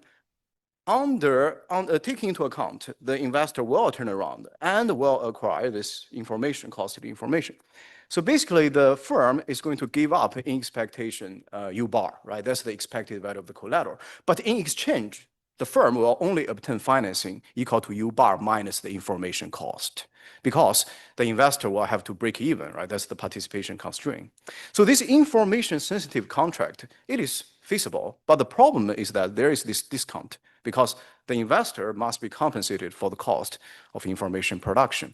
So naturally, we wonder, can we design an information-insensitive contract? That is, when the firm offers this contract to the investor looks at the contract and has no incentive to turn around and acquire information. Well, it is possible. but subject to this incentive compatibility constraint. And it is very intuitive that this financing capacity cannot be too large, because if the investor provides a big amount of financing, too much is at stake. And certainly the investor is tempted to produce information after receiving the contract, right? So basically we have a capacity constraint on the information insensitive contract. And here we characterize two types of contracts. One is equity, the other is debt. So let's focus on the equity constraint first. This gamma is not something that we focus on. It's really about the asset attribute, whether it's information sensitive. And you can see that when the information cost C is very small, that is, it is very tempting to produce information on the part of the investor. Then the financing capacity is very small, right, for this information insensitive equity contract. But if we move further to the right and look at the constraint on debt capacity, it is relaxed. Why? Because if you think from the equity investor perspective, it is essentially the firm selling this U to the investor, right? That is issuing equity. That's what issuing equity is about. But once the investor buys this asset, I'm fully exposed to the asset. Of course, I want to examine the asset. I want to produce information. However, if it's a debt contract, then the incentive to produce information is weakened. Why? Because only if the borrower defaults, which happens with probability Q, will the investor obtain the asset. That is, debt represents a probabilistic asset ownership. And therefore, the investor does not have such a strong incentive to produce information under a debt contract. And here, well, we are going to use the blue color for the probability of getting the asset for the investor throughout the rest of the presentation. So intuitively, right, you can see between information sensitive debt and information sensitive equity, debt generates a greater financing capacity because the incentive to produce information is smaller. We actually have a pecking order theory here. If gamma multiplies C is very small, it doesn't make any sense to look at information insensitive contract, whether it's debt or equity, because the IC constraint is just too tight for both. So we might as well just offer information sensitive contract, taking into account that the investor will turn around and produce information after receiving the contract. Let's just be okay with it. However, in the interim range, when gamma C is not too high, not too low, then we can see the information sensitive debt really generates greater financing capacity than equity, and together they are going to be better than information sensitive security because we don't need to pay for the information cost. We can stay lazy, so to speak. In the end, if the asset is not very information sensitive, right, this gamma is very high, or if the information production cost is very high, then the investor is not going to be incentivized to produce information, whether it's equity or debt contract, then it doesn't matter. So we are going to focus on the second case here, basically where debt is optimal. Our pecking order theory is very different from the classic settings because the classic settings takes as given an information structure, but we develop this pecking order based on endogenous information production. So that's enough on the capital structure side. Okay, let's move on to the second point, intermediation. So here we are moving from this situation to the situation on the right. We are going to insert an intermediary between the borrower and the lender. And here, we are operating under the debt contract. The key feature of the intermediary is that conditional on the default of the borrower, the intermediary will go bankrupt with the probability phi. So 1 minus phi is the conditional survival probability. So if you think from the perspective of the lender here, what is my probability of getting the asset? I will only get the asset if the borrower defaults and the intermediary defaults as well, the joint default probability. And you can see the joint default probability as long as phi is between 0 and 1, right? Q phi is smaller than Q. Now the debt capacity is enlarged in the first link of the intermediation chain. And then let's move on to the intermediary. The intermediary will get the asset only if the borrower defaults, it happens with the probability Q, and I survive, right? As an intermediary survive. And that happens with the probability 1 minus phi. And as long as 1 minus phi is smaller than 1, we enlarge debt capacity in the second link on the intermediation chain as well. So now you can see The purpose of inserting this intermediary is basically to open up the financing channel. Under intermediated financing, we get greater financing capacity than direct financing. And the idea is very simple. Here, intermediaries, they do not have any expertise in screening, monitoring. It does not bring any additional commitment power. Intermediaries exist just to intermediate. All right, so now let's think about the next question. Potentially, we can have an intermediation chain that is longer, right? Maybe we involve 2 intermediaries, 3 intermediaries. So how do we determine the optimal intermediation chain? Well, the chart is looking increasingly complex. I know it's past 3:30 in the afternoon, so let's take it slow, all right? Let's look at the notations, not really by the Greek letters, but by the color. So here we are going to use blue color for the probability of getting the asset. The gamma I minus 1 is basically the joint probability of the borrower and all the I minus 1 intermediaries default. Okay, everybody in front of me default. That's the reason why I'm the ICE intermediary. I'm going to get the collateral. So the blue color stuff is the probability of getting the collateral. And the red color stuff is the probability that I can keep the collateral. That is conditional on everybody in front of me default, I survive. So this theta parameter is basically the conditional survival probability. Okay, so like the 1 minus phi on the previous slide. All right, so right now, let's think. We have an intermediation chain, right? There's the borrower, and there are n minus 1 intermediaries, and then there is the end lender. Can we insert a new intermediary in order to even increase the financing capacity larger, right? Can we do that? So first, you want to insert a new intermediary at the bottleneck link. Otherwise, it doesn't make any sense, right? It is the minimum of that capacity across all links that determine the financing capacity of the whole chain. So we should insert a new intermediary to the bottleneck link if we do it at all. However, the first result we get is that if intermediaries are homogeneous, then we do not need multiple intermediaries because the bottleneck is never going to change, right? When we insert more intermediaries. So now let's think about heterogeneous intermediaries. So we are going to consider the nth intermediary. On the chain, there are already n minus 1, right? We already identified the bottleneck link being the ICE link, and we want to insert the new intermediary, the n intermediary. What do we want these intermediaries, what attributes do we desire for this new intermediary? First, we want the intermediary to have higher information acquisition cost, less tempted to produce information. So we can enlarge the information sensitive debt capacity. And second, we want to have lower probability of keeping the asset. That is conditional on receiving the asset, conditional on all the I minus 1 intermediaries fitting in front of me. My conditional survival probability is going to be low, lower than the current bottleneck lender. But then you see, well, this new intermediary, if it satisfies this condition, good, we can enlarge the financing capacity of this bottleneck link. We insert this new guy, but all the people downstream will be affected, right? People upstream will not be affected, but people downstream, their probability of getting the asset, their probability of keeping the asset will both change. The red color and blue color stuff will both change. The question is how, and we show a proposition that we don't need to care. Why? Because if you look at the blue color stuff, that is the probability of getting the asset, it goes down. Why? Because now we have one more intermediary in front of the downstream guys. So it is even harder for the downstream guys to get the collateral, right? We need the joint probability, the joint default probability. And here we add one more event into the joint probability. That is the default of this new intermediary. And what about the red color stuff? It goes down as well. Theta is the conditional survival probability. It's the survival probability of one of the downstream intermediary conditional on everybody in front of me going under.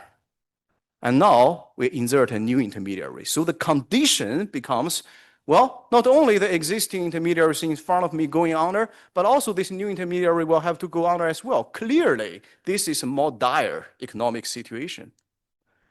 Right? So for the downstream guys, not only my probability of getting the asset is lower, but also my probability of keeping the asset conditional on more intermediaries failure is going down as well. So once you insert this new intermediary, all that matters is you compare the lending capacity of this new intermediary against the current bottleneck lender's lending capacity, and everybody downstream you can safely ignore because their situation only gets better, so to speak. They can afford to be lazy to a larger extent. All right. So once we have this equilibrium condition, we can see something about the length of the chain. That is, the length of the chain will be determined if you run all of the intermediaries that satisfy this condition, or the chain already reached the maximum financing capacity, which is U bar. The next question is, well, how do we rank intermediaries, right, to form the optimal chain? And here, the standard intuition about maximizing Leontief production function kicks in. We want to avoid bottleneck. To avoid bottleneck, we just want to equalize financing capacity across all links, right? So here, the K represents the name of the intermediary, and IK basically maps the name to the ranking. So we just want the financing capacity to be equalized along the chain. So one example, to illustrate the idea about optimal intermediary ranking is to assume all intermediaries, they have the same information production cost, but they differ in the probability of keeping the asset conditional on everybody in front of me default, and they can certainly differ depending on their ranking on the chain, the probability of getting the asset. So the idea is basically to push those who have high survival probability more downstream, right? So that the probability of getting the asset can counterbalance the probability of keeping the asset. In the paper, we actually combine two ideas, the determination of optimal chain lengths and the determination of optimal intermediary ranking into one setting, that is the emergence of optimal chain. We show under some assumptions how optimal chain can emerge endogenously as intermediary sequentially join to the chain. All right, so that's all for the paper. In the presentation, we deliver three things. There are more things in the paper. First, debt carries a probabilistic asset ownership. You don't care about the asset in the states of the world where you do not get it. And therefore, that contract discourages information production. As we can stay lazy, right? We can enlarge the financing capacity. And the credit intermediation dilutes probabilistic asset ownership even further. And the intermediaries here, they do not need to have any expertise. And lenders on every link choose to not produce information. And we show the anatomy and in the paper, the emergence of credit chains. And the way we visualize the word is as follows. That's the reason why we come up with the title, Information Concealing Credit Architecture. All the three of us, we really love the word architecture. The way we think about it is that in the real world, we have multiple chains. Some chains, they may intersect. That is, there's one large intermediary sitting on multiple chains to intermediate, right? Some chains, they are parallel. And really, all these chains, they weave into this grand architecture that can maximize financing capacity because we can stay lazy in this architecture. In the paper, we have some practical applications. For instance, how to think about the repo market, right? Repo is like that, and also you can sell the collateral to raise funding. And how rehypothecation chain can emerge as a result of the forces in our model. We also take a step back and think about firms' occupational choice, right? You can choose to be a producer, or you can choose to become an intermediary, which can potentially be profitable given this chain technology here, and how will firms choose in equilibrium. I look forward to Doc's discussion.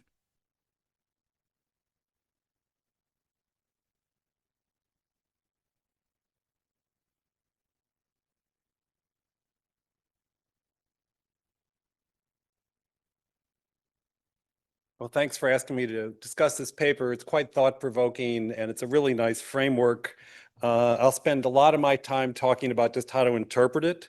But the overall idea, I think, is quite promising. I've thought about this in a different context myself, is when do you really want to set up a security so that the people who end up holding the security just are willing to buy it without spending any resources to figure out what it's worth? So the idea is if you issue a safe-ish security, doesn't have to be a purely safe asset. So it's not about risk aversion or something like a pretty safe security. It's not worth finding out more information about what it's worth. Now, it turns out a lot of the capital structure theories that aren't basically Modigliani and Miller all rely on this same kind of thing. So you think about like the costly state verification model. If you don't really know how much the borrower has and they say they only have 11 cents, unless you can verify that somehow, you're only going to get paid 11 cents. So if you're going to, and maybe you'd spend some monitoring to find out what it was worth. So you'd like, if you could make something that doesn't have much uncertainty about how much will actually be repaid, if you promise 15 cents for 99% of the time, they're not going to have to bother figuring out whether it's true or not. Similarly, if there's like a cost of financial distress, that's like classical, post-Modigliani Miller stuff, just bankruptcy costs, relatively safe assets are good for that. So this is saying if you issue a pretty safe asset, it doesn't make sense to spend C dollars to find out what it's really worth if it's pretty much worth what was promised in the first place. So the idea is so if you can issue safe-ish assets, you can deter information production about the asset. And then we've thought about this in the literature in the past. So this basically is sort of like the Hirschleifer effect. If you tell people who has cancer before they can buy cancer insurance, they won't be able to buy it because it'll be ex post unprofitable to write this insurance policy. This is sort of Kevin Rock's theory on like why IPOs are underpriced, because if you don't underprice them, then the informed people are the only people who will bid. And if you set a fixed price, the informed people will only buy when you underprice it, and then you won't want to do it you won't want to deal in the first place. So informed people provide risk for issuers or for people who might have cancer, so that you'd like to deter people from becoming informed. So that's the idea of deterring information production. There's the Dang, Gorton, Holmstrom, and Ordonez paper that has some overlap in authors here, that basically says if you don't deter information production, there'll be information asymmetry in the future. If there's information asymmetry in the future, the asset will be illiquid. People who want liquid assets won't buy it. So that's another thing that says if you can issue pretty damn safe assets, you could deter this.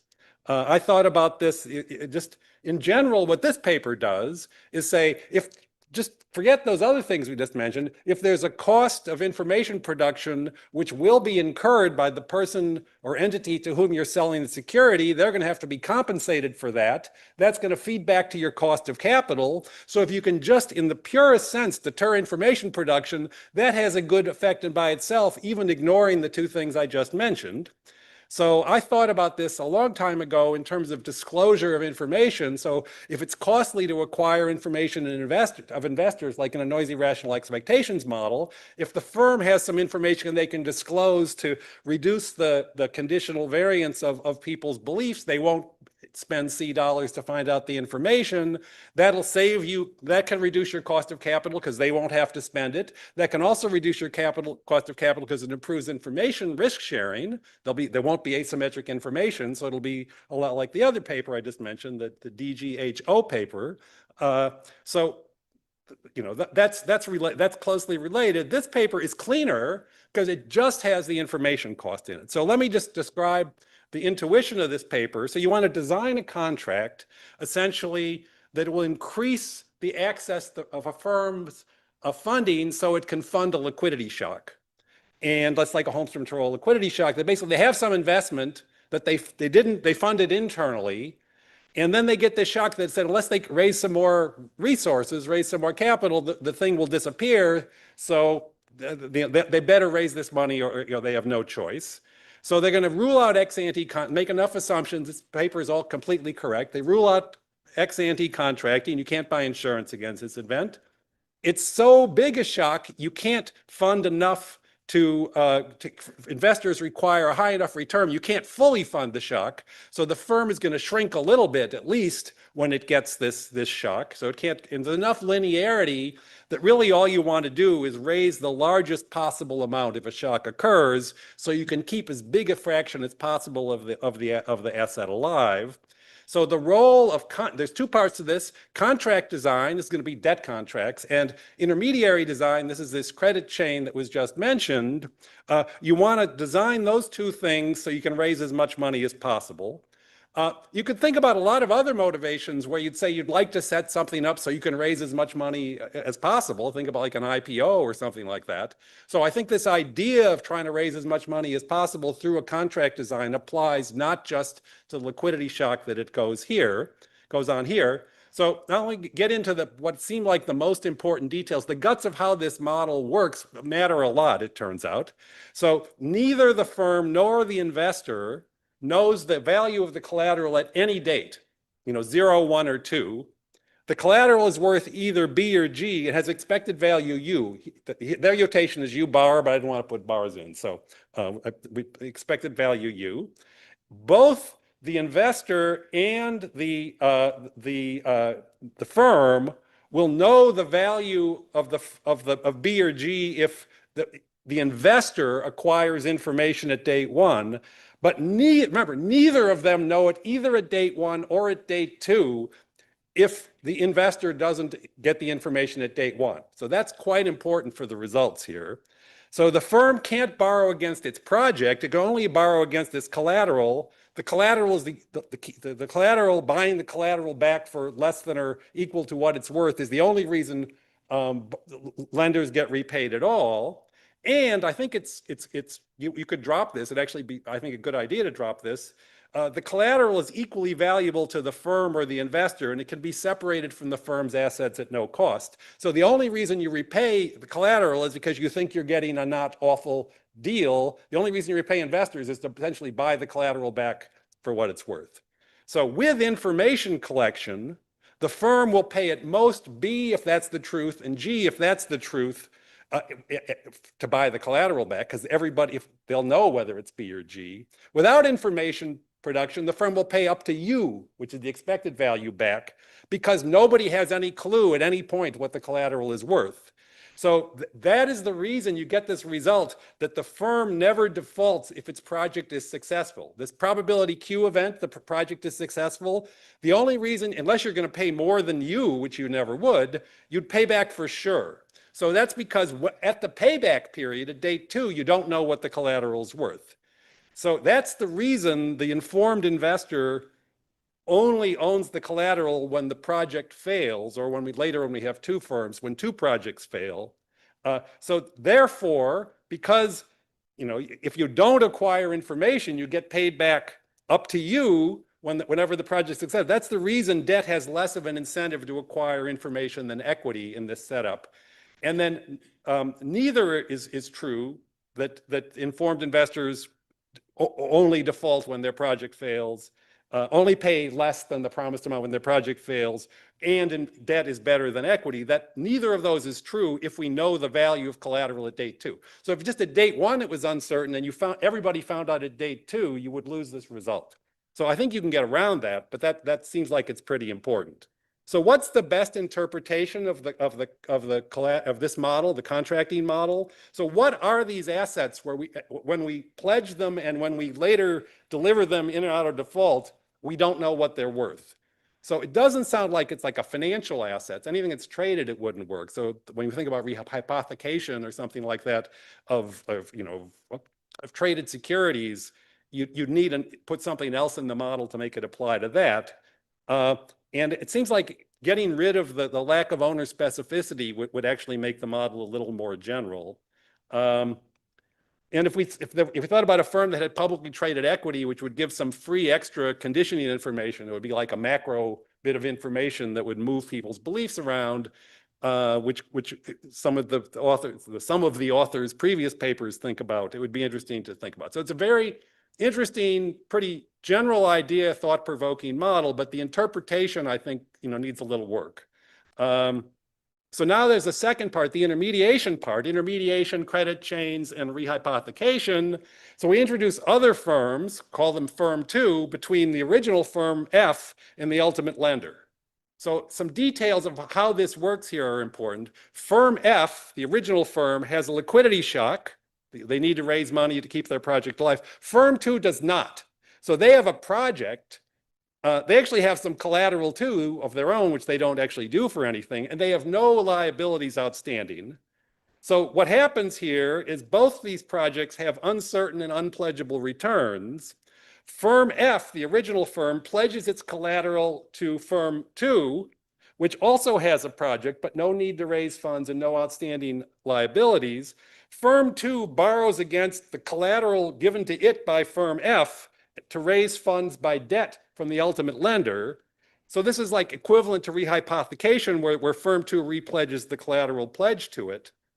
And now firm 2 has the same project return distribution as F, it's IID. So 2 is an intermediary between F and the ultimate lender, and 2 can repay from its own project or from receiving payment from the first firm F. And it only has to default and not buy the collateral back and leave it with the ultimate lender when both of the firms default, because it has 2 ways to pay, from its own cash flow or from the cash it got from the first firm. And the reason this works is 2, before it entered into this intermediary transaction, had excess unpledged ability to pay. So we're sort of tapping the excess unpledged ability to pay of the first firm. And so now we have 2 people who might require information. The intermediary firm who has an equity claim and the ultimate lender who has a debt claim. So we're trying to deter information production from an equity holder and a debt holder sort of on similar collateral. So it turns out that basically if you want the 2 firms to have independent, uncorrelated or even better independent projects, because that sort of makes the equity incentive to acquire information and the debt incentive to acquire information sort of equal. That's sort of the bottleneck for the one link chain. And so we were diversifying away the uncertainty. And the reason this sort of works is you only pass the collateral down to the ultimate lender when both of them default.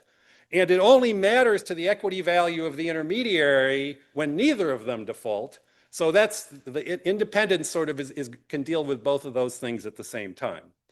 So that's the one link chain. You sort of want the independence and you're getting diversification but for both equity incentives and debt incentives. With many links, what you want to do, suppose the only heterogeneity in firms is some of them have their own projects which are more correlated with the ultimate firm F.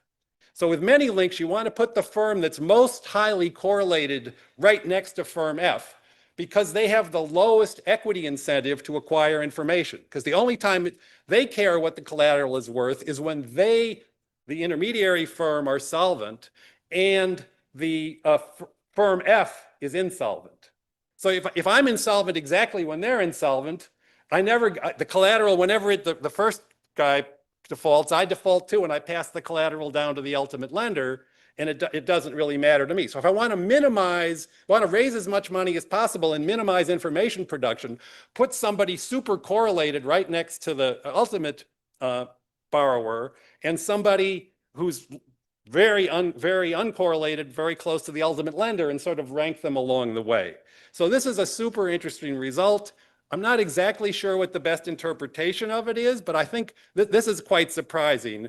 So just thinking about it, I couldn't come up with a wonderful example. Like, who are the first link lenders, the ones closest to F? This could be like trade credit or within the firm or conglomerates or something like that. Who are the ones close to the ultimate lenders? Banks or mutual funds, securitizations.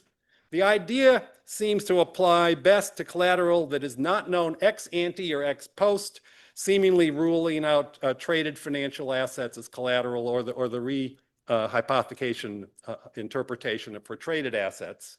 So I think it's a really interesting idea. I think it has good interpretations, but I think to understand exactly the scope of it, we really need to say, okay, this would be an example of something that is super highly correlated, or this would be an example of an asset where the ex post value is unknown. So I'm not going to talk about this because I only have 20 seconds or something. An alternative worth exploring is collateral that has a high private value to the firm. So then imagine at date 1, you don't know you don't acquire information, so you can lend up to you. But at date 2, everybody knows what it's worth. But if everybody knows what it's worth, and you really don't want to lose this collateral, and you're the lender with some bargaining power, you might pay more than B dollars. Right? If it's worth the same to the borrower and the lender, the most you'll pay is B dollars because you're just buying the collateral cheap. But if you need this collateral to run your business, you might pay more than this. if the stuff, if the collateral has some firm specificity, then it might be the case, the only time the collateral actually passes to the ultimate lender is when both firms can't pay. But if the collateral is just worth the same thing to everybody, the only reason they're getting this collateral passing only when both of them default is because nobody knows what it's worth. So I think that would be a very interesting extension. It would make the interpretation of how this thing works super different, but I think it'd be super interesting. Very interesting paper, and I really enjoyed reading it. Thank you.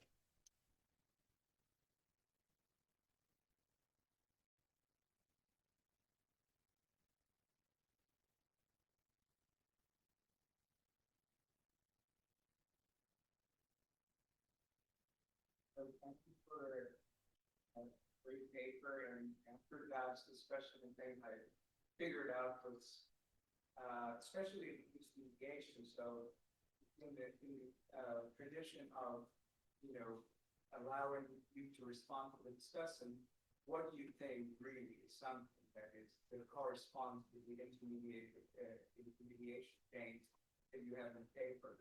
And one other clarification question. So if we're thinking about paper, it's like in starting counseling and so on.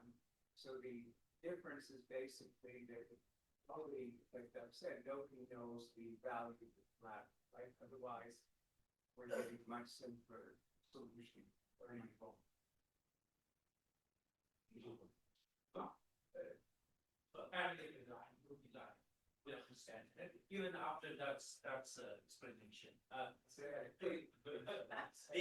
So from the explanation of like in slides or in Tuesday, so I thought that I understood it that it's the only time when the original asset might fail. As a result, that as a creditor, I hear about that things where I took the best.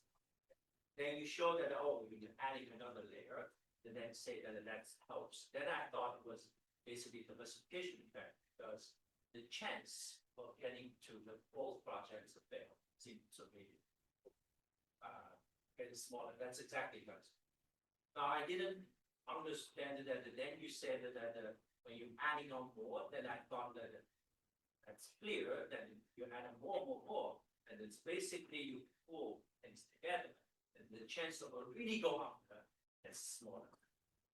But apparently that's not the intuition, so I want you to clarify that. That's very.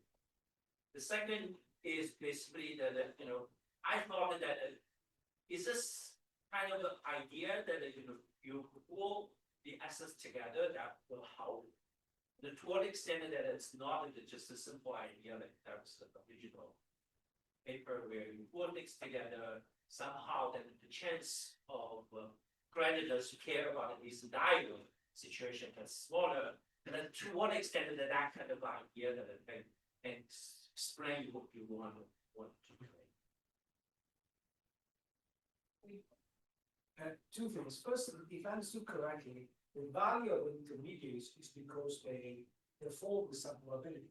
So if you have banks that are too big to fail, they're useless. Is that the correct interpretation in your model? Second, what is that this intuition is linked to the old story of the bears that when it came to Dynamo, they were putting all together in an apartment in order to avoid people to spend resources to find out what they were worth. So they were packaging them together and selling them in blocks because they didn't want people, and people did not know exactly what was inside, precisely to avoid duplication cost. In that case, was duplication cost of that evaluating. Yeah, why don't you take one last and then we go to questions again. Okay, thanks a lot for the question. So let me use the opportunity because some of you is pretty much the same. It's about the role or the difference with diversification. There is a point of diversification here, but it's not the standard one. And why is that, Jiwo? Because at the end of the day, if I'm the borrower and I default, the probability of someone getting the asset is Q, is the probability that I default. With diversification, basically you're reducing that. So the question here is how you split that Q along several people, such that you reduce the probability of each one of them getting the asset or getting that situation or that circumstance.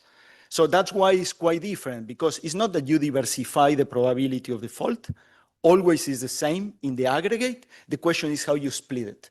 That's why the way we call it is not diversification, it's the dilution of the asset ownership, if that's not for lack of a better name. Is basically, if I'm the borrower and I default, and I have to pay E, he has to get that with probability Q. Now, if I have to pay to him and not to Amir, then some of them may get it, but they don't know who. So in a way, there is a diversification, but it's from the same asset. Yeah, sure. Yeah, sure.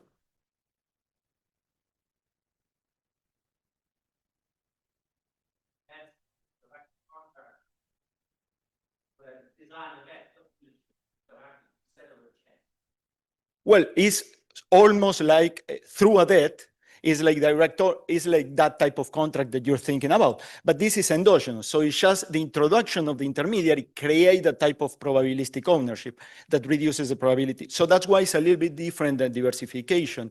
And it's related, so this is to Luis's, and then in fact, in the paper, we relate to the paper by Doug in terms of diversification. In that setting, what happens is that when the bank lends to a bunch of firms, the probability that the bank fails goes down pretty much, because it takes account of diversification, of financing a lot of projects. And that's what reduces the incentive of each individual lender to have to check the bank. Here is different, and on purpose, here we resort to non-divisibility of the asset, such that you cannot, for instance, something that would help here is that if you can cut the project and borrow a little bit from everybody of the intermediaries, because now you're reducing how much of each intermediary gets at stake and reduces the probability of default. We're saying that that's not possible, so you cannot split the asset, but still intermediaries help just probabilistically getting the asset. So that's quite different. That's what Doug has. On top of that, here we're assuming, exactly to differentiate from those type of ideas, that only one guy in the system get the funds to finance the project that the borrower needs. So it's not that you can get different small pieces from different people. You just, one has the funds, the other has the asset. Still, the intermediation helps probabilistically to defer the incentives to acquire information. So that's why we're making these differences. Sorry. I want to ask several things. So first of all, Doc's description of the model is really based on the paper, which, where we have a lot more primitive setup. So in the slides, it's more like a reduced form, the representation of the model in the paper. Second, if you just look at this slide, all right, the denominator here and the denominator there sum up to Q exactly. The idea is basically, well, overall, the collateral is going to leave the borrower with probability Q. That's the default probability. The name of the game is to carve up the Q into small pieces along the chain. So for each lender, each intermediate lender on the chain, this lender will end up with a low probability getting the asset. Okay, it's about one asset, one ultimate funding source, but through the chain, we chop up the probability of this asset ending up, with everyone. And then another, let me just, because about and Dax, and this is like a response to Dax through you, okay? So be on the record. Thank you. So in terms of the interpretation, this is a very good question. We've been thinking a lot about that. Let me tell you how we get motivated to write this paper, and maybe this is not the great application, but we were motivated by thinking through mortgage-backed securities, for instance, that flow around in the system. They're long-term. Is very difficult, at least before the financial crisis in 2008, let's say, to know exactly what was the value of a particular mortgage-backed security, but this was an asset that over time was floating in the system and different people has it. So in a sense, we were motivated by that case as a case or as a type of collateral in which no one seems to know exactly what was the value. Sometimes I was a borrower, sometimes I was a lender, sometimes I have it in my portfolio, sometimes I don't. But as either type of role, I had the information exactly, particularly when I have to pay or I have to give it as collateral. So that's the type of asset that we were motivated mostly. That's a financial asset. So even though the paper is motivated with a project because we wanted to talk about equity, initially we were motivated on thinking of the borrowers and lenders as banks, and the collateral was a mortgage-backed security.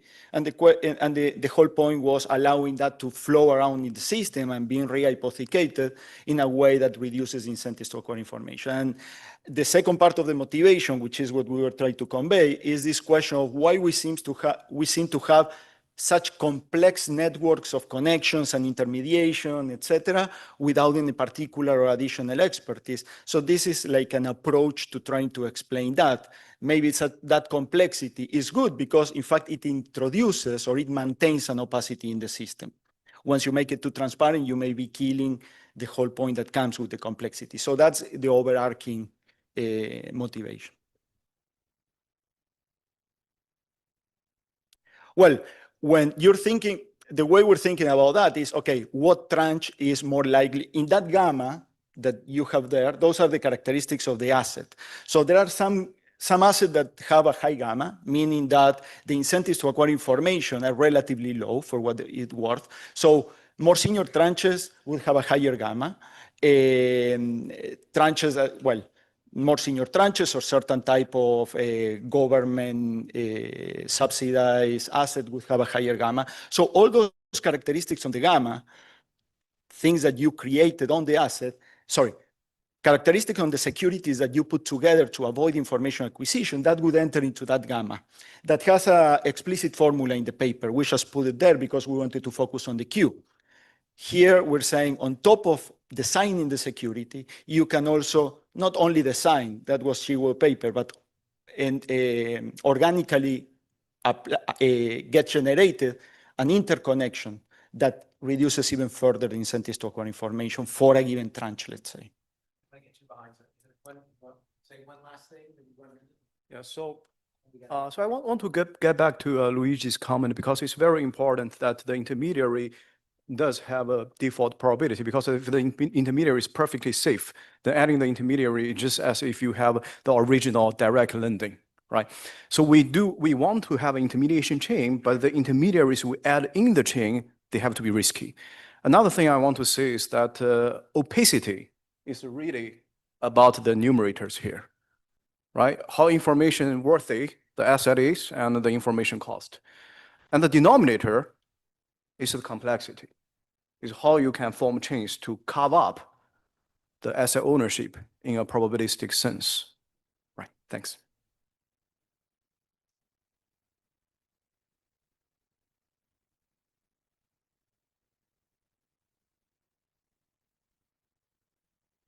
So that, 30 days, and bank here, and the link.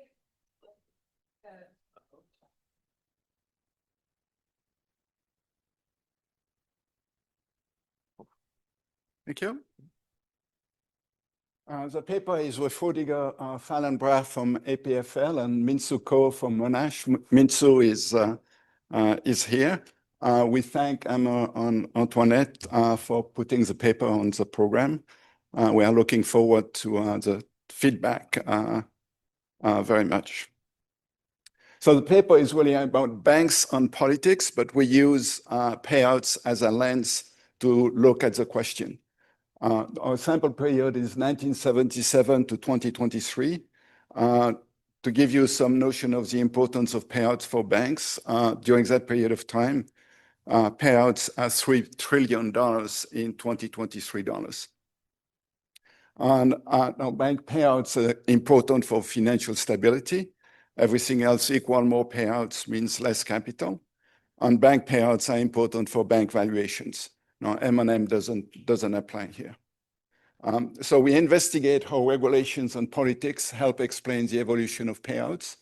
And our assumption is that less stringent regulation and more political support for banks translates into more payouts. Generally, Republican administrations have an agenda of deregulation. Democratic administrations often have an agenda that increases regulation. This is very much the case in banking. Now, for those who don't remember, Dodd-Frank was strongly supported by Democrats. All Democrats in Congress voted for it. Only 6 Republicans in Congress voted for Dodd-Frank. So politics affects how regulators and supervisors of banks proceed, and regulation and supervision has observable and not directly observable components, which makes it difficult to assess what they do, especially if you are not part of the Federal Reserve System. An indication of the importance of politics. Now, the top person at the Federal Reserve Board that deals with bank supervision and regulators changes with the president. During the Obama years, it was Tarullo, and the New York Times described him as tightening oversight by Fed regulators across the country. He was replaced when Trump was elected by Randall Quarles, and he was described as a man loosening bank regulation, one detail at a time. The most recent appointment is Bowman by Trump, and last week, the newspapers had articles about big banks being closer to getting one of the biggest regulatory rollbacks since 2008, and she was spearheading that rollback. So the president's choice matters a lot here. Now, bank size matters for regulation, supervision, and politics. Large banks are often controversial. They are viewed as potentially creating systemic risk. In Dodd-Frank, there are size threshold of 10 billion and 50 billion of assets for banks. Banks above 50 billion of assets were subject to stress tests and enhanced supervision. That got relaxed during the Trump years. Small banks are often called community banks. And in Congress, literally everybody supports community banks. And so they benefit from many breaks in terms of regulation and supervision.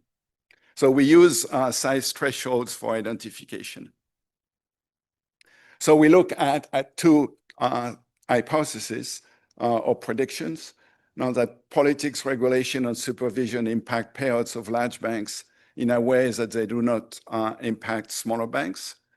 And then the impact of politics, regulation, and supervision on payouts differs for large banks between Republican and Democratic administrations, with payouts being higher with Republican administrations. So the results that we find are that payouts are larger and in an economically significant way during Republican administration than Democratic ones. We find that the composition of payouts changes with the GFC for large banks, and much of that comes because of regulatory changes.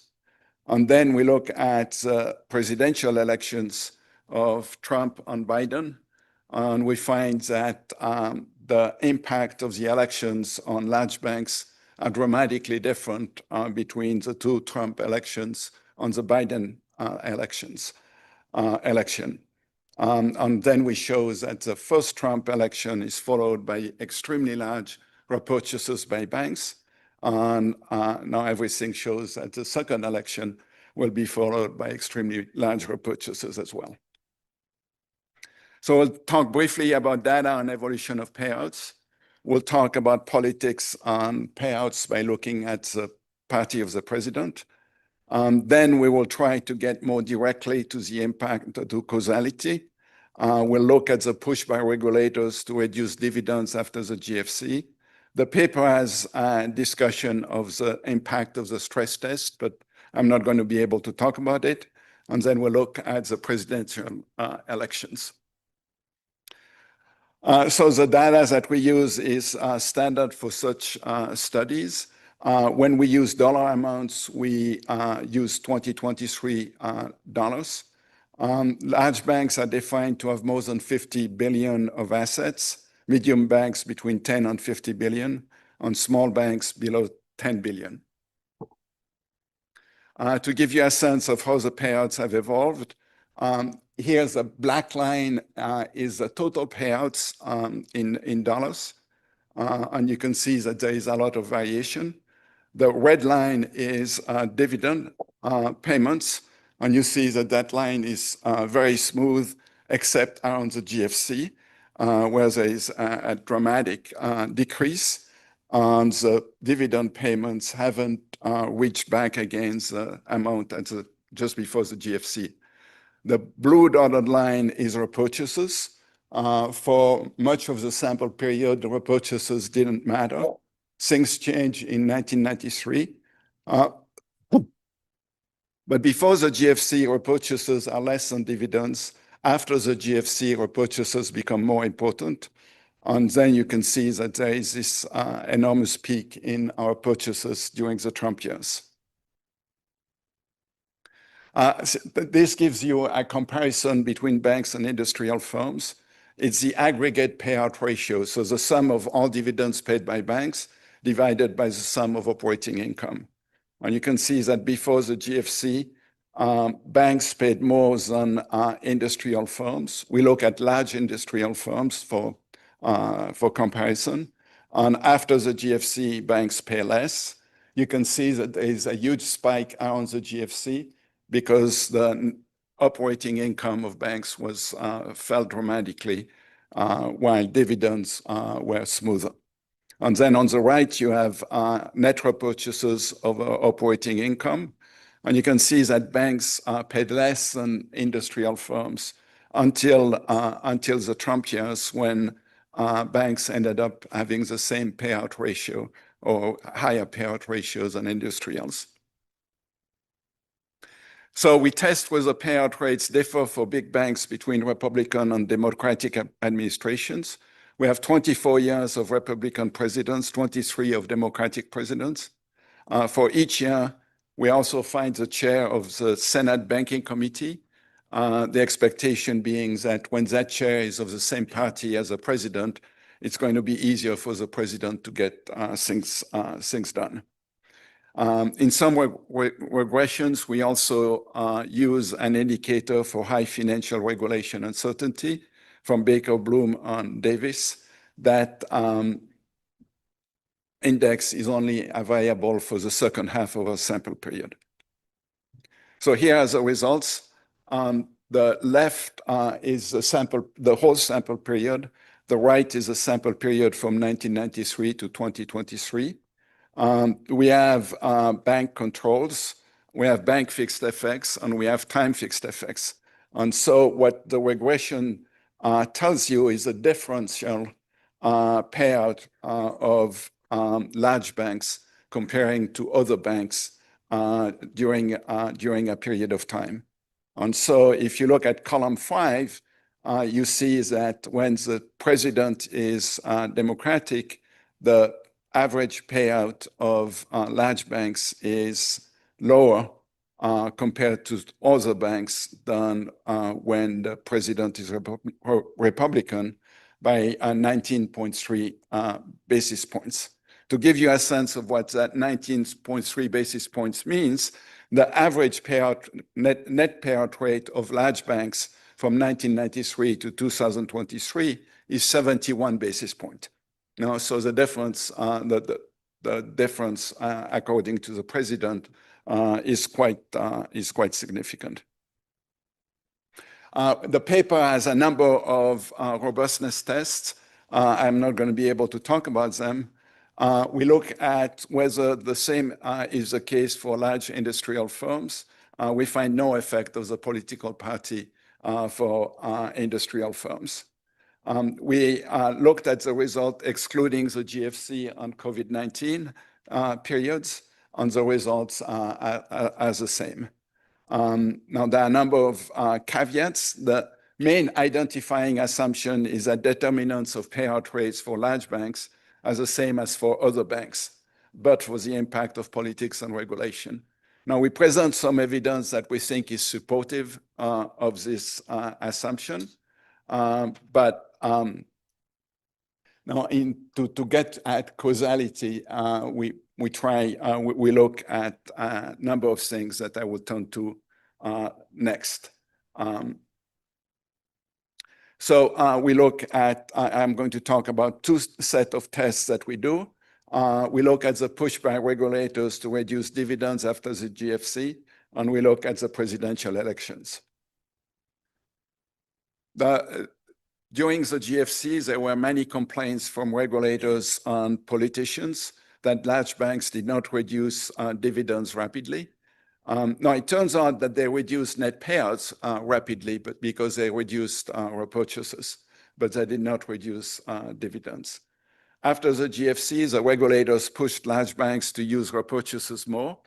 And so the argument was that repurchases are very flexible, which is true. Now, it's an argument very often used in corporate finance. Now, the important thing to remember is that the flexibility goes both ways. It's flexibility to to increase repurchases when banks are allowed to make payouts. And that's what happened with the Trump period. So post-GFC, there was no payout restrictions for medium and small banks that were formal. For large banks, there was a clause in regulation, in the CCAR regulation, that dividend of a net income ratio could not exceed 30% without banks providing an explanation, and they really didn't want to provide that explanation. And in addition, banks had to submit capital plans, and the stress test where approval required that the capital plan would leave the bank, that the payouts would leave the bank with enough capital. In the paper, we use a fuzzy bunching estimator to show that there is bunching between 25 and 30%, and kind of graphically to show the impact.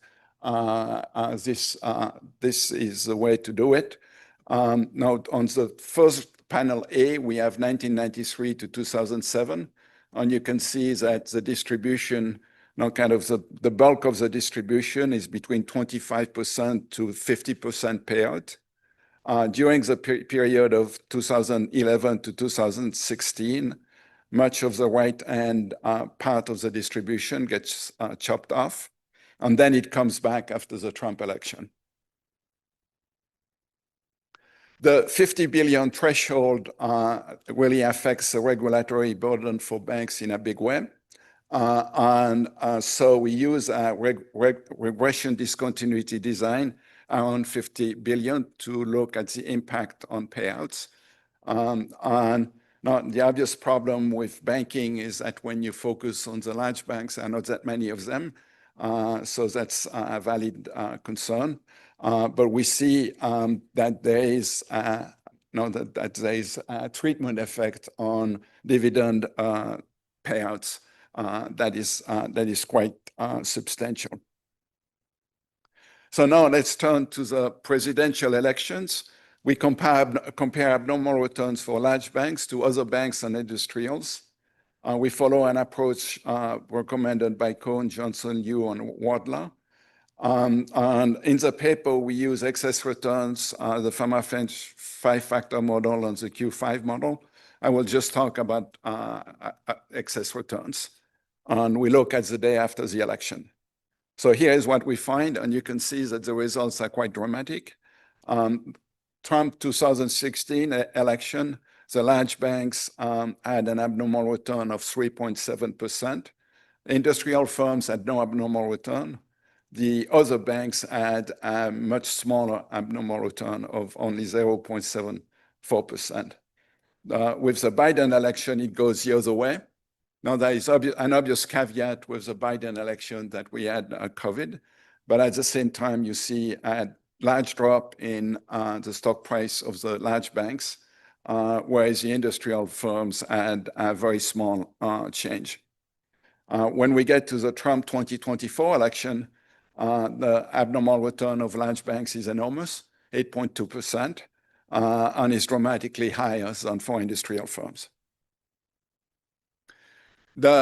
We look at the payouts after the first Trump election. The repurchases increased sharply. We do a dynamic diff in diff. Now, one concern is that there was a tax law which affected repurchases for industrial firms. We look at whether it played a role for the banks. And so what we did is we reviewed earnings calls for the large banks. And we didn't find reading those earnings calls that the tax law had material effect on their decision of repurchasing. The other thing is that the repurchases for the banks were already there in 2017, whereas the repurchases kind of generated by the tax law were in 2018. You can see this here, where now we have substantial increase in payouts in 2017 through through repurchases. In that year, nothing happens to industrial firms. Now, it's too early to present results for after the last election of Trump, but the Financial Times had an article on July 1 talking about the big shareholder payouts announced by the large banks. So large banks pay out more under Republican presidents than Democratic ones. Now, as I mentioned, there are caveats with that result. I'm sure that discussant will have some of his own. The politics affect payouts and the actions of bank regulators. Now, the Republicans favor deregulation, Democrats do not. Less sympathy for banks leads to tighter regulation and supervision, which affects payouts adversely. We showed opposite market reactions for large banks for the Trump elections and the Biden election. We saw that bank regulators affect the structure, timing, and magnitude of payouts. Well, there's a lie here because I didn't show you timing, but we have timing in the paper. Okay, and so we showed direct evidence post-GFC and indirect evidence for purchases after the first Trump election. Thank you.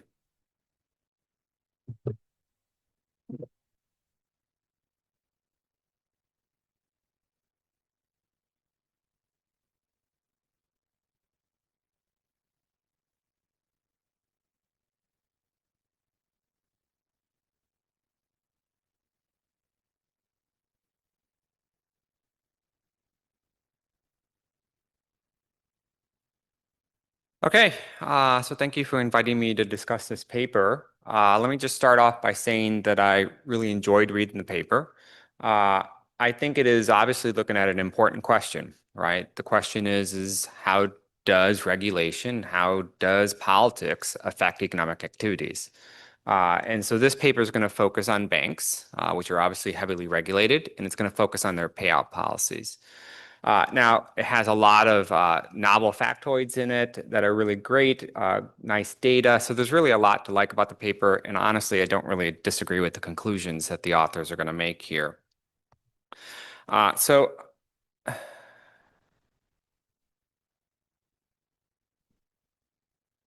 Okay.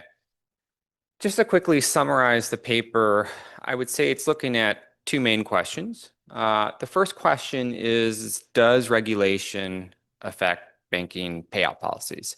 And it seems like the answer here is clearly yes, right? I mean, there are direct regulations of the payout policies of banks. There's tons of indirect ways in which they're going to try to affect this for safety and soundness reasons.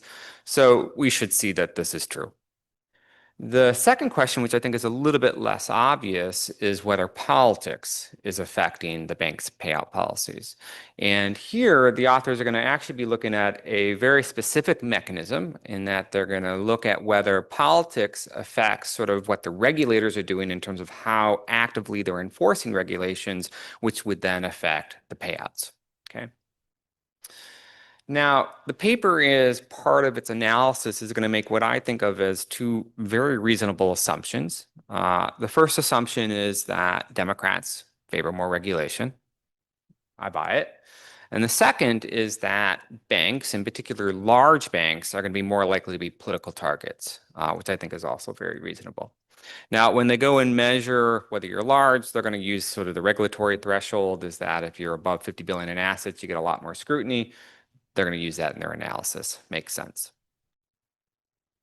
Okay, as I mentioned, the paper has a lot of really nice facts to it, and Renee put this up. I think it's a really nice figure that's kind of looking at the total payouts of the U.S. banking sector over time. That's the black line. Then they break it out into repurchases, that's the blue line, and then dividends is the red line, right? And sort of the two things that one immediately notices from this is that since the great financial crisis, repurchases are actually more often the main way in which banks are paying out rather than dividends. And then also, if you kind of look at the aggregate volatility from one year to the next, it's really about the repurchases, right? Dividends are pretty consistent. Okay, now in terms of that first question, right, does regulation affect bank payout policies, right? So the paper presents a bunch of facts to sort of support that. One of them, which I think is the most compelling, is that there's this regulatory threshold that if you pay out more than 30% of your net income, you're going to get scrutinized, right? You have to provide an explanation. And they show very convincingly that banks are bunching below that. Makes total sense. This is all about the regulation, right? They also show that since they started putting in this rule that really focuses on dividends, but not repurchases, lo and behold, banks are switching over to repurchases. Makes sense. And then one other thing that they present in the paper that wasn't in the presentation is that what you see in the data is that when banks announce a dividend, they tend to wait until after the stress test is done and the regulatory reviews are done, and then the dividend announcement comes out. Okay, it's all about the regulations. So again, like this idea that regulation affects bank payouts, I'm on board. Makes total sense. Now, in terms of the second question of does politics affect bank payouts, they have a bunch of facts here as well. The main one that they lean on is that when you have a Democrat holding the presidency, you tend to see less payouts from the big banks. Okay, and again, the idea here is it's the big banks that are really going to be the target of the politicians. And so this is, they're going to argue, is evidence that politics is affecting payouts. And then they have some nice results that show that when Trump won both of those elections, large banks have much better positive announcement returns than other firms around those. And when Biden wins, it goes the other direction. Okay, and they're arguing that, again, is about the payouts in terms of the findings, right? So they're saying, all right, these are pointing towards politics affecting bank payouts. And in particular, again, the emphasis is on it's going through the regulation, right? The Democrats are just going to enforce the regulations more, and that's why the payouts are adjusting when you have a Democrat president. Okay, so before I make my comments, again, I'm all on board with the idea of the paper. It's super important. No complaints there. I largely buy all the arguments being made in the paper, so I don't really have any issues there. So my comments are really more of suggestions or quibbles with the paper in terms of where I think they could strengthen their arguments, or maybe where other directions they could take the paper, or other potential papers to write. So I'm going to have three main comments. The first comment is really about sort of that mechanism of how politics might matter for these payouts. And as you're going to see in a bit, I think they want to provide a little bit more direct evidence of the actual mechanism. The second comment I have is that there are a couple points in the paper where they kind of present some facts and then they make a claim, right? And the claim's super interesting, but I don't think it's really substantiated by the facts that they just presented. And so I think they either need to sort of dial those back or maybe look at those claims a bit more closely. And then the third comment is that I think there are actually bigger questions that this paper could be looking at, or maybe in a future paper. And I'll have some suggestions on how they could do that at the end. Okay, so quick side note here. I'm going to totally sidestep the discussion of does regulation affect bank payouts? Again, I think the answer here is super clear. Like, again, there's direct regulations on payouts. There's tons of indirect ways in which they affect the payouts. So I think we know the answer to that one. So I want to focus more on the second question, which I think is the more interesting one of does politics affect it, right? In particular, does politics affect it through how the regulators are operating, given who's in power at the time, okay? All right, so first comment is on the mechanism, right? So one of the main results of the paper is that, well, when there's a Democrat holding the presidency, you're seeing lower payouts, okay? And they're arguing that because it's concentrated among the large banks, that suggests this is really about the politics. okay, and that it's going through this regulation channel. Okay, now they don't directly show evidence of that channel, and as one could easily imagine, there are a lot of potential ways in which who's holding power could affect bank payouts, right? So for example, you could imagine that who holds the presidency could be related to expected profits, growth opportunities, right? Those will then affect, presumably, payouts. Who holds the presidency could affect other types of policies like taxes, right? And again, that could affect payouts. Could affect overall uncertainty of the economy. Again, all of that would affect payouts.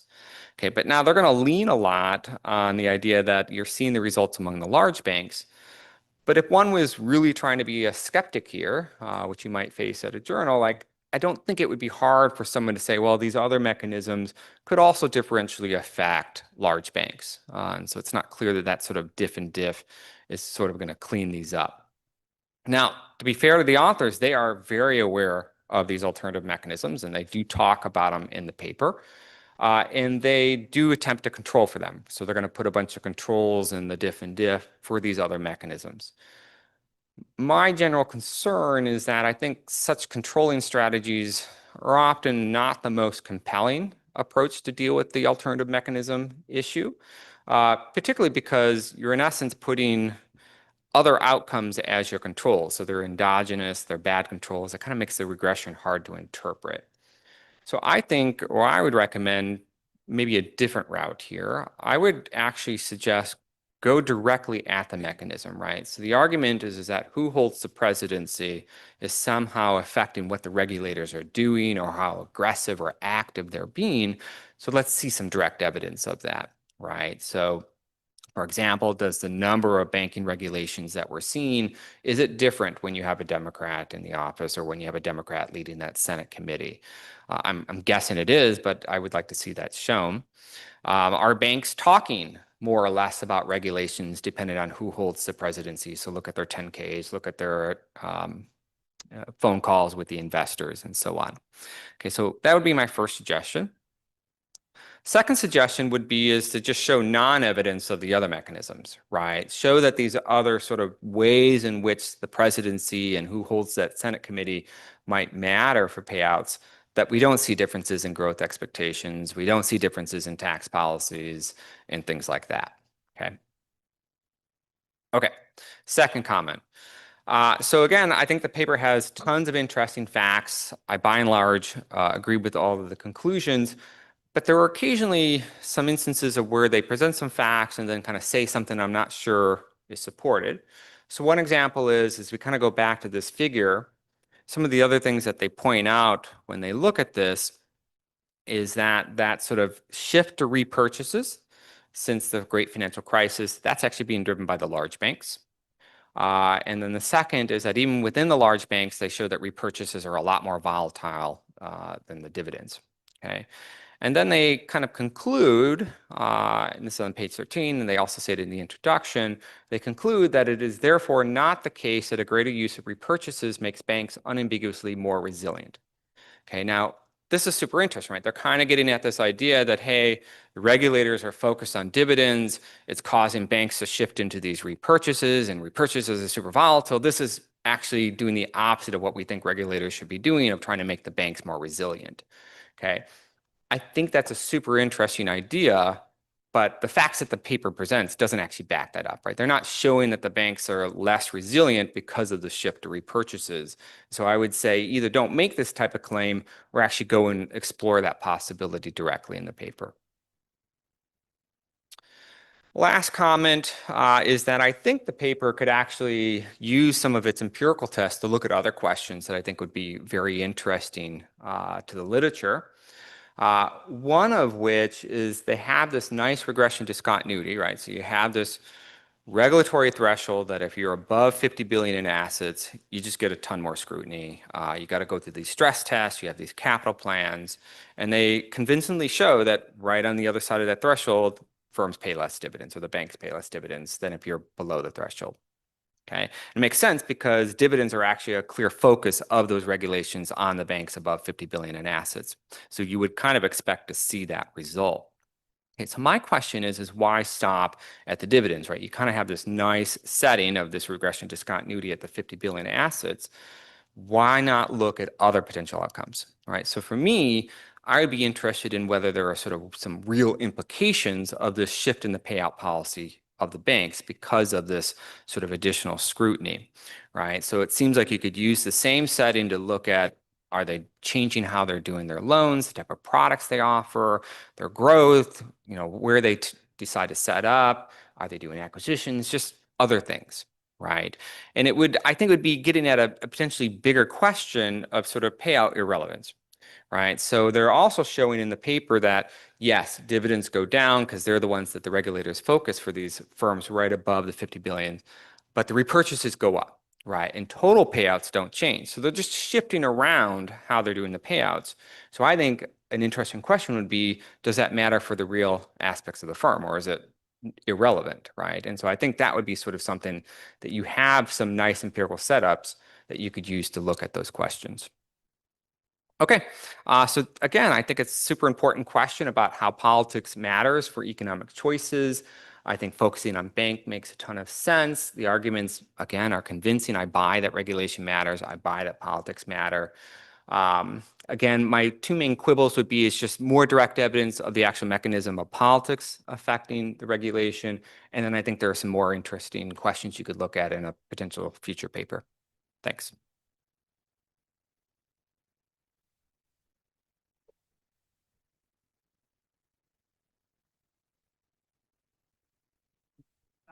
Point which Renee made in the beginning, that if they had not paid this out, they would put it in equity or retained earnings. So I don't know, is there a way to basically try to put the real effects of this on the bank failure or some kind of lending impact? That at least we get to a question that is this too much or too little? But actually, a simple point. So, you know, I guess the reason one of the reasons we care about payouts is it's like the delta of capital, and we ultimately care about capital. So one question is, why not just look at whether capital ratios were higher or lower? My guess is if Randy Quarles were here, he would try to defend himself by saying, well, of course, we had to cut down on payouts in the wake of GFC to build up the level of capital. But by the time I got there, the level of capital was high, and that's what matters. It's the level, not the change. And so we could afford to have higher payout. The second point is, you know, a place where I think that personnel's policy really comes out is not so much even in capital regulation, it's in supervision, right? And so it's just, you know, anecdotally, I'm sure this is true, there was just a notion that supervisors should stand down and were afraid to upstream stuff like SVB. And I wonder if you can get concrete data on that, on supervisory actions, probability of a bank being subject to a supervisory action given X, Y, and Z. Because that's where I think they have a ton of, you know, they don't have to change the rules of the books or even the enforcement of the rules on the books. There's just a tremendous amount of latitude there. I don't know whether, I know one of the thoughts that they had on regulating dividend, sort of dividend signaling thing that cut the dividend in the future, that might give you bad stock price, you might have another extra reason to be paying.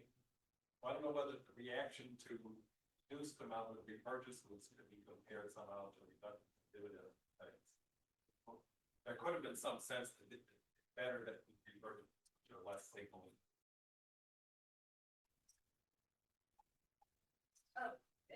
Along the same lines of what happens with capitalization, that you can also kind of get a sense of what is the market value of the liabilities, analogous to the market value of the equity. It's hard to get at like the market value of the deposits, but you kind of guess the as a result and see what the kind of like is this too much or is this too much?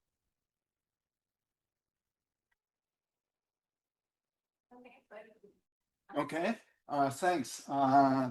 Thanks to Todd for all his comments. They were excellent, and we are looking forward to try to deal with them. I mean, so kind of constructing a world where the payouts would have been less on showing how that world would look like. Is something that that would be worthwhile. I've done that in corporate finance for specific firms in a paper. They look quite different. So that would be worthwhile. Concerning Jeremy, I mean, no, it's definitely the case that the supervisors act differently depending on who the top person at the Fed is on this issue. Now there's plenty of evidence, but I mean, a lot of it is not kind of almost gossip rather than stuff that we could write up. So that's one difficulty with what the supervisors do, which a lot of it is confidential.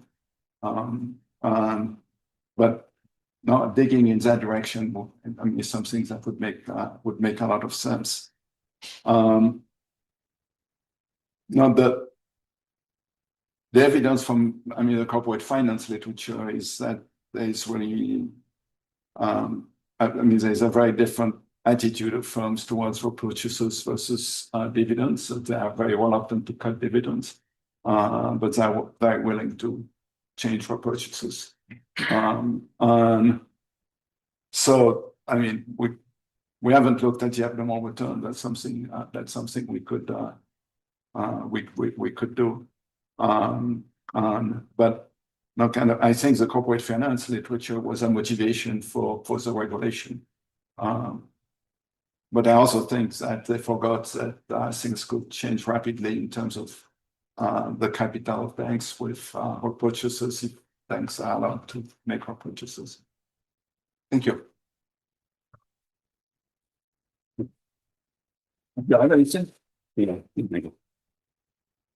Yeah, thank you. Let's give a round of applause to all the presenters.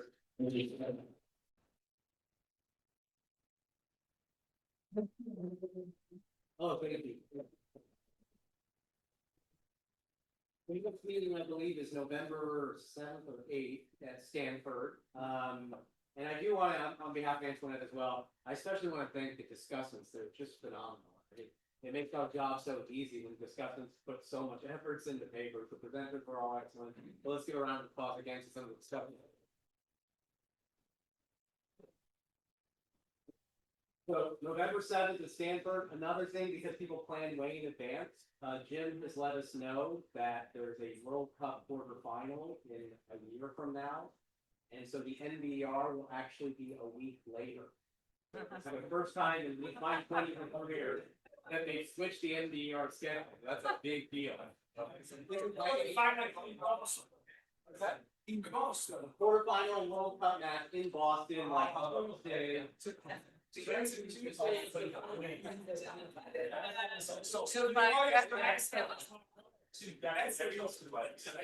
Well, I don't think there's going to be